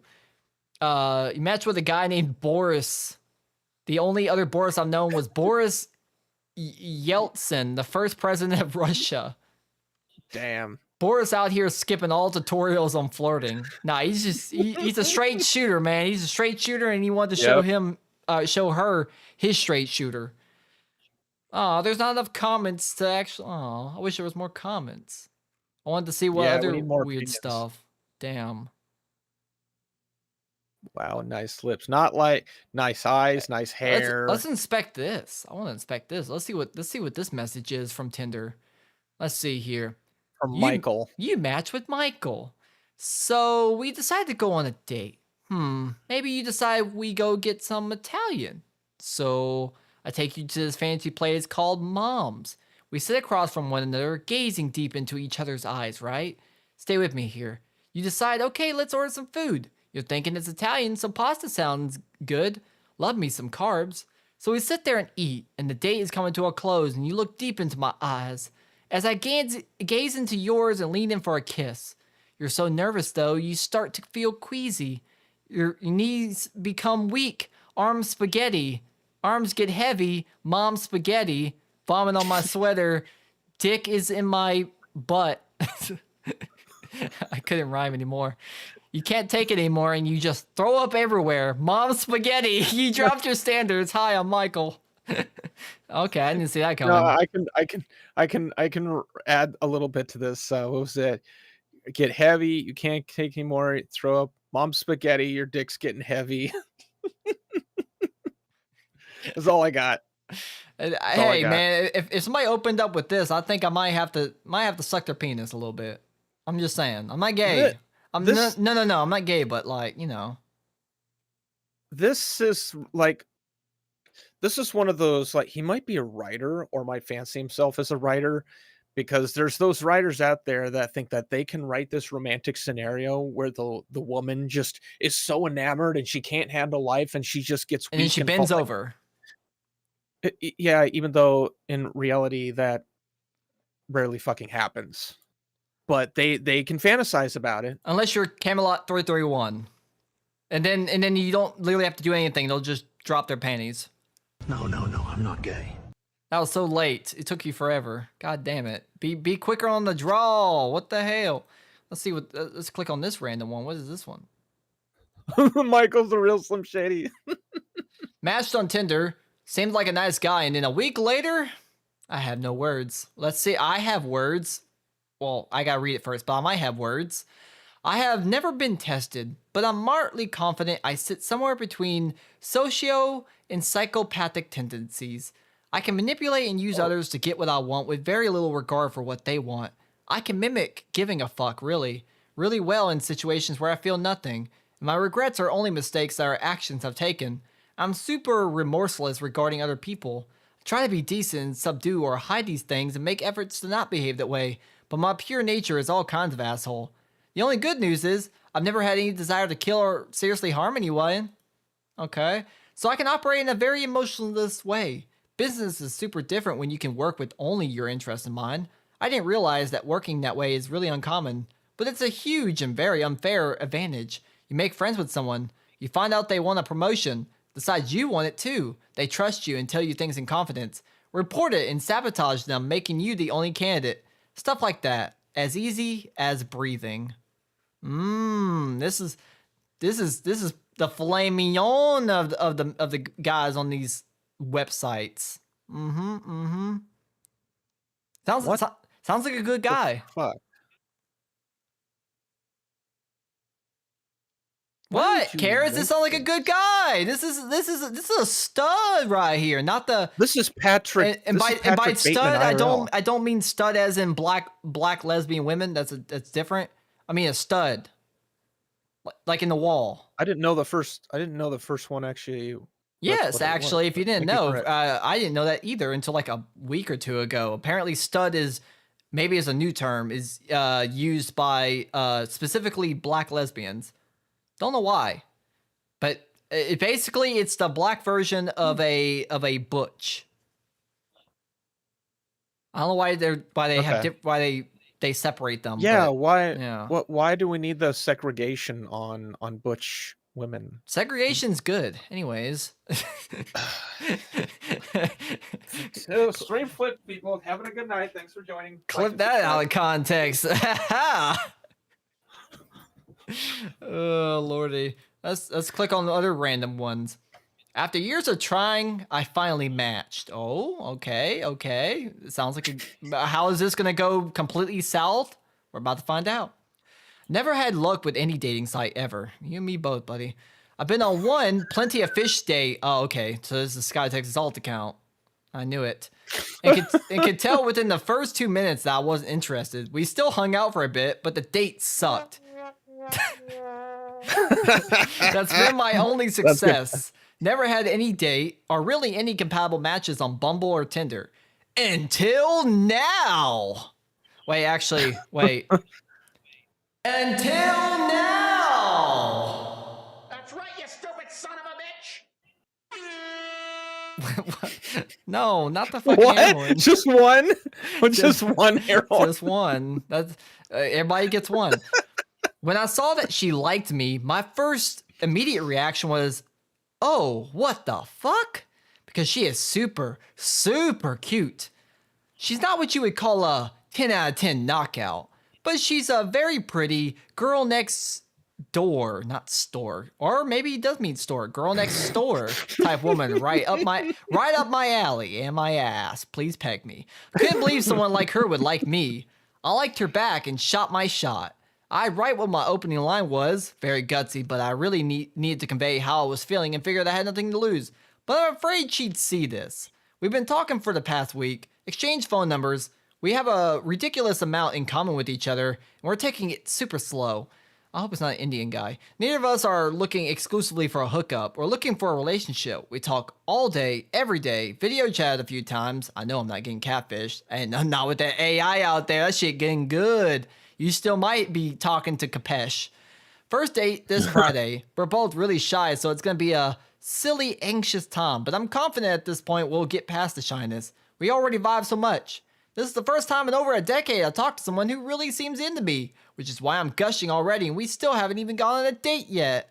So head? Head? I see head in the future. All right, Renee, what the fuck did you say? Dairy Queen burgers are trash. What's wrong with you? Ban me harder, daddy. Yeah, it's banned. But their blizzards was good. Plus, I follow plenty of foot models on IG. Why would you admit to that? Renee, you're not supposed to admit to these things. I'm receiving Renee has no problem, apparently. I'm receiving plenty of foot content from different women. All right. Renee's ISP also block Instagram. We're gonna cut off this man's supply. We're gonna cut this man's supply at the root. We're pulling the roots out like it's a F5 tornado. That shit coming out. And you are not coming out. Except as gay. I don't know what I'm even saying anymore. The stories are destroying us. Probably. This story's just like, okay, well, hope the best for you. I don't know what other advice to give. Hope the best for you. Get some head. Hopefully. Maybe a foot job. Oh, sorry. I think I was channeling Renee for a second there. I didn't want to. My bad. Yep. All right. Let's see. Wait. What does this one say? It says, "Am I in the wrong for how I responded?" Oh, let's see. Yes, I know. Yeah, we can do that. Just worked out for 2 hours. Oh, hell yeah. Man, you know he's jacked. That's awesome. I think the longest I've been at the gym has been an hour and a half. It's only a half an hour difference, but okay. What's your routine like? You take forever to get back to me. I don't think the date will work. Wait, I don't see timestamps. What's the... Yeah. If I could see timestamps, that would make me understand. Okay. I just happened to have gone to bed early last night. Oh, so it was like a period of probably 8 hours more. Also, I'm just not very talkative in the morning, and I also was busy with work. This isn't intentional. Besides, it's not like I'm expecting you to answer within an hour every time either. I respect your time and that you have your own plans. If you'd like me to be more conscious of when I can respond, I can do that. But I also appreciate if you could communicate that to me. Is this woman autistic? Let's see. If I could, I also appreciate if you can communicate that to me instead of being dismissive and respect that I have my own schedule. It's really okay. The conversation between us hasn't been very consistent. I'd rather have consistency before a date instead of wasting my time. I have other guys putting in more oh, wait. So this is a guy. Okay. Interesting. Okay. So I had swapped for a second. Lamau, that last part is completely unnecessary. How can you expect me to be putting in more effort when your typical response is a single short sentence? I just accepted that's how you communicate. Okay, so it's one of them bitches. I thought at first it was a guy. It's a girl. Yeah, I flipped it too in my brain, but then like, oh, okay, plot twist. Damn. Okay, well, how prejudiced of me to assume that it was the guy. You know, I've seen. No, they're not wrong. I've seen a lot of this. I probably have done it too. I'm gonna be honest. I've probably been a dick like this before in my yesteryears. Okay, I'm not a perfect man. Okay, there's a reason why I get no bitches. I'm not a smart man. I'm not a smart man. My mom said I was special. It's usual stuff. Dodge the bullet. Yeah. Although she probably gave good head. She seems kind of crazy. So there, and she goes to the gym. What if she's doing like Kegels, man? Tightening that shit up. That shit gonna snap your dick off like a fucking vice grip. Like, sheesh. Her pussy. Her pussy's so muscular. That shit like a damn torque wrench. Like Xenia Onatop from GoldenEye. You've never seen that, have you? No, but yes, I'll agree. Just off the spirit of it. Yes. Let's click this one. I mean, what to say next? Okay, let's see. Honestly, person's name. I can't decide if I want to respect the fuck out of you or fuck the respect out of you. Interesting line. Go on. Hey, wait a minute. Go on. Wait. Wow. I'm confused. Wait, the blue, that's the person They who sent posted. that. They sent this. Yeah, Oh, this so is OP. they're asking for advice. So either they meant this or they were like kind of trolling a little bit and didn't expect to get go on. So now they're like, oh, wait a minute. I didn't think I'd get this far. How do you follow up with that? If you weren't expecting to get a go on, then how do you follow up after you just drop this fucking banger right here? So you again, you hypothesize. You okay? If they say no, I move on. But what if they say yes? I need to plan a follow up. No, before you even send the first message, you have to draw a flow chart on a piece of paper. Yes, you need a fucking flow chart of the you need like a fucking Bethesda game dialogue tree flow chart just in case, you know. Can ChatGPT make a flow chart? Skytex, you should try that. How I don't even know how I would respond if I started off with this and somebody was like, okay, keep going. Because now you've set the bar. Yeah. Like you have to either raise the bar or lower the bar. it's like oh shit, I thought they were just gonna unmatch me and move on, but now I gotta how do I top this? How do I top them, if you know what I mean? Yeah. Jesus. I mean, I wonder what let's see what the comments say. Dude, go take care of your kids. Huh? Wait, what? No wonder why your boyfriend is cheating. Can't stay on topic. Huh? You came to Reddit because you have no game, but you're talking shit. You're poor kids. What kind of infighting weird shit that I don't have context for is this? Go to OP's profile. I wonder if they posted about their kids. They might have like This is a risk. looked through their Account shit. suspended. Oh. Oh, damn. Holy shit. I want to know the context. They're fighting. I want to know the context. Damn, this is like some tea, man. I'm more interested in this. Sheesh. Probably nothing. She wasn't amused by that trash line and is taunting you. Is that how you interpret Yeah. it? Are you sure? I don't know. It's Go. possible. It could go either way. Either she's bored and she wants to see how much dumb shit you'll say, or she's actually intrigued. Yeah. So it's hard to say. Yeah, it's one of the two. Bro is getting milked for attention. No, he just wants to get milked. Just tell her I said what I said. Make up my mind. It's a pretty generic line that's going around lately. If you don't have the game to follow it up, you probably should have bothered in the first place. He does make a good point. If you're going to start off with a banger like that, you better have already thought out what to say next. Thank God you censored Jasmine's name. Yeah, I had a feeling it said Jasmine as well. Because, the Rizzler runs out of Riz. Bro, go with like... The Rizzler stole. Bro, go with liking it rough. You sure you can handle it? That's terrible. Boo. That's terrible. What did he do? It's terrible. Oh, he made a flowchart. Made a flowchart where? Oh, cool. In the comment of the TISM, there's a flowchart responding Why is it to so increasingly small? God unhinged damn it. request from a date. Makes a suggest. This is hard to read. This is interesting. It's hard to read though. Tell ChatGPT to make it easier to read. What the fuck? I can't. It tried to put in. It's not micro. It's like DOS. If DOS tried to fucking put out a fucking flowchart, like what the hell? Mildly You'd be better off just writing everything in ASCII art. Like what the fucking ASCII art? More like what the fuck? ASCII art. What does this one say? What did I do wrong? Let's find out. I'll tell you. I'm the Rizzler. All right. The other person says, I'm down with next weekend. That's okay. We'll get together soon. We'll have some fun. We'll have some fun. Use an apostrophe. All right, red flag. You don't know how to use a contraction. Awesome. Definitely looking forward to having some fun. Winky face. Smiley tongue face. Thinking about this fun we're gonna have. Winky face. Oh my god, this is cringe. Oh yeah? Bet that thing is nice and wet. Only one way to find out. What are you doing later? That's it? That's it.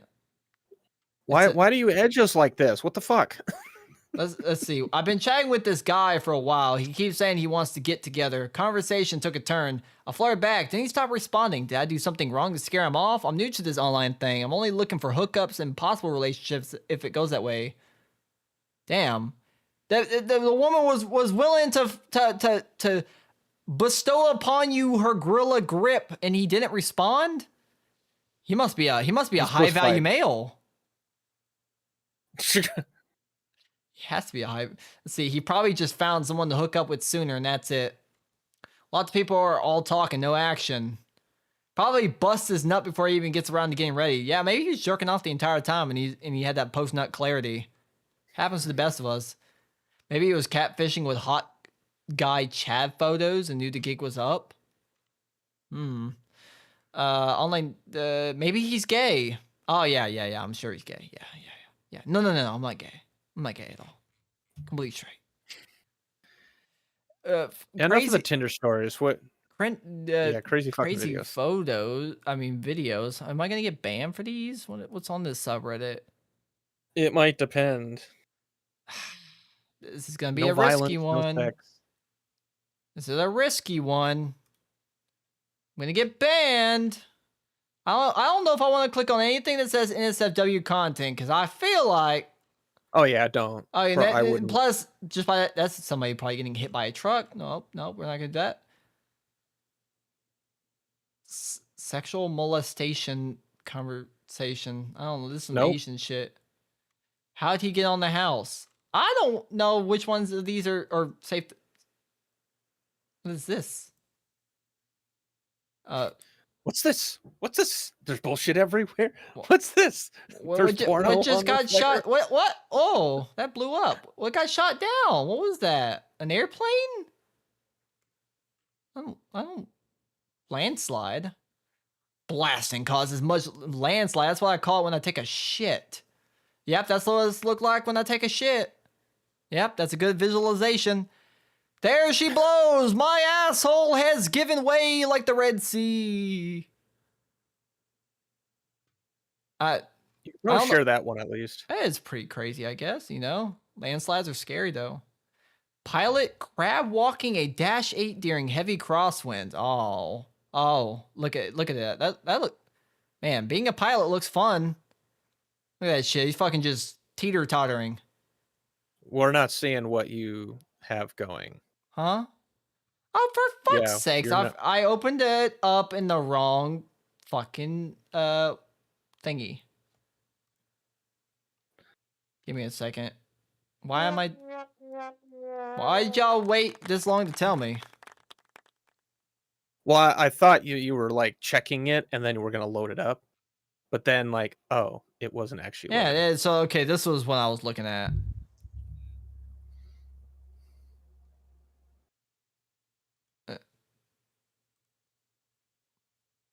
It's just it's wibbly wobbling. Heavy crosswinds. That seems like some of the flights that I've been on where the planes just go fucking back and forth. This shit's Tokyo drifting in the air. What you mean? That don't look. That's some flights. That Yeah. looks awful. Ammonia That especially spill. happens with the props. I'm not a scientist, but I don't think ammonia spills is a good thing. No, Looks it's at- not. It's the fucking mist. It's Stephen King's It The is Mist. Okay. Yeah. it's The not good. homeless heated. That's not a heated bed, sir. That's sleeping on. Okay. A Well, fire. I mean, at least he's warm. Like, is he high? Yeah. What? Does that not Yeah. hurt? You're directly on metal that's not right next to a fire. That doesn't hurt. That bro is probably fucking chilling. Leave the man alone. Chill. Oh, you got the cigarette in his hand. You already know. What kind of cycle? Dumbass. Fucking dumbass. That's not how you ride a bicycle, sir. Last time I checked, you're supposed to go straight, not wibbly wobbly. You're not Timey Matt. wimey. He must have thought he was Matt Hoffman. And now he crashes through a car stacker. Oh, I love watching cars crash. Oh. Wait, whoa, where'd it come Yep. from? Wait, oh, a car That was an stacker. Audi. A car stacker. It's one of the, yeah. It's like, it's probably like one of those things, you know, the Carvana? Probably, yeah. Damn, that was a nice car. Iron Man probably drive that Was, thing. yeah. Oh, look, I saw this. This was the one I was looking at earlier. I was like, what are they shooting at? Like that says dash cam. That's not a dash cam. It's a gun cam. You see, it blew up. What was that? Whoa. That was no drone. I thought it was a drone. Man, with gun beats into a pulp. How violent doesn't get? Is he trying to be tough? Hey, no. He's got a woman up back up. Oh, hey, he's just shooting the gun off. He's a strong man. Is it the guy in a wheelchair? He's drunk. I think he's drunk. Does the wheelchair guy get him? That'd be kind of cool. Man, what? This is definitely not America. Where is this? Is that a cylinder or like a 6-shot? I think it is. I think it He's is. like, he's it's a emptying revolver. the cylinder out. Who beats him up? I hope it's the guy in the wheelchair. Because that would be hilarious. He's just drinking a beer. No, he's just chilling. He's drinking a beer. Oh, no, it is going to be the guy in the wheelchair. Get him, wheelchair man! Get him! Come on! Oh, yeah. Beat his ass! Loading up, Beat his ass! Don't let him do you like that. Come on, wheelchair man. Your legs might not work, but those hands do. It's just pandemonium. We need fucking JR on commentary over here. Oh my god, he got split in half. This is more rowdy than a chicken Jeez. at a ranch. I always want to watch somebody get beat up. This is too long. It's 13 minutes long. 13 minutes. Holy shit. Oh. Well, he just got back up. He was just like, okay. All right. Like, how did you get his face hit the floor? Oh, he's just like, well. He's drunk as well. Damn. It's amazing what alcohol can do. He's gonna be feeling that shit tomorrow. God damn. This man face planted, got back up and just started just fucking jigging it. Okay. Respect. Alcohol do why is this man crying? Stop crying. What the hell going on in the Pizza Hut? For educational for educational purposes only, by the way. That's a customer. Interesting. What the hell are they doing? They spazzing out. Oh. Just your average day at the Pizza Hut. Oh, I love when people fucking record themselves breaking the law. The first rule of breaking the law is make sure you get it in 4K and upload it. Yes. And he hits the back of the car. Of course he did. Damn. I don't know. I'm not a lawyer, but if you were a lawyer, Harris, how would you approach this situation? I'm thinking from like Mike Raffi videos. 1, don't fucking film it. 2, you have no case. You have absolutely no case. You were violating law. You went through. No, Harris, you're his defense lawyer. Oh, I'm defending him? Yes. Insanity. Full on insanity. Of course. They had a medical issue. They passed out. They weren't. The foot got stuck on the accelerator pedal. The brake lines were like leaking. The drive shaft went up his ass, and now he's spinning uncontrollably. Like he is getting tased. Oh look, while covered in hand sanitizer. Oh, it's this one. Is he taking a bath? Is he just taking a bath in hand sanitizer? Yeah, look at that. That is wild. Hey, I mean, that stuff's pretty gooey too. That's like he's just trying. Industrial stuff. Officer, he's trying to take a bath. With the hand sanitizer. What happened? Wait a minute. Okay, I didn't get that part. I didn't get to that part. Firstly, why is it purple? Alcohol. Ethanol, whatever the chemical is, purple? That can change the it might actually be modified because the camera could be like the color correction could be fucked up in the camera. Maybe. But it could very well be like a purple flame depending on the type of alcohol it is. I don't think we can sit here and watch him burn. That might be a TOS violation. Nope. I'm not Hassan Piker. I can't get away with that shit.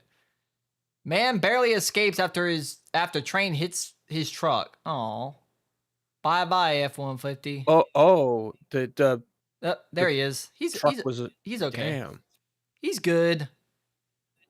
He's just like, damn, how am I going to explain this to insurance? State Farm, like a good neighbor, the train is here. Oh, your body is apparently in the way of the shot. Cop slaps man in the hospital. Why, though? Why slap him? What did he do? Talk about your mama? Behold, a Nigerian man in his element. What is he?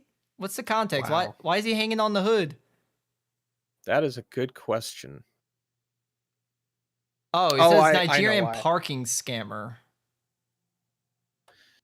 So one of the things in both China and African countries is they will try and jump on the hood of your car and falsify a claim against your insurance in order to get a bunch of free fucking money by claiming personal injury.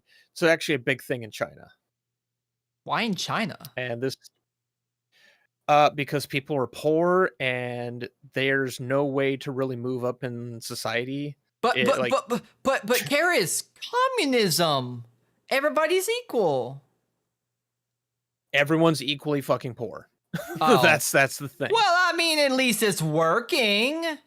Technically. Oh, it's working. It's doing exactly hey, what we it's said that supposed everybody to. was going to be equal. We didn't say everybody was going to be equally rich. So Yeah. I think Marx would be proud. Seize the means of production. Is this a Popeyes? God damn, that's what he gets. He jumped over the counter. He's getting a whoop. He's getting that whoop ass. Wow. Damn, he laid him out. I'll start counting. 1, 2, 3, 4. He's still 5, breathing. 6, 7, 8, 9, 10. Ding, ding, ding. He's out. KO. He's out the match. What restaurant is this? Is this Popeyes? Because crazy shit always happens at Popeyes. I don't know what the hell is up with Popeyes, man. But the craziest shit will always happen at the fucking Popeyes. That fucking chicken be making people go crazy. They want that breast, man. People will fucking shoot each other over a damn breast. Defingered by... Nope, we're not... Nope, no, Nope. not clicking that one. This is Ultimate Warrior, but with a fat guy? I don't know. Oh, Oh. we can't... Fuck. We're not going to inspect that any further. That's a shitty shield, by the way. Wait, why was he using like a real axe on like a shield? I don't know. Sounds like a barely stupid got away. idea. He'll be okay. He's fat. It probably just went through like one layer of blubber.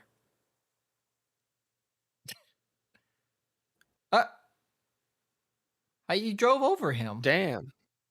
He was hiding under the car. Oh. Wow. Well, that's just They were looking for him. That's just stupid. Tom Cruise already tried that shit in Edge of Tomorrow. That's just stupid. Why would you do that? Why is all these people getting hit by cars or something? Or getting lit on fire? There's a lot of that. This is all just get me banned, daddy. See, I like why can't you just I just want dash cam videos of people not dying and getting bodily injuries. God Popeyes is damn. in You most saw of that your you see sport that wait, spots. you see this guy's accuracy? Look at that. Wow. Damn, right to Damn. him. Give this guy a raise. Under the door. Wow. In the door. That's actually impressive. Popeyes is in most hood spots. Yeah, look, that hood. Sometimes it's worth going in the hood to get that chicken, man. Russians going 120 miles per hour in thick fog. That's just Russian people. Russian people have no regard for life or anything. Russia. I'll give them credit. They are some of the craziest motherfuckers. Like any top like crazy driving videos, it's always fucking Russia, man. They got the shittiest cars and they will push them to the absolute limit. You think Nissan Altimas are crazy? Just your average Russian car. That shit can be held together by duct tape, spit, and cum, and they're still gonna fucking top that goddamn speedometer. They are the poster child for Oh, wow. I paid for my whole speedometer and I'm gonna use it. Crazy I'm gonna use the motherfuckers, whole- man. Crazy motherfuckers. Bike explodes. Well, why would it do that? It's not supposed to explode. What? Was that a e-bike? What the hell? Got that shit from Temu? Oh wait, this one I wait, do I turn on? It's road rage, so I feel like we gotta have audio for this. What the fuck is making that goddamn noise? Are you hearing stuff again? Did you take your meds today? It's the fucking it's the truckers or in like the bottom gear. and their engine is just like. Oh, they're Jake breaking. Yeah, I think that's it. Damn, you hear this, Skytex? Fucking Karis doesn't know anything about Jake breaking. He's, No, I don't actually. well, see, I was Karis. a helper. Karis, see, big trucks, you know, when to slow down a little bit more efficiently, they downshift in order to take advantage of engine braking to preserve their brakes, because Okay. it's a big truck, so brakes, you know, are not gonna be as effective. There's actually a lot of like smaller towns or like smaller areas that will have signs up that specifically say no engine braking in this area. Probably because it makes, well, a lot of noise, as you see. It's pretty loud. Yeah. Because they basically just downshift it so it's fucking super high in the RPM range for maximum braking torque. Sad I missed my Jake brake. Now you just get hip brake. Wah wah wah. Anyways, maybe we could check this out another time. I feel like half these videos are probably already TOS violation for me. Fun, Possibly. but gonna get me banned. Watching people explode and get lit on fire. Just give me dash cam videos of people driving bad. I don't know why we never pulled out dash cam videos. Those are always fun to watch. Bad drivers are I did notice are great. there's like r/no fucking comment. I don't even know what that is, but it looks like it could be interesting. Bonzi, no. I don't know. It's quite. You almost put. Well, I'll have Skytex be on the case. He'll check it out and give us his Skytex seal of approval, if it's good or bad. Anyways, I think that's gonna about do it for the TISM Thursday. We ended with possible bannable offense. It's fine. Don't worry about it. I'm irrelevant. I totally won't get banned. Please, AI moderator, do not find me. I'm innocent. I swear that was all paid actors. It was performed by trained professionals. It was CGI. It was Sora AI. All of the videos we just watched were Sora AI generated. It was altered content. Yep, it was altered content. It wasn't real. I promise. I wouldn't lie. I only speak the truth. I promise. Anyways, but that's gonna do it.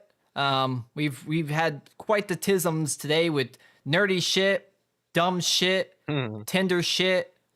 Things are definitely gonna get clipped out of context, and that's fine because it get me famous one way or another. And also, I'm probably gonna have all the angry Indians coming after me now. So if I don't show up for the next TISM Thursday, just know that fucking Michael from Microsoft probably got me. You're probably gonna see me in the next video. I got dragged against my will to go participate in the poop throwing festival. Naked. Naked. No, thank you. I'm gonna respirator. have cow poop in all my orifices. And then some. And then some. Tell Bonzi about it. No, she don't even want to know about that. Bonzi, listen up. When all the foot models going to follow. No, I don't want the foot models to follow me. That's your thing. Why not? What did you send? Is this a TOS? Skytext? This better not be TOS. What is this? The original series? He got what he fucking deserved. Says principal arrested after pushing students with autism downstairs. Hey, wait a minute. Why do I feel like this is targeted? I feel like this is targeted. What is? Whoa! Just What a what cunt! What's the context? What did the kid do? Did he call him gay or something? What an asshole! Yeah. Wait, I just realized that the actual post says he got what he deserved. The kid got what he deserved? For what? What do you mean he got what he deserved? Like, What? wait. Start at the beginning. Didn't the guy say he got a video say arrested? Okay. But yeah, so maybe who got- okay, so maybe he means the principal got what he deserved, I guess. But yeah. or maybe the autistic kid Teach- got what he deserved. Teach them autistic kids. Yeah, teach them autistic kids a lesson. You don't be stop being autistic in my presence, you fucking you spawn of semen. I saw an ad on Twitter. This was a real fucking ad. Oh wait, I just realized I even had the was- video popped up whenever I played it. Don't worry about it. Y'all need to see it. There was an ad on Twitter. It said autism can still be, what was it, like still be cured or still be changed. I think that's what it was, implying that it's this weird, like this all in her head or some shit. And it was this ad for like a mental health organization or something. I thought, fuck you, Twitter, sending me that shit. I've been reading the guides on how to cure autism for a millennia. It's not working. I don't know, man. Maybe I should do some essential oils. That might solve it. I need to think about that. Maybe a little bit of lavender, maybe some thyme, you know? Just sit in a room while an incense burns the chemicals. That should cure it, right? Essential oils, aromatic, Or a whole I mean, the treatment. lot of hard drugs. That might help Hard too. drug. I don't A lot know. of hard drugs. Anyways, we're gonna get out of here for tonight. That concludes our TISM Thursday. We got to see a little bit of everything. We got to see people lit on fire. We got to talk about weird, nerdy Steam Deck stuff. We talked about bad reviews. We had a little bit of everything this TISM Thursday. So, Yep. obviously, nobody Pretty forget. good. Don't forget about tomorrow, boys. While Karis hopefully doesn't get shit on by Camelot and crew for charity. I guess if you're gonna get shit on, then you should do it in India for charity. Mm-hmm. Absolutely. Yes. I'll be watching from the sidelines just to make fun of everybody, actually. I'll make fun of everybody. Everyone must be Everyone must be made fun of, including me. Yes, I would play, but I don't want to spend $40 right now for that. No Black Ops 7 come out. I don't know if I'm gonna buy that. I I might. pork my Pippa doll. That's not me. It doesn't even sound like me. It sounds horrible. God. I yiff furries for funsies. Still doesn't That sound. just sounds like it sounds like you were saying it with a really obnoxious smile, which like distorts the wording. So no, it's not. I yiff furries for funsies. Yeah, it's Nah, it still kinda sounds. got that. I don't know about that one. I don't know if that I don't know if that checks out. Gotta get a rain check on that. Train the AI better. It doesn't capture my TISM good enough. My voice model actually does. Wait, do I even still have a tab open for it? I wonder if I do. Cause I was fucking around with it one day, and having. I do. Oh geez, we're about to hear AI, true AI Ginger. Wait, no, I need Google Translate. I'm gonna make it say something stupid in Japanese. Suck dick.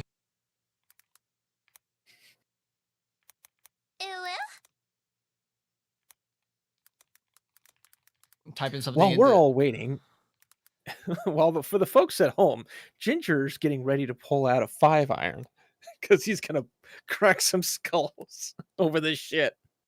All right. Let's see here. Oh wait, it's probably not gonna play because it.